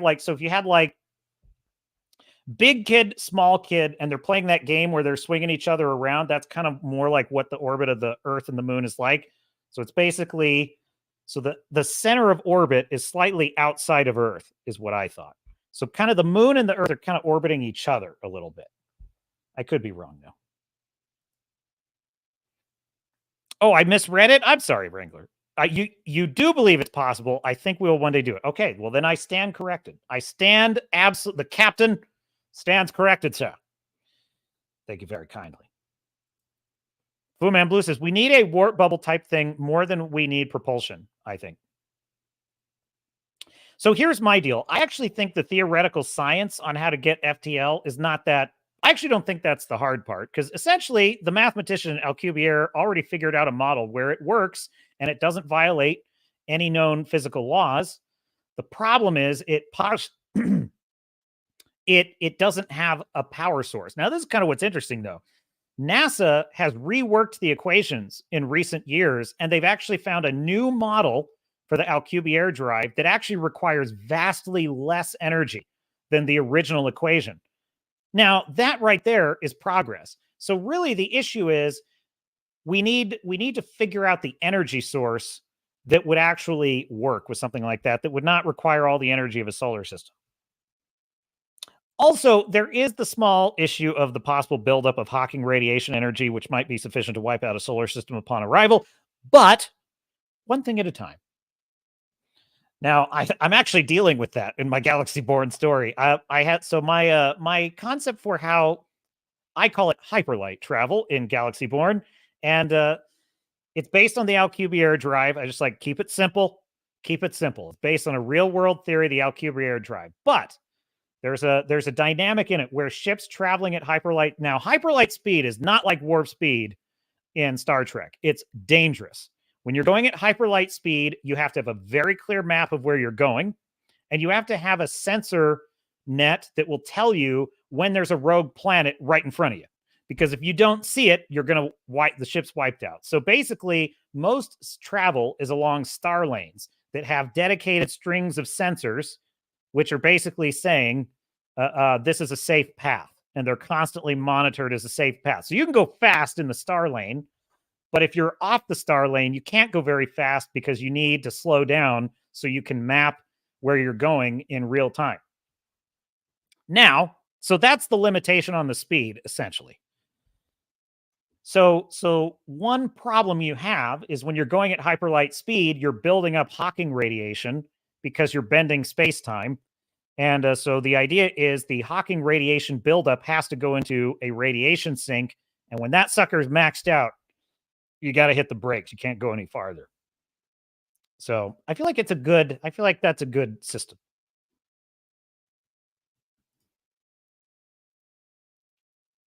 Fu Man Blue says, as slow as it is, even a microwave generator will get you up to mad speeds. Well, Avatar, this is the crime of Avatar. It's funny. I was thinking about this the other day because someone was talking about like Ahsoka shills and like, oh yeah, you can love a bad thing, but you got to be honest about the fact it's bad. Okay. And I said, you know what? Avatar, 100% guilty as charged. I love Avatar 1 and 2. Enjoy the hell out of those movies.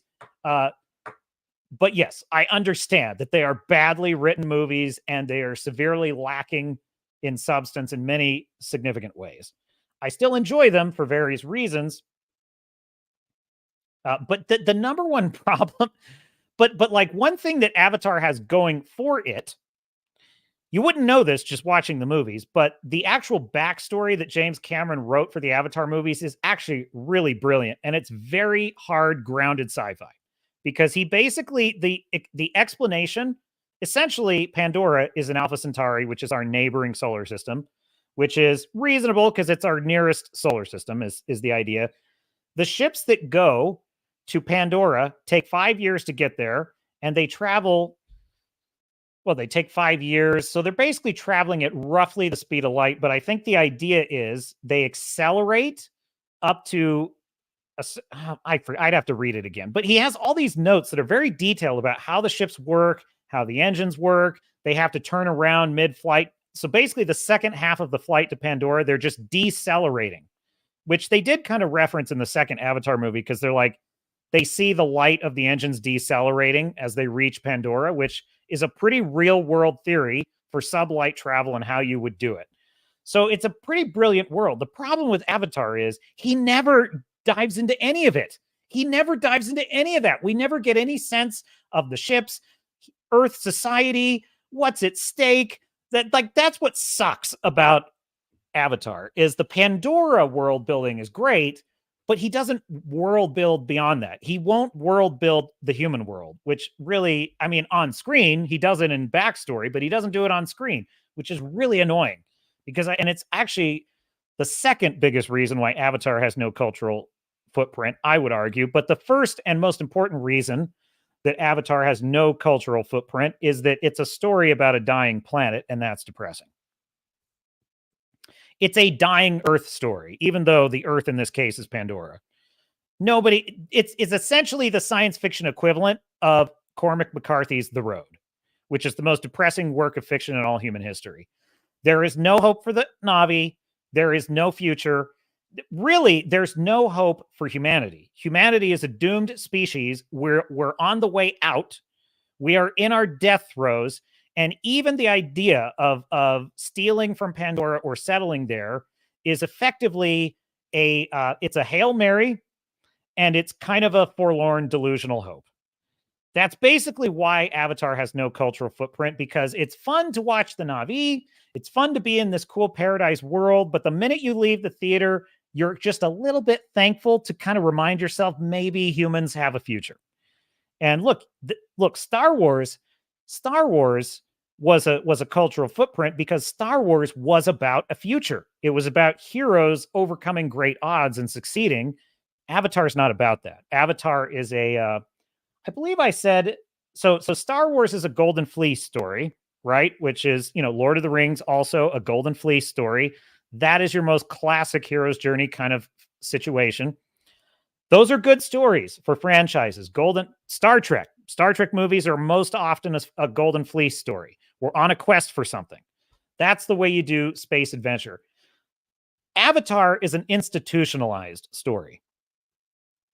Institutionalized stories are good, and they can be really great stories. There's a lot of great Fight Club. Fight Club's an excellent institutionalized story. The problem is, in an institutionalized story, it's not about the journey or the adventure. It's actually about the choice of the characters to either join the institution, rebel against burn down the institution, or just die. Basically sacrifice themselves on the altar of the institution. Those are your three choices as a character in an institutionalized story. Obviously, Jake Sully's character chooses to burn it down. That's his choice in the first film. Avatar 2, the institution is fighting back, and now it's actually it's kind of a choice of well, I think what we're getting towards in Avatar is we're going to watch the death of Pandora. I'm pretty sure of that. Now, I could be wrong. Maybe Cameron in about the year 2075 is going to release the final film in this series, and it will be a happy ending. But it ain't going to be for humans. It ain't going to be a happy ending for humans. Do you know this, folks? Nobody asked for this, but okay. Avatar talk. Here we go. The backstory is that Earth is dying, and unobtainium is the only fuel source that's turning things around, that's saving humanity, because unobtainium is like this unlimited energy, and it's helping. It's saving the Earth from its dying state. So when Jake Sully rebels against the humans in Avatar, he is dooming everyone on Earth who's depending on the unobtainium for survival. Now, wouldn't it have been nice to hear that in the context of the film, to add some nuance to the story, you know, to give Jake a little bit more of a moral struggle? Because it's like, what if Quaritch, in addition to being a mean SOB, also was able to say, you know why we're here, son? Because if we don't deliver that, I'm sorry that your blue friends are going to have to move. I really am.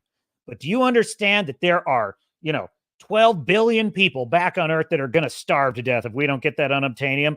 Now, it ain't pretty, but it's the way things are. Now, at least that would have been a more nuanced and interesting story, because then it's like, okay, but you know something? I think Cameron does not trust his audience. I really, I wouldn't call him a woke storyteller, but he's on the borderline, because he does not trust his audience to make that decision for themselves. He wants you 100% to hate the humans. He wants you 100% to love the Na'vi, and never the twain are to meet.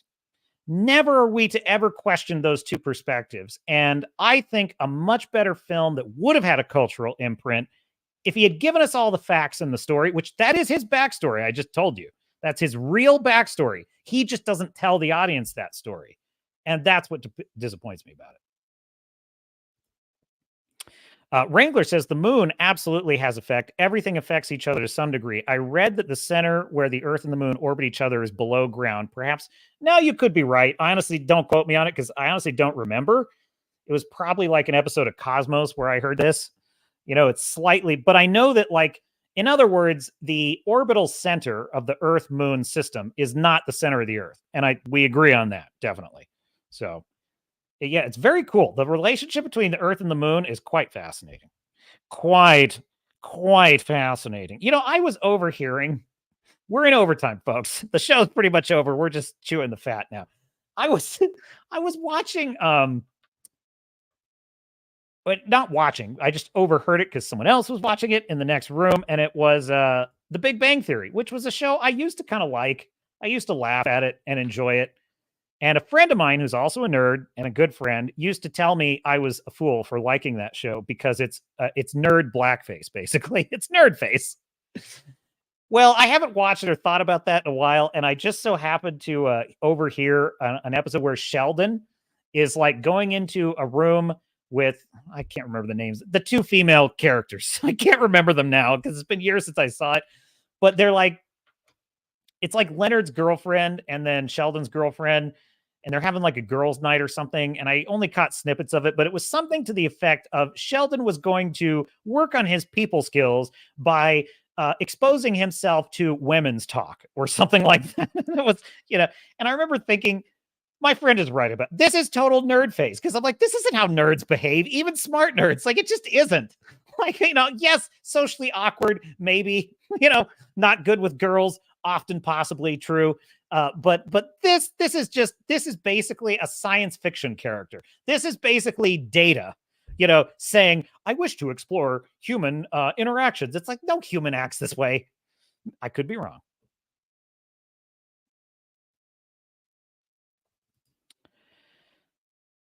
Wrangler says, I think the toughest hurdle to overcome in long-range space travel would be venting excess heat. Mass Effect, I love the mechanic in Mass Effect, which is that you run energy through an element 0 core, and by running a positive current, if I'm not mistaken, it increases mass of an object. If you run a negative current, it decreases mass of an object. So essentially, in order to travel faster than light, you lower the mass to almost 0 of a ship, and then you just push it with normal thrusters, and it just goes faster than light at that point.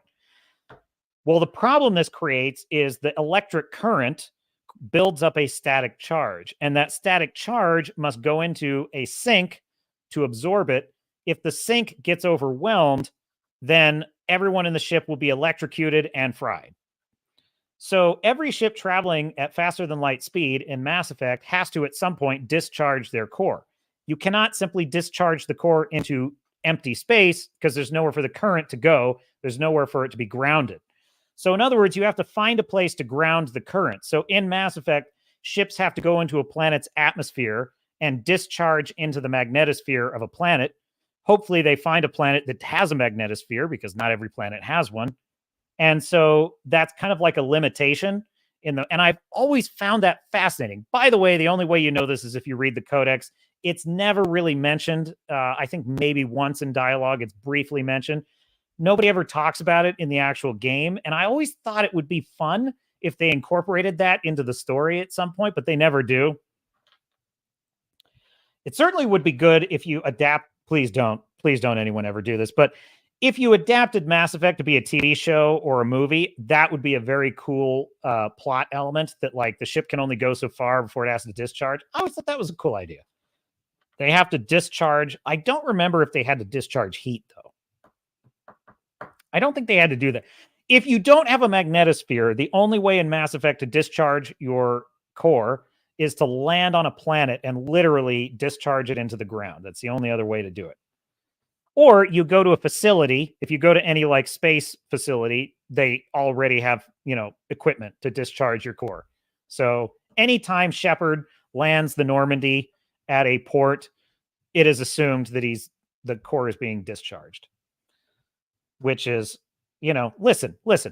These things we're talking about, Fu Man Blue, Wrangler, lurkers, et al. Anyone watching on the restream, if you're still with us, I promise you care about these things. The writers of Ahsoka, the writers of Kurtzman Trek, the writers of the Marvel Cinematic Universe and the DCU, they do not give a shit about anything that has been mentioned in the last 30 minutes. They care. They really think that shit is stupid. They don't understand why dumb nerds find it so interesting. And they're like, stay in your lane, nerd. We're over here to write brilliant fiction. And this is why we have what we have, because as Robert Meyer Burnett has very brilliantly explained, these properties are in the hands of people that don't like them. And that's really what I mean when I say, now listen, they might like Ahsoka. They might like pretty, red lightsaber. They might think it's cool. I'm not denying that. They may think that the idea of the Federation being a super progressive and super enlightened culture, they may think they like those things. But what they don't actually like is what the show was about, which is, okay,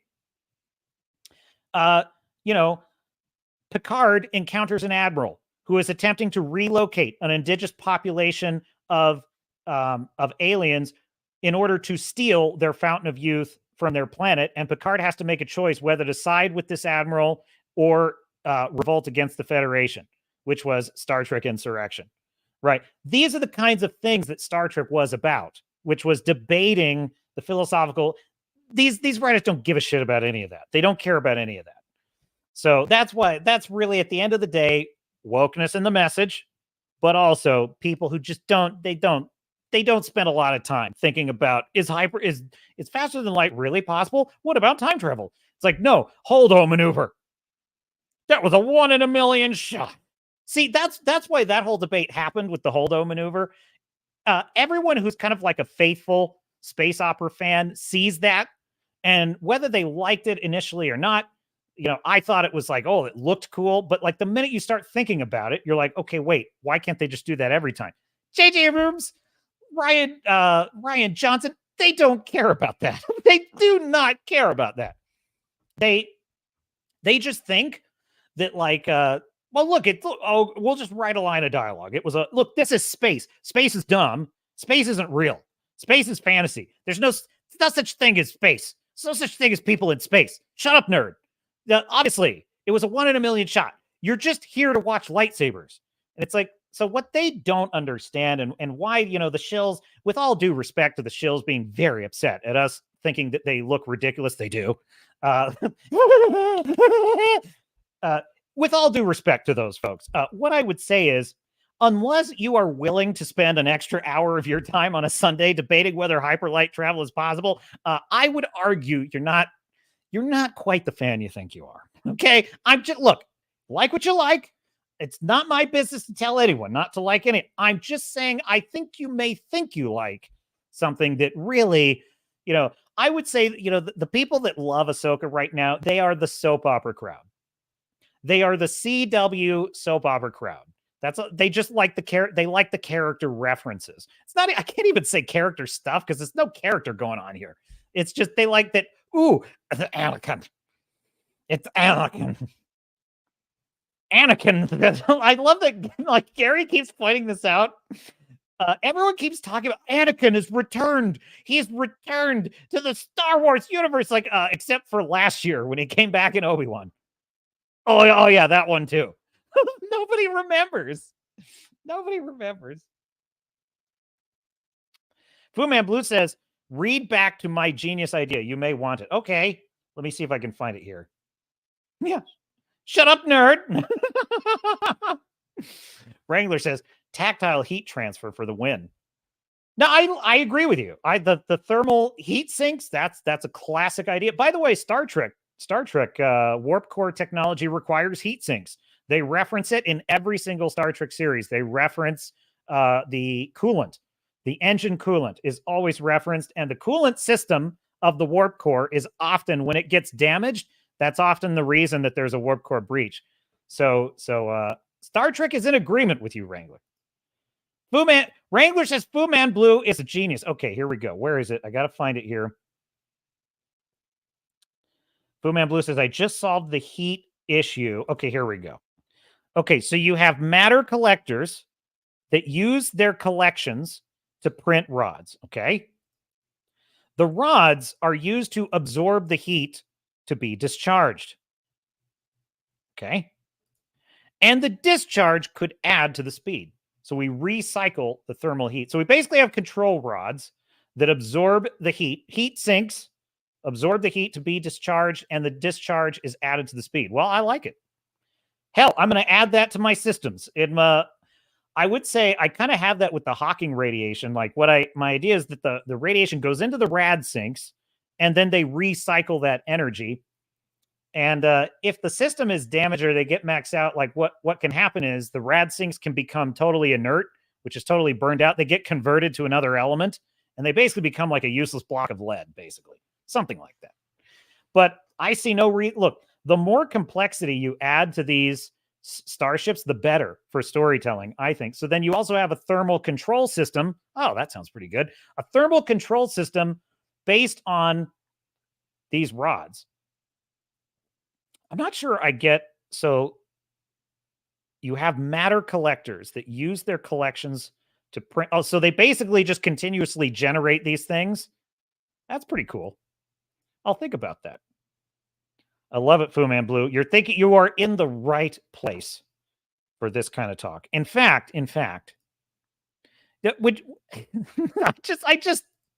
you'd love what I labeled this in my stack of stuff. You would love what I labeled this because I name all my links, so I know what I'm pulling up. I name all my hyperlinks. I named it ship sex.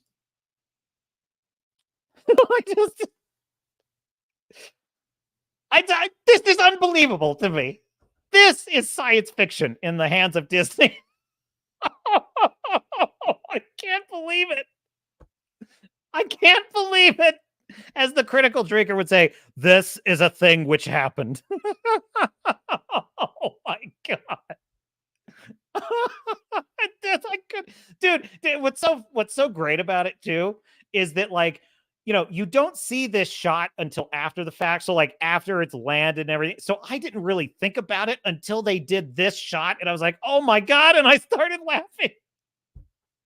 Dude, this is okay. This sums up the show Ahsoka.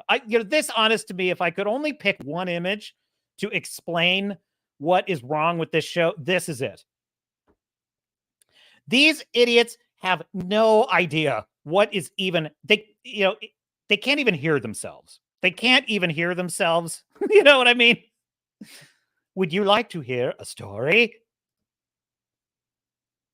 Not right now. Oh, geez. Help a bro out, man. You're really killing this. I've never seen a show so determined not to have an interesting dialogue. It's almost like the show is irritated that it must have a dialogue now. It's like, we need a dialogue to open the show. Oh, we really don't want to write one. Well, how about if the character just says, I don't want to talk? Oh, okay. That'll be good. That'll fix everything. Do you guys want me to start a Disney Star Wars reaction channel?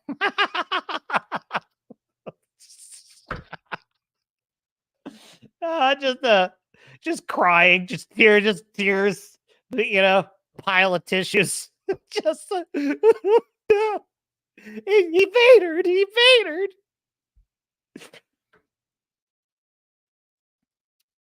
They were clearly trying to one-up Stargate. Yes, and they went, you know, they went full compensation mode. Is Dave Filoni compensating for something? I'm just asking. I'm just asking. No more soups for you. Oh no, I'm cut off. Exactly. That's what we got in the last episode. I'm going to tell you, honestly, could I even pick the worst moment? There's so many to pick from, but I really think that probably the dumbest thing that happened in that last episode was when her rat dog that she just met 5 minutes ago runs away from danger. She's never even seen this species before. And like the very next scene is her saying, where did you go? You're such a coward. And the seed is playing this totally seriously. And then the wolf is like, oh, and I'm like, what in the hell is this? What is this? This is like, I'm telling you, it's like on a 5-year-old level, this show. It's like a 5-year-old level. And you know what it is? I can just imagine all the stupid notes they get from the executives that are just like, I see here that there has been an entire 10 minutes of this episode in which not one cute, cuddly creature has appeared. What is up with that, Dave? It's like, and Dave's like, oh, damn it. I guess I got to go find it. How about the wolf talks back to her? Okay. Like, well, I guess it will have to do. It's like, this is such garbage writing. I hate Disney Star Wars. I hate it. But only because, look, they trashed Willow. Who cares? I'm not a big Willow guy. I mean, I do care, but I mean, it ain't my dog in the hunt. So like, obviously it's not really Disney I hate. I mean, I do, but they could just go get bent. I don't care. But my point is, it's what they've done. It's what they've done to something I used to love. And it's why, look, the Shills at the end of the day, you know what's wrong with the Shills? They're just afraid, folks. I feel sorry for them. And listen, they want to live in a world where Star Wars is still good. I understand that. I do. I sympathize. I empathize. Your captain is nothing if not empathetic. I weep. My heart weeps for these poor Disney Star Wars Shills because they want so desperately to live in the Matrix and just believe everything is fine. And it's like, I understand. I just ain't built that way, okay? I can't do it. I just can't live in a lie. I just can't. I can't do it. I cannot clap for this stupid. I can't. I have my dignity. I have my dignity. All right, everybody. What is this, Boo Man? Yes. Merchandising won't stand for that. I won't stand for it. I won't. There must be more furry things. Yes. Well, furries are very popular in Star Wars this time of year. Well, my dear sailors of Star Nuts, I hope you've had fun with me on a Sunday night. Check out the Discord. The link's in there. Locals is in there. But of course, Blood and Oak, rousing nautical adventure. And definitely lots of battles with pirates in that book. And these are not the cute, cuddly pirates either. These are the kind that you definitely you run from most of the time. That would be the Barbary pirates. So check it out. And that is available on Amazon. I believe right now my website still has, you can listen to the audiobook, the first part of it for free on my website, bloodandoak.com. So anyway, check that out. But in any case, here we are on Swords and Starships on a Sunday, and our goal here is to entertain you and to make the end of your week go out with a bang. And so, my dear sailors and Starnauts, we've laughed, we've cried, we've had fun. Like, subscribe, share it out there if you like the channel. Spread the word, join the Discord. And, check out the Rumble, check out the X. I'm just doing the whole litany. I'm stalling while I pull up my outro. But anyway, we had fun. I always, you know what? There you go, Wrangler. This was a fun one. Thanks, Captain, for another voyage. Have a great night, everybody. Have a great night. Salute to Wrangler, Fu Man Blue, Star Fury, Tom, Silverback the Despoiler, Screaming if you're out there, and any and all in the chat lurking. The Captain salutes you. Our mission will continue. And have a great week.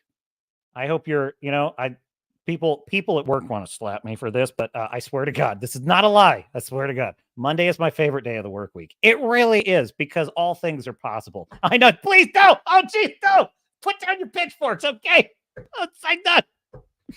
But my goal is to make you happy. It's to make you happy for the beginning of another beautiful week, to participate in the dance of creation, as Wayne Dyer would put it. Great show, says Fu Man Blue. Good night, Captain and crew. Good night. The ship has arrived in port, and it will not be docking with a giant dildo. That is not where we will be mooring this starship, okay? Just, I've looked to filleting Filoni, to each his own. This captain does things a bit differently around here. And until next time, as I always say, my dear sailors and Starnauts, in the words of Q, in the final episode of Star Trek: The Next Generation, I will see you out there.